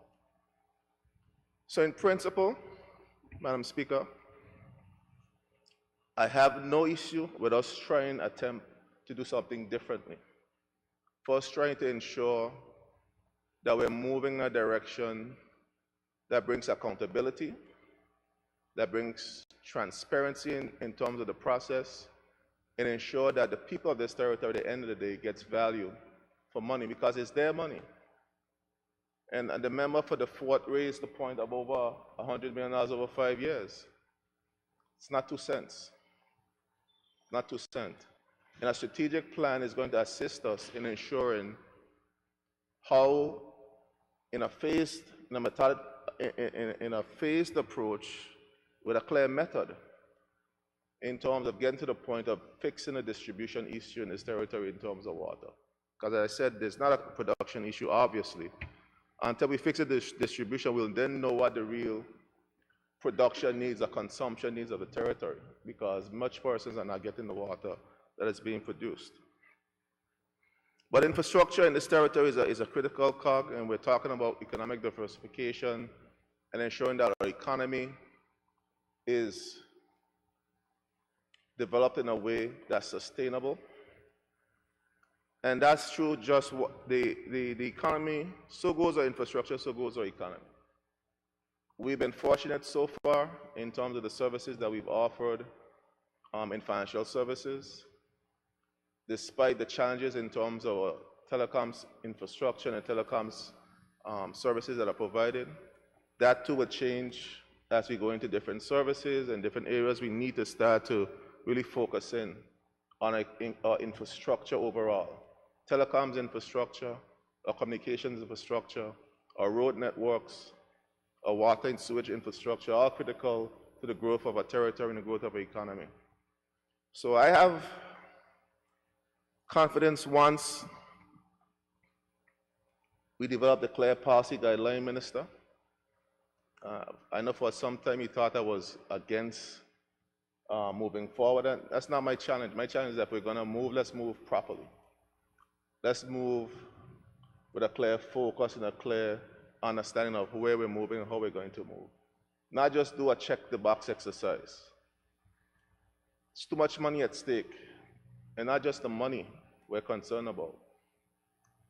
This is a human right. This is a necessity. Water is an important element for people, for the survival of our people and the survival of our territory.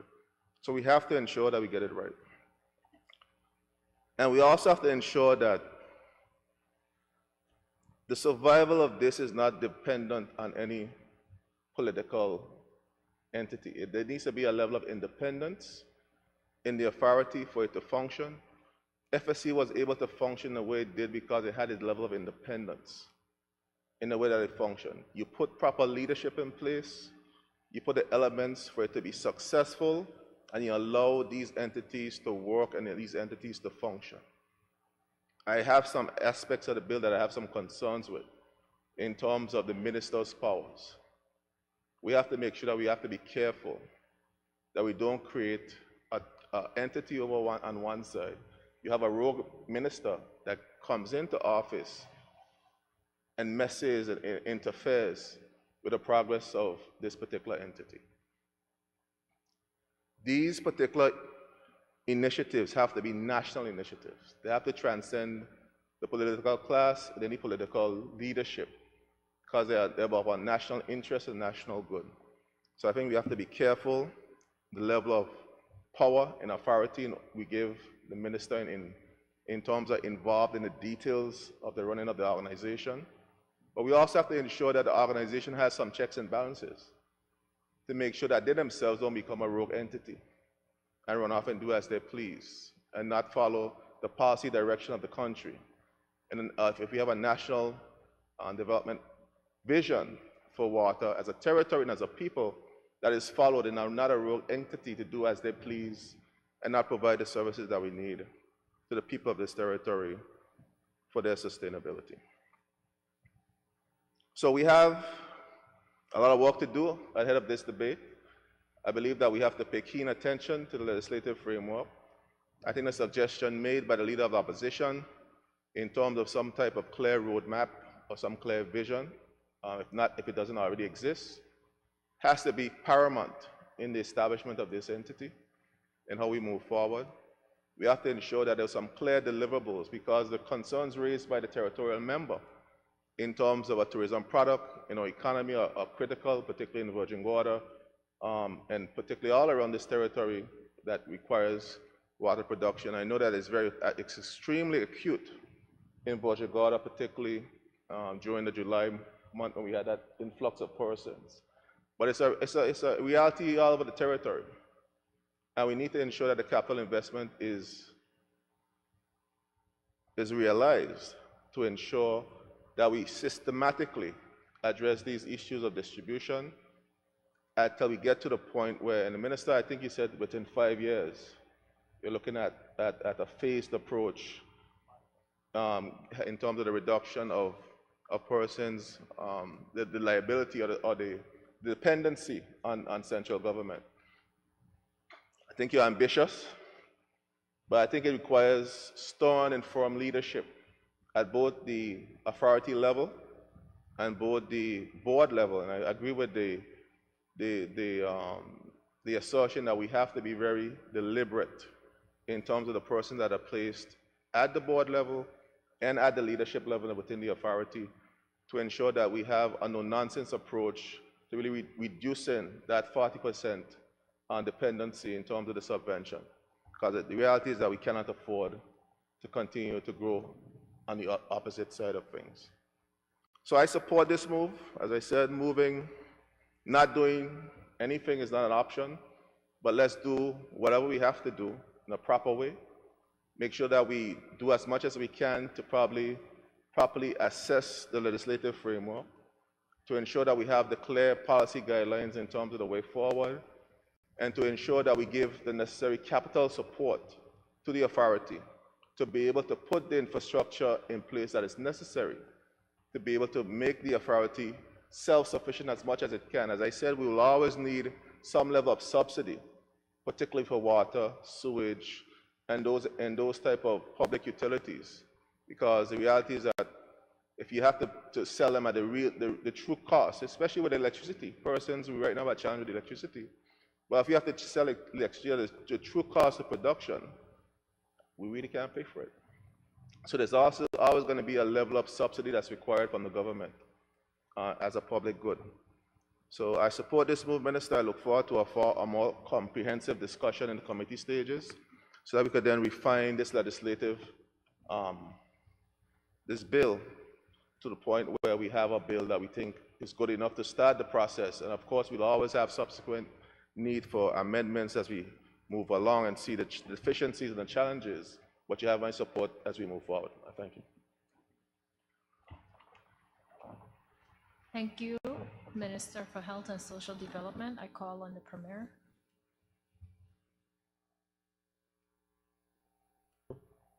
Thank you, Madam Speaker. I had to rise and give support to this bill that is long in coming. The minister described that it's been on the books for quite some time. And the minister was accurately described as the opposition member and territorial at-large member as a man who gets things done. And I think this is yet another opportunity for him to drive progress forward. We have two former ministers for water and sewage here. And Madam Speaker, as they debated, I heard the frustration in their voices. In the debate, you could hear the frustrations that they have in trying to get water on track. I certainly know both of them made commendable efforts to get things on track, and I know they're going to give this minister their full support, the benefit of their experience and their knowledge to resolve some of the issues which have been long-standing and which I know that they would have wanted to be able to solve. I also heard the frustrations, Madam Speaker, of our district representatives and at-large representatives as it pertains to residents receiving a regular supply of water, as well as our businesses and our tourism industry. And certainly, I won't rehash all that has been said before, but let it suffice to say that I certainly agree that the current situation that we face as it pertains to water and sewage, for that matter, certainly does not correspond with how selling ourselves to our visitors and the type of experience we want for ourselves as a community. But towards the end of the Leader of the Opposition's contribution, he hit the nail on the head, in my view. He made a good contribution, but towards the end, I say, yes, we're making progress now. He said, what we need is a minister who understands what needs to be done. I say, he got it. He got it. What you need is a minister that understands what needs to be done. And he said two other things. He said, who's willing to, an authority that's willing to work with him. Something else he said, but I believe we have that man. I believe we have that man. And I had to get up before he spoke because I know he's too humble to blow his own horn. He is too humble. But just like other things, Madam Speaker,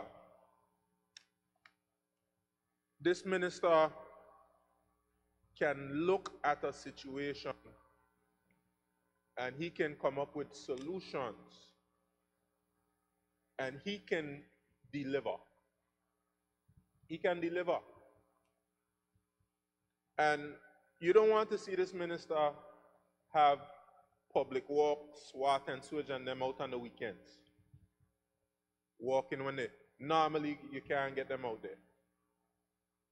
And you hear him arguing for overtime for the guys and fighting for his guys. And that's why the department is going to deliver for him.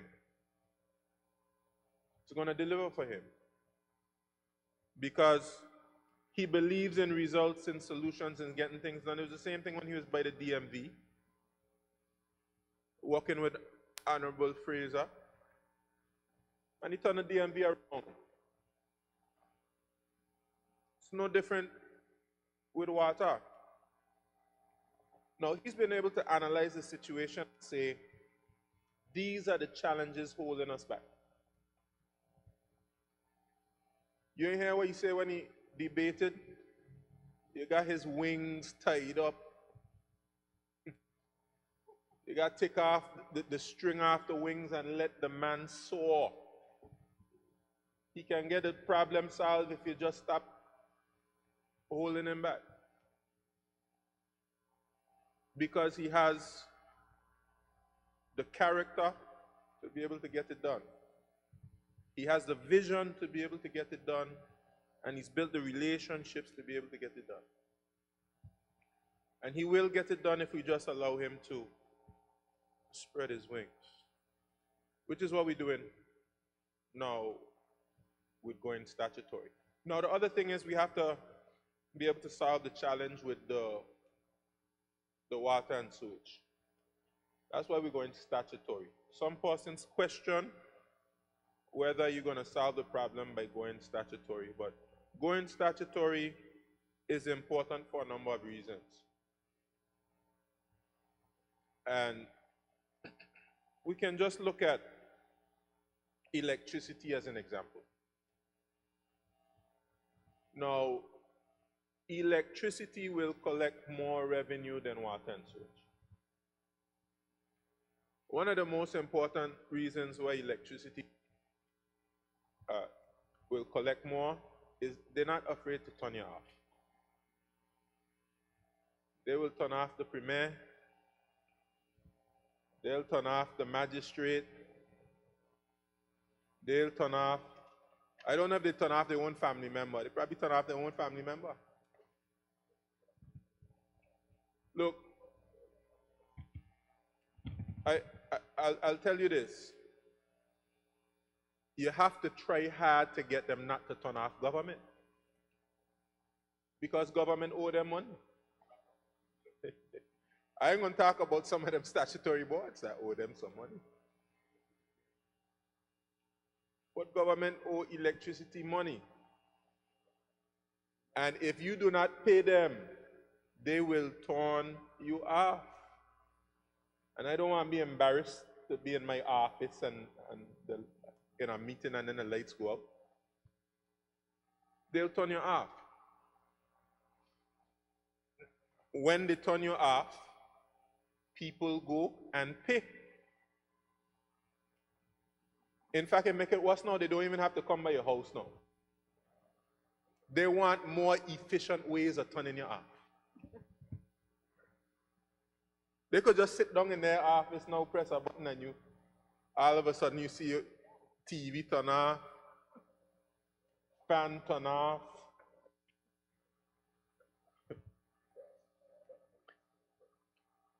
You're looking outside to see the little Jeep.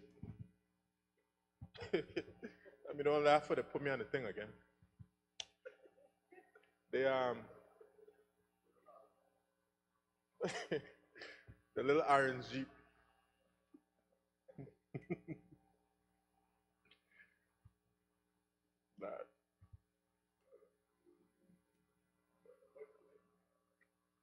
But from the office.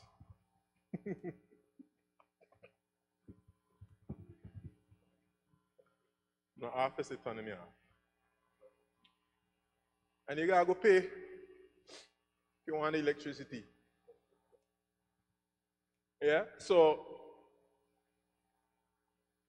you know, and they don't care. They don't care. So, your constituents, you know how it is being a district where constituents call you and need a little help with the electricity bill. You gotta try and get a constituency electricity bill back on. So they don't care. So they're gonna get their money because you have to go pay if you want electricity. And they're gonna charge you. They're gonna charge you at least what it costs for them to be able to operate. So you hear people complaining about the cost of electricity, because they know that they have to pay their workers, and they have to pay their bills themselves, and they're going to charge you the money, and all of we balling. All of us are balling about the cost of electricity. And they make their own financial decisions. They're not tied in the central government system. And they don't have to be worrying with what is the financial secretary, or they have their own legal counsel. You know, so they don't have to have their whatever tied up, and the good attorney general who needs more support. She needs all of the support, and for whatever reason, we're trying to get it to her. I know I approved a few things, Madam AG. So hopefully I'll fall out of that category of those who were helping you out to get what you need. To deliver for the people, I might say. The people of the Virgin Islands. But they have their own legal counsel. And they can, whatever, the Attorney General have to focus on entire government. They have a council, they just focus on that organization. And they have a certain level of independence from these civil service rules and regulations. Sometimes in the civil service, and I ain't jumping on the civil service rules and regulations, anything like that, but let's be honest. Sometimes it takes you a long time to get somebody hired, right? You try and get somebody hired. All of us know it. You there 6 months, a year, 2 years trying to get somebody hired. An organization cannot function like that.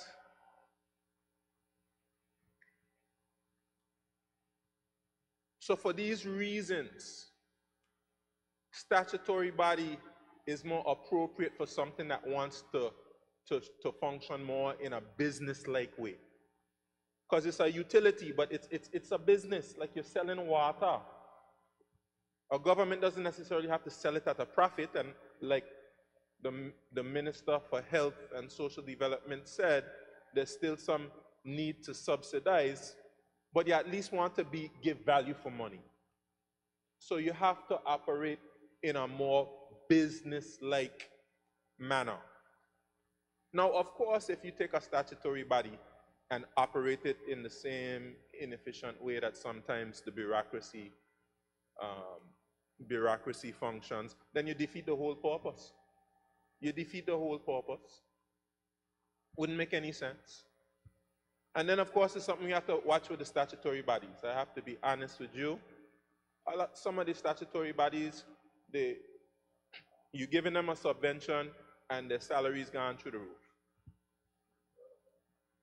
They double the salary. You know, so some of them hire too many people. They become grossly overstaffed, top heavy. So we also have to demand that these statutory bodies, especially those which are receiving a subvention, give value money tax dollar. We have to ensure that.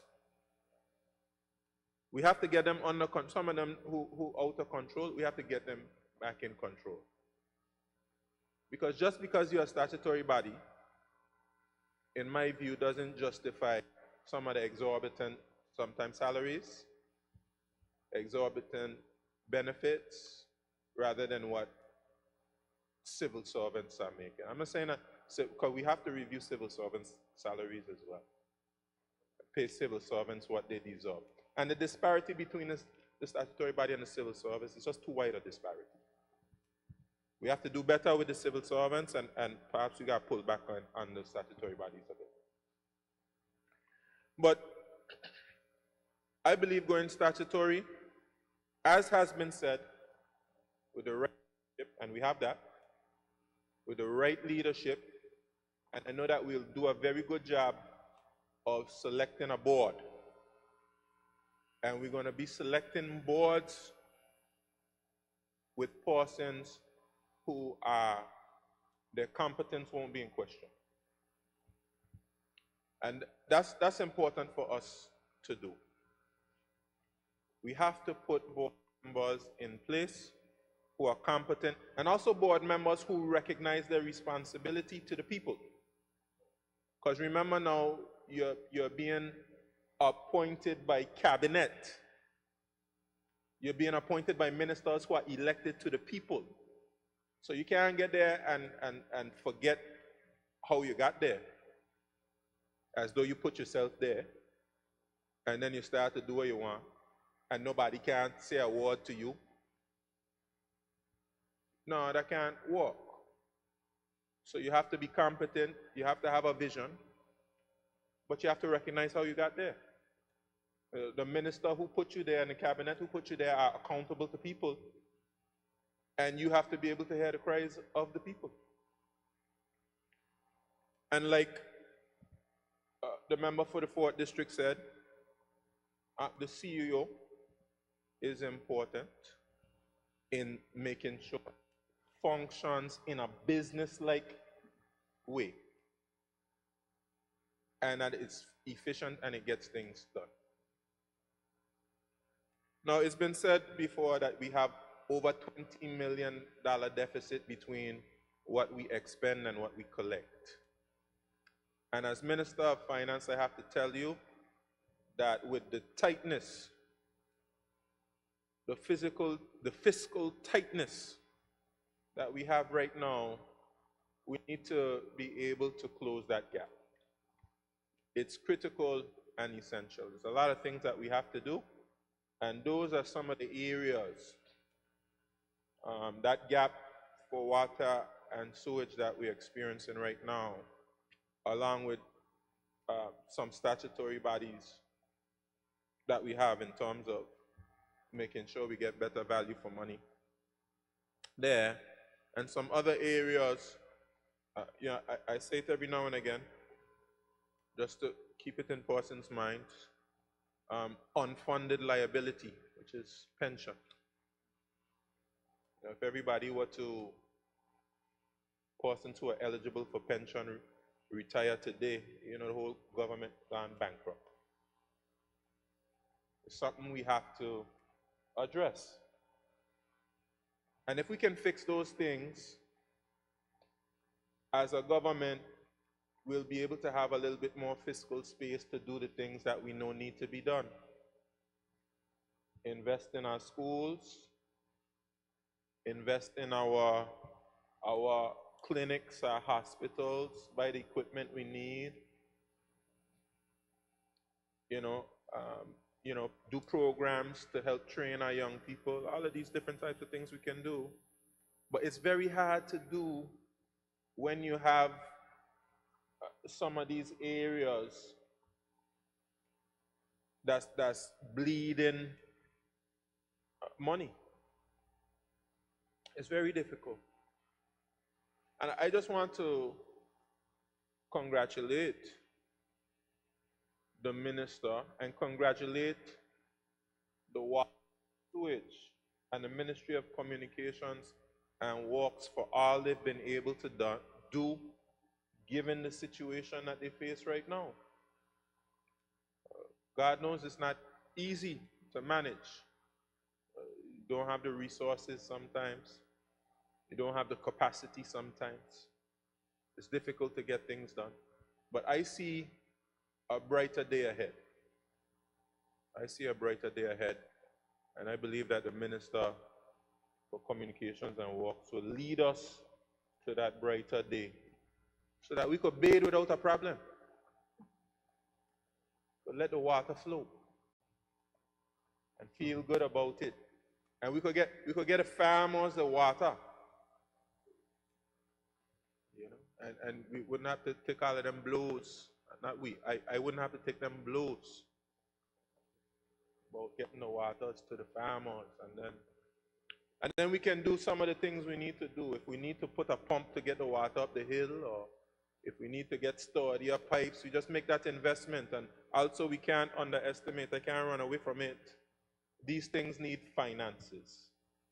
We need to be able to put a proper investment into our water infrastructure, water distribution network. We don't have a problem with production, as we've been saying all the time. Our problem is with distribution, and I see that we've even built more storage recently, Minister. We have more storage. I think we had down Carrot Bay and West End. West End, we had Longbush. We have over Virgin Garda. We got more storage. I wanna help get some more storage. I need some storage for Paraquita Bay. We get some more storage, so we're not doing badly with the storage. We're getting more storage, but we need to work on the distribution network, and it's going to require some money. We have to make some investments. Just like Honorable Vanterpool said, you're afraid to spend the money to make the investment, but you keep losing the money. It just doesn't make any sense. So we're going to have to make up in our mind, we're going to have to make a major investment in our water distribution network. I'm not a technical person, but I know they have technology to detect leaks and all different types of things. We need access to all of that type of technology, so we can do things that are making sense. And pressure management systems, etc. So having said that, Madam Speaker, uh, I'll make the way for Minister for Communications and Works, who, from this point forward, we take the string off of his wings so he can spread his wings and he can soar like an eagle. So, Madam Speaker, I give this bill my full support, and as has been said before, we'll go through the committee stage and we'll make whatever adjustments need to be made, and we will come forward with a bill that's fit for purpose, and then we're going to keep this progress that we're driving forward. We'll keep that going. Thank you, Madam Speaker. Thank you. Thank you, Premier. I call on the Minister for Natural Resource,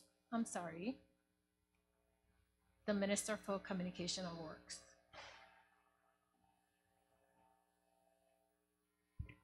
Thank you, Madam Speaker. What a long day. I take an exhale. I first want to say thank you. Thank to all the members who have contributed and supported this Water and Sewage Authority Act 2022. Madam Speaker, I'm not surprised as to all that was discussed today. I expected it. I receive all the phone calls as well, just like everyone else. I am in some of the same chats where water is becoming an issue for persons.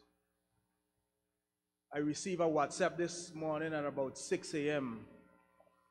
and it came from the Premier, but it came from a resident who sent me a message yesterday, but I was in a meeting and they sent a voice note, so I couldn't listen. And I didn't get to respond, but there was a cry, a constant cry for water. Water not getting to their properties. Many a days I have to organize to get trucks to send to some persons' homes, some elderly persons who are unable to have access to water.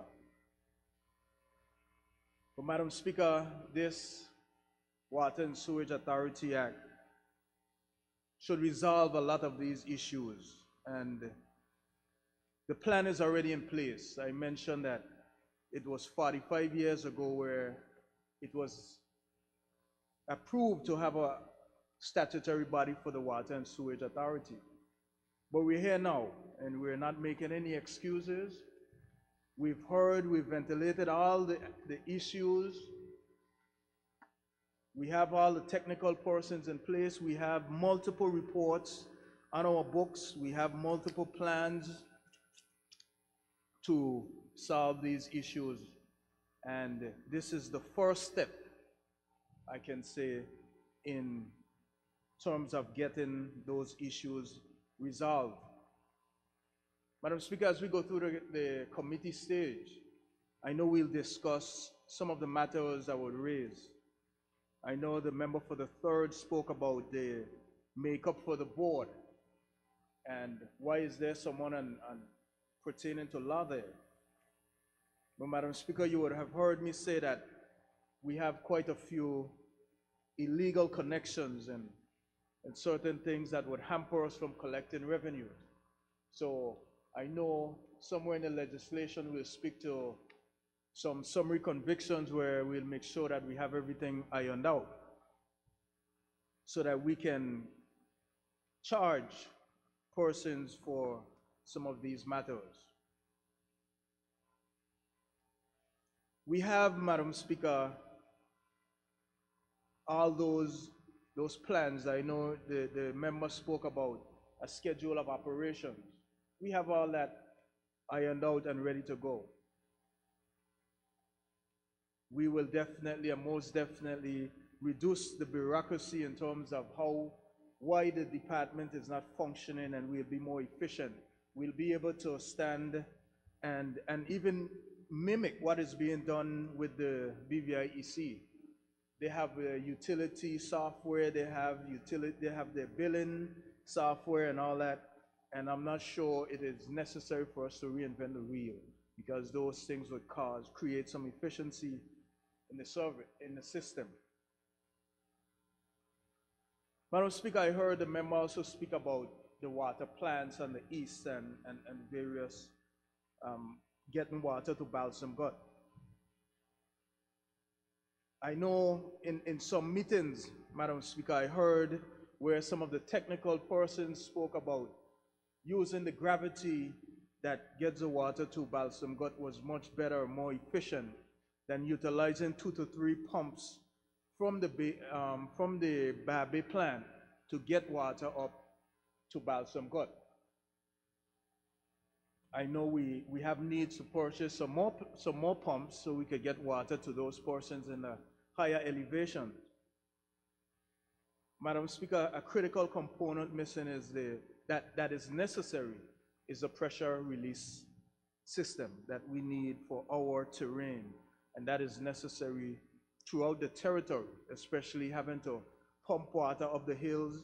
Sometimes you burst all the pipes on the lower end trying to get the water up, and that's where a lot of the leakage are derived from. But we are aware. We are aware, Madam Speaker. We spoke about, the member from the fourth spoke about the HDPE pipes. And I know just recently that is in the Bargos Bay area next to ZBVI, we had a pipe there leaking for a few days, for actually I think it's a couple weeks. We lost hundreds of thousands of dollars there because we were waiting for finance where we had to get 2 or 3 quotations. We only had one company on the island who would do the butt fusion welding, and that took some time. Madam Speaker, I know from inception, when I got to the ministry, we spoke about this welding machine. We finally got the approval from finance, and I think that machine has been purchased or should be on the way to the territory. So that goes to show the length of time it takes to get things done. Having to get those approvals and making sure that we have the right inventory and resources. I know when it comes to the budget cycle, everything is more important. So when it comes to anything with the utilities, water and sewage, public works, waste management, they're usually at the bottom of the list. And I heard a member spoke about waste management also taking the same path. But it is necessary, Madam Speaker, for us to bring this act and bring it today, finally.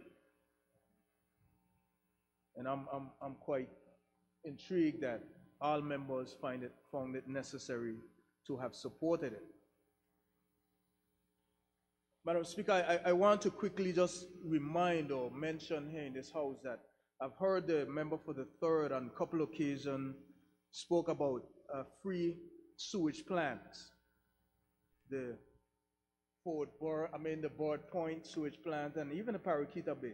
And though it's unfortunate that these plants are not functioning, I want to reassure the same member for that district that on the 18th, we will have the contract signed, and that plan should take about 4 to 6 months to be up and running. This has been going before the hurricane, during the hurricane, but after a lot of prompting, we have negotiated to have that Board Point plant repaired. And I thank the Minister for Finance who recently signed the de-reservation, I think, for the monies so that that plant can be repaired. But Madam Speaker, I just want the member for the third to be aware that none of those plants were free. In 2017, In 2017, a contract was reworked where Seven Seas took over Bywater, the Bywater contract. And it was from August of that year, 2017, where the government was paying $500,000 every quarter. And that just ended in December 2021. And that summed up to be $10 million for those plants. So I just want him to be aware that those plants were not free. All the infrastructure for sewage. Madam Speaker, I can't speak to what happened after those contracts were signed in 2011. But I know when they were signed with Bywater, those two plants were free.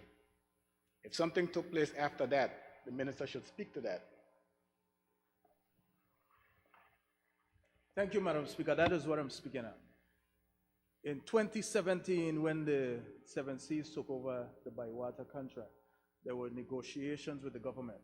And that also reduced the LIBOR rate for the water rate as well. Those were part of those negotiations. So I just want it to be known, I mean, it's for his information, that those plants were not free. Mister, thank you. He needs to be rounded in what he is. When he says the cost 10 million, I think he just referred to the next part of the negotiations where the rate was renegotiated at that time in terms of the, to offset it. So there were some negotiations on both sides. I don't remember all the details of it, but we did some negotiations to put the government in a better place in terms of the cost of water at the time. So the exact negotiations will have to be revealed if you're commenting on them, because it didn't cost the government 10 million in isolation. Let's understand what the numbers were and see what the net effect was before we can speak about it. Thank you, Mr. Madam Chair. Madam Speaker. Thank you, Madam Speaker. I expected some intervention, but I just wanted to put that out there, and I know the question would come eventually and we'll be able to answer that. But I just wanted to put it out there that it wasn't free. And it was.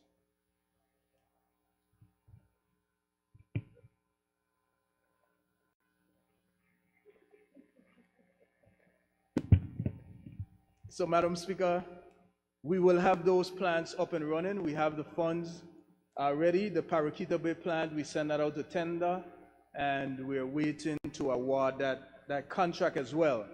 But, Madam Speaker, this is what we're doing. We are here addressing the concerns and not casting any blame.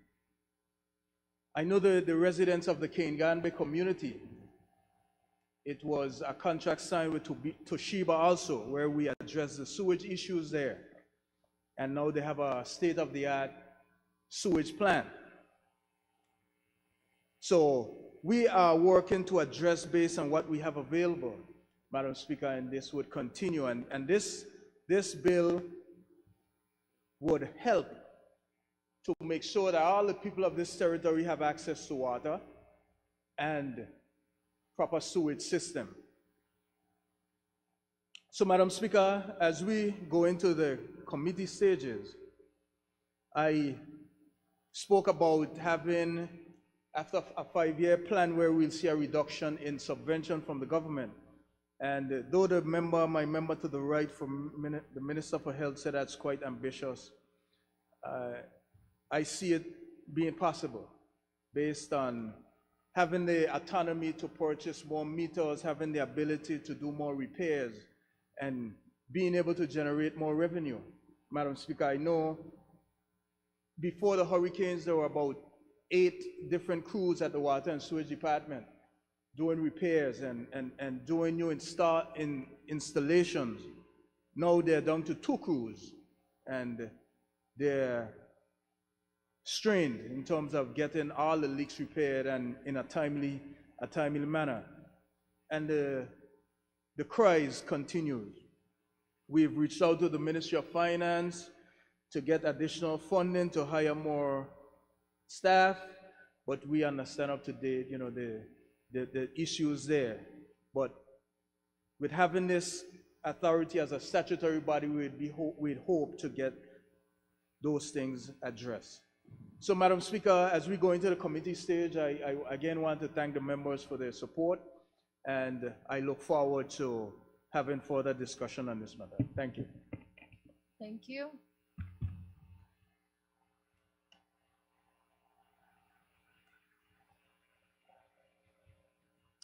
Honorable members, it has been moved and seconded that the bill shortly entitled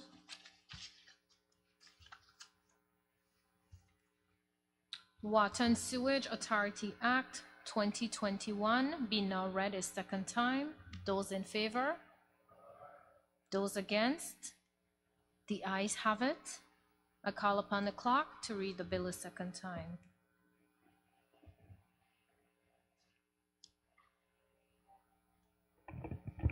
This act may be cited as the Water and Sewage Authority Act 2021. Thank you. Pursuant to Standing Order 55-1 of the House of Assembly of the Virgin Islands, the bill now stands committed to a committee of the whole House to consider it clause by clause. House is now in committee.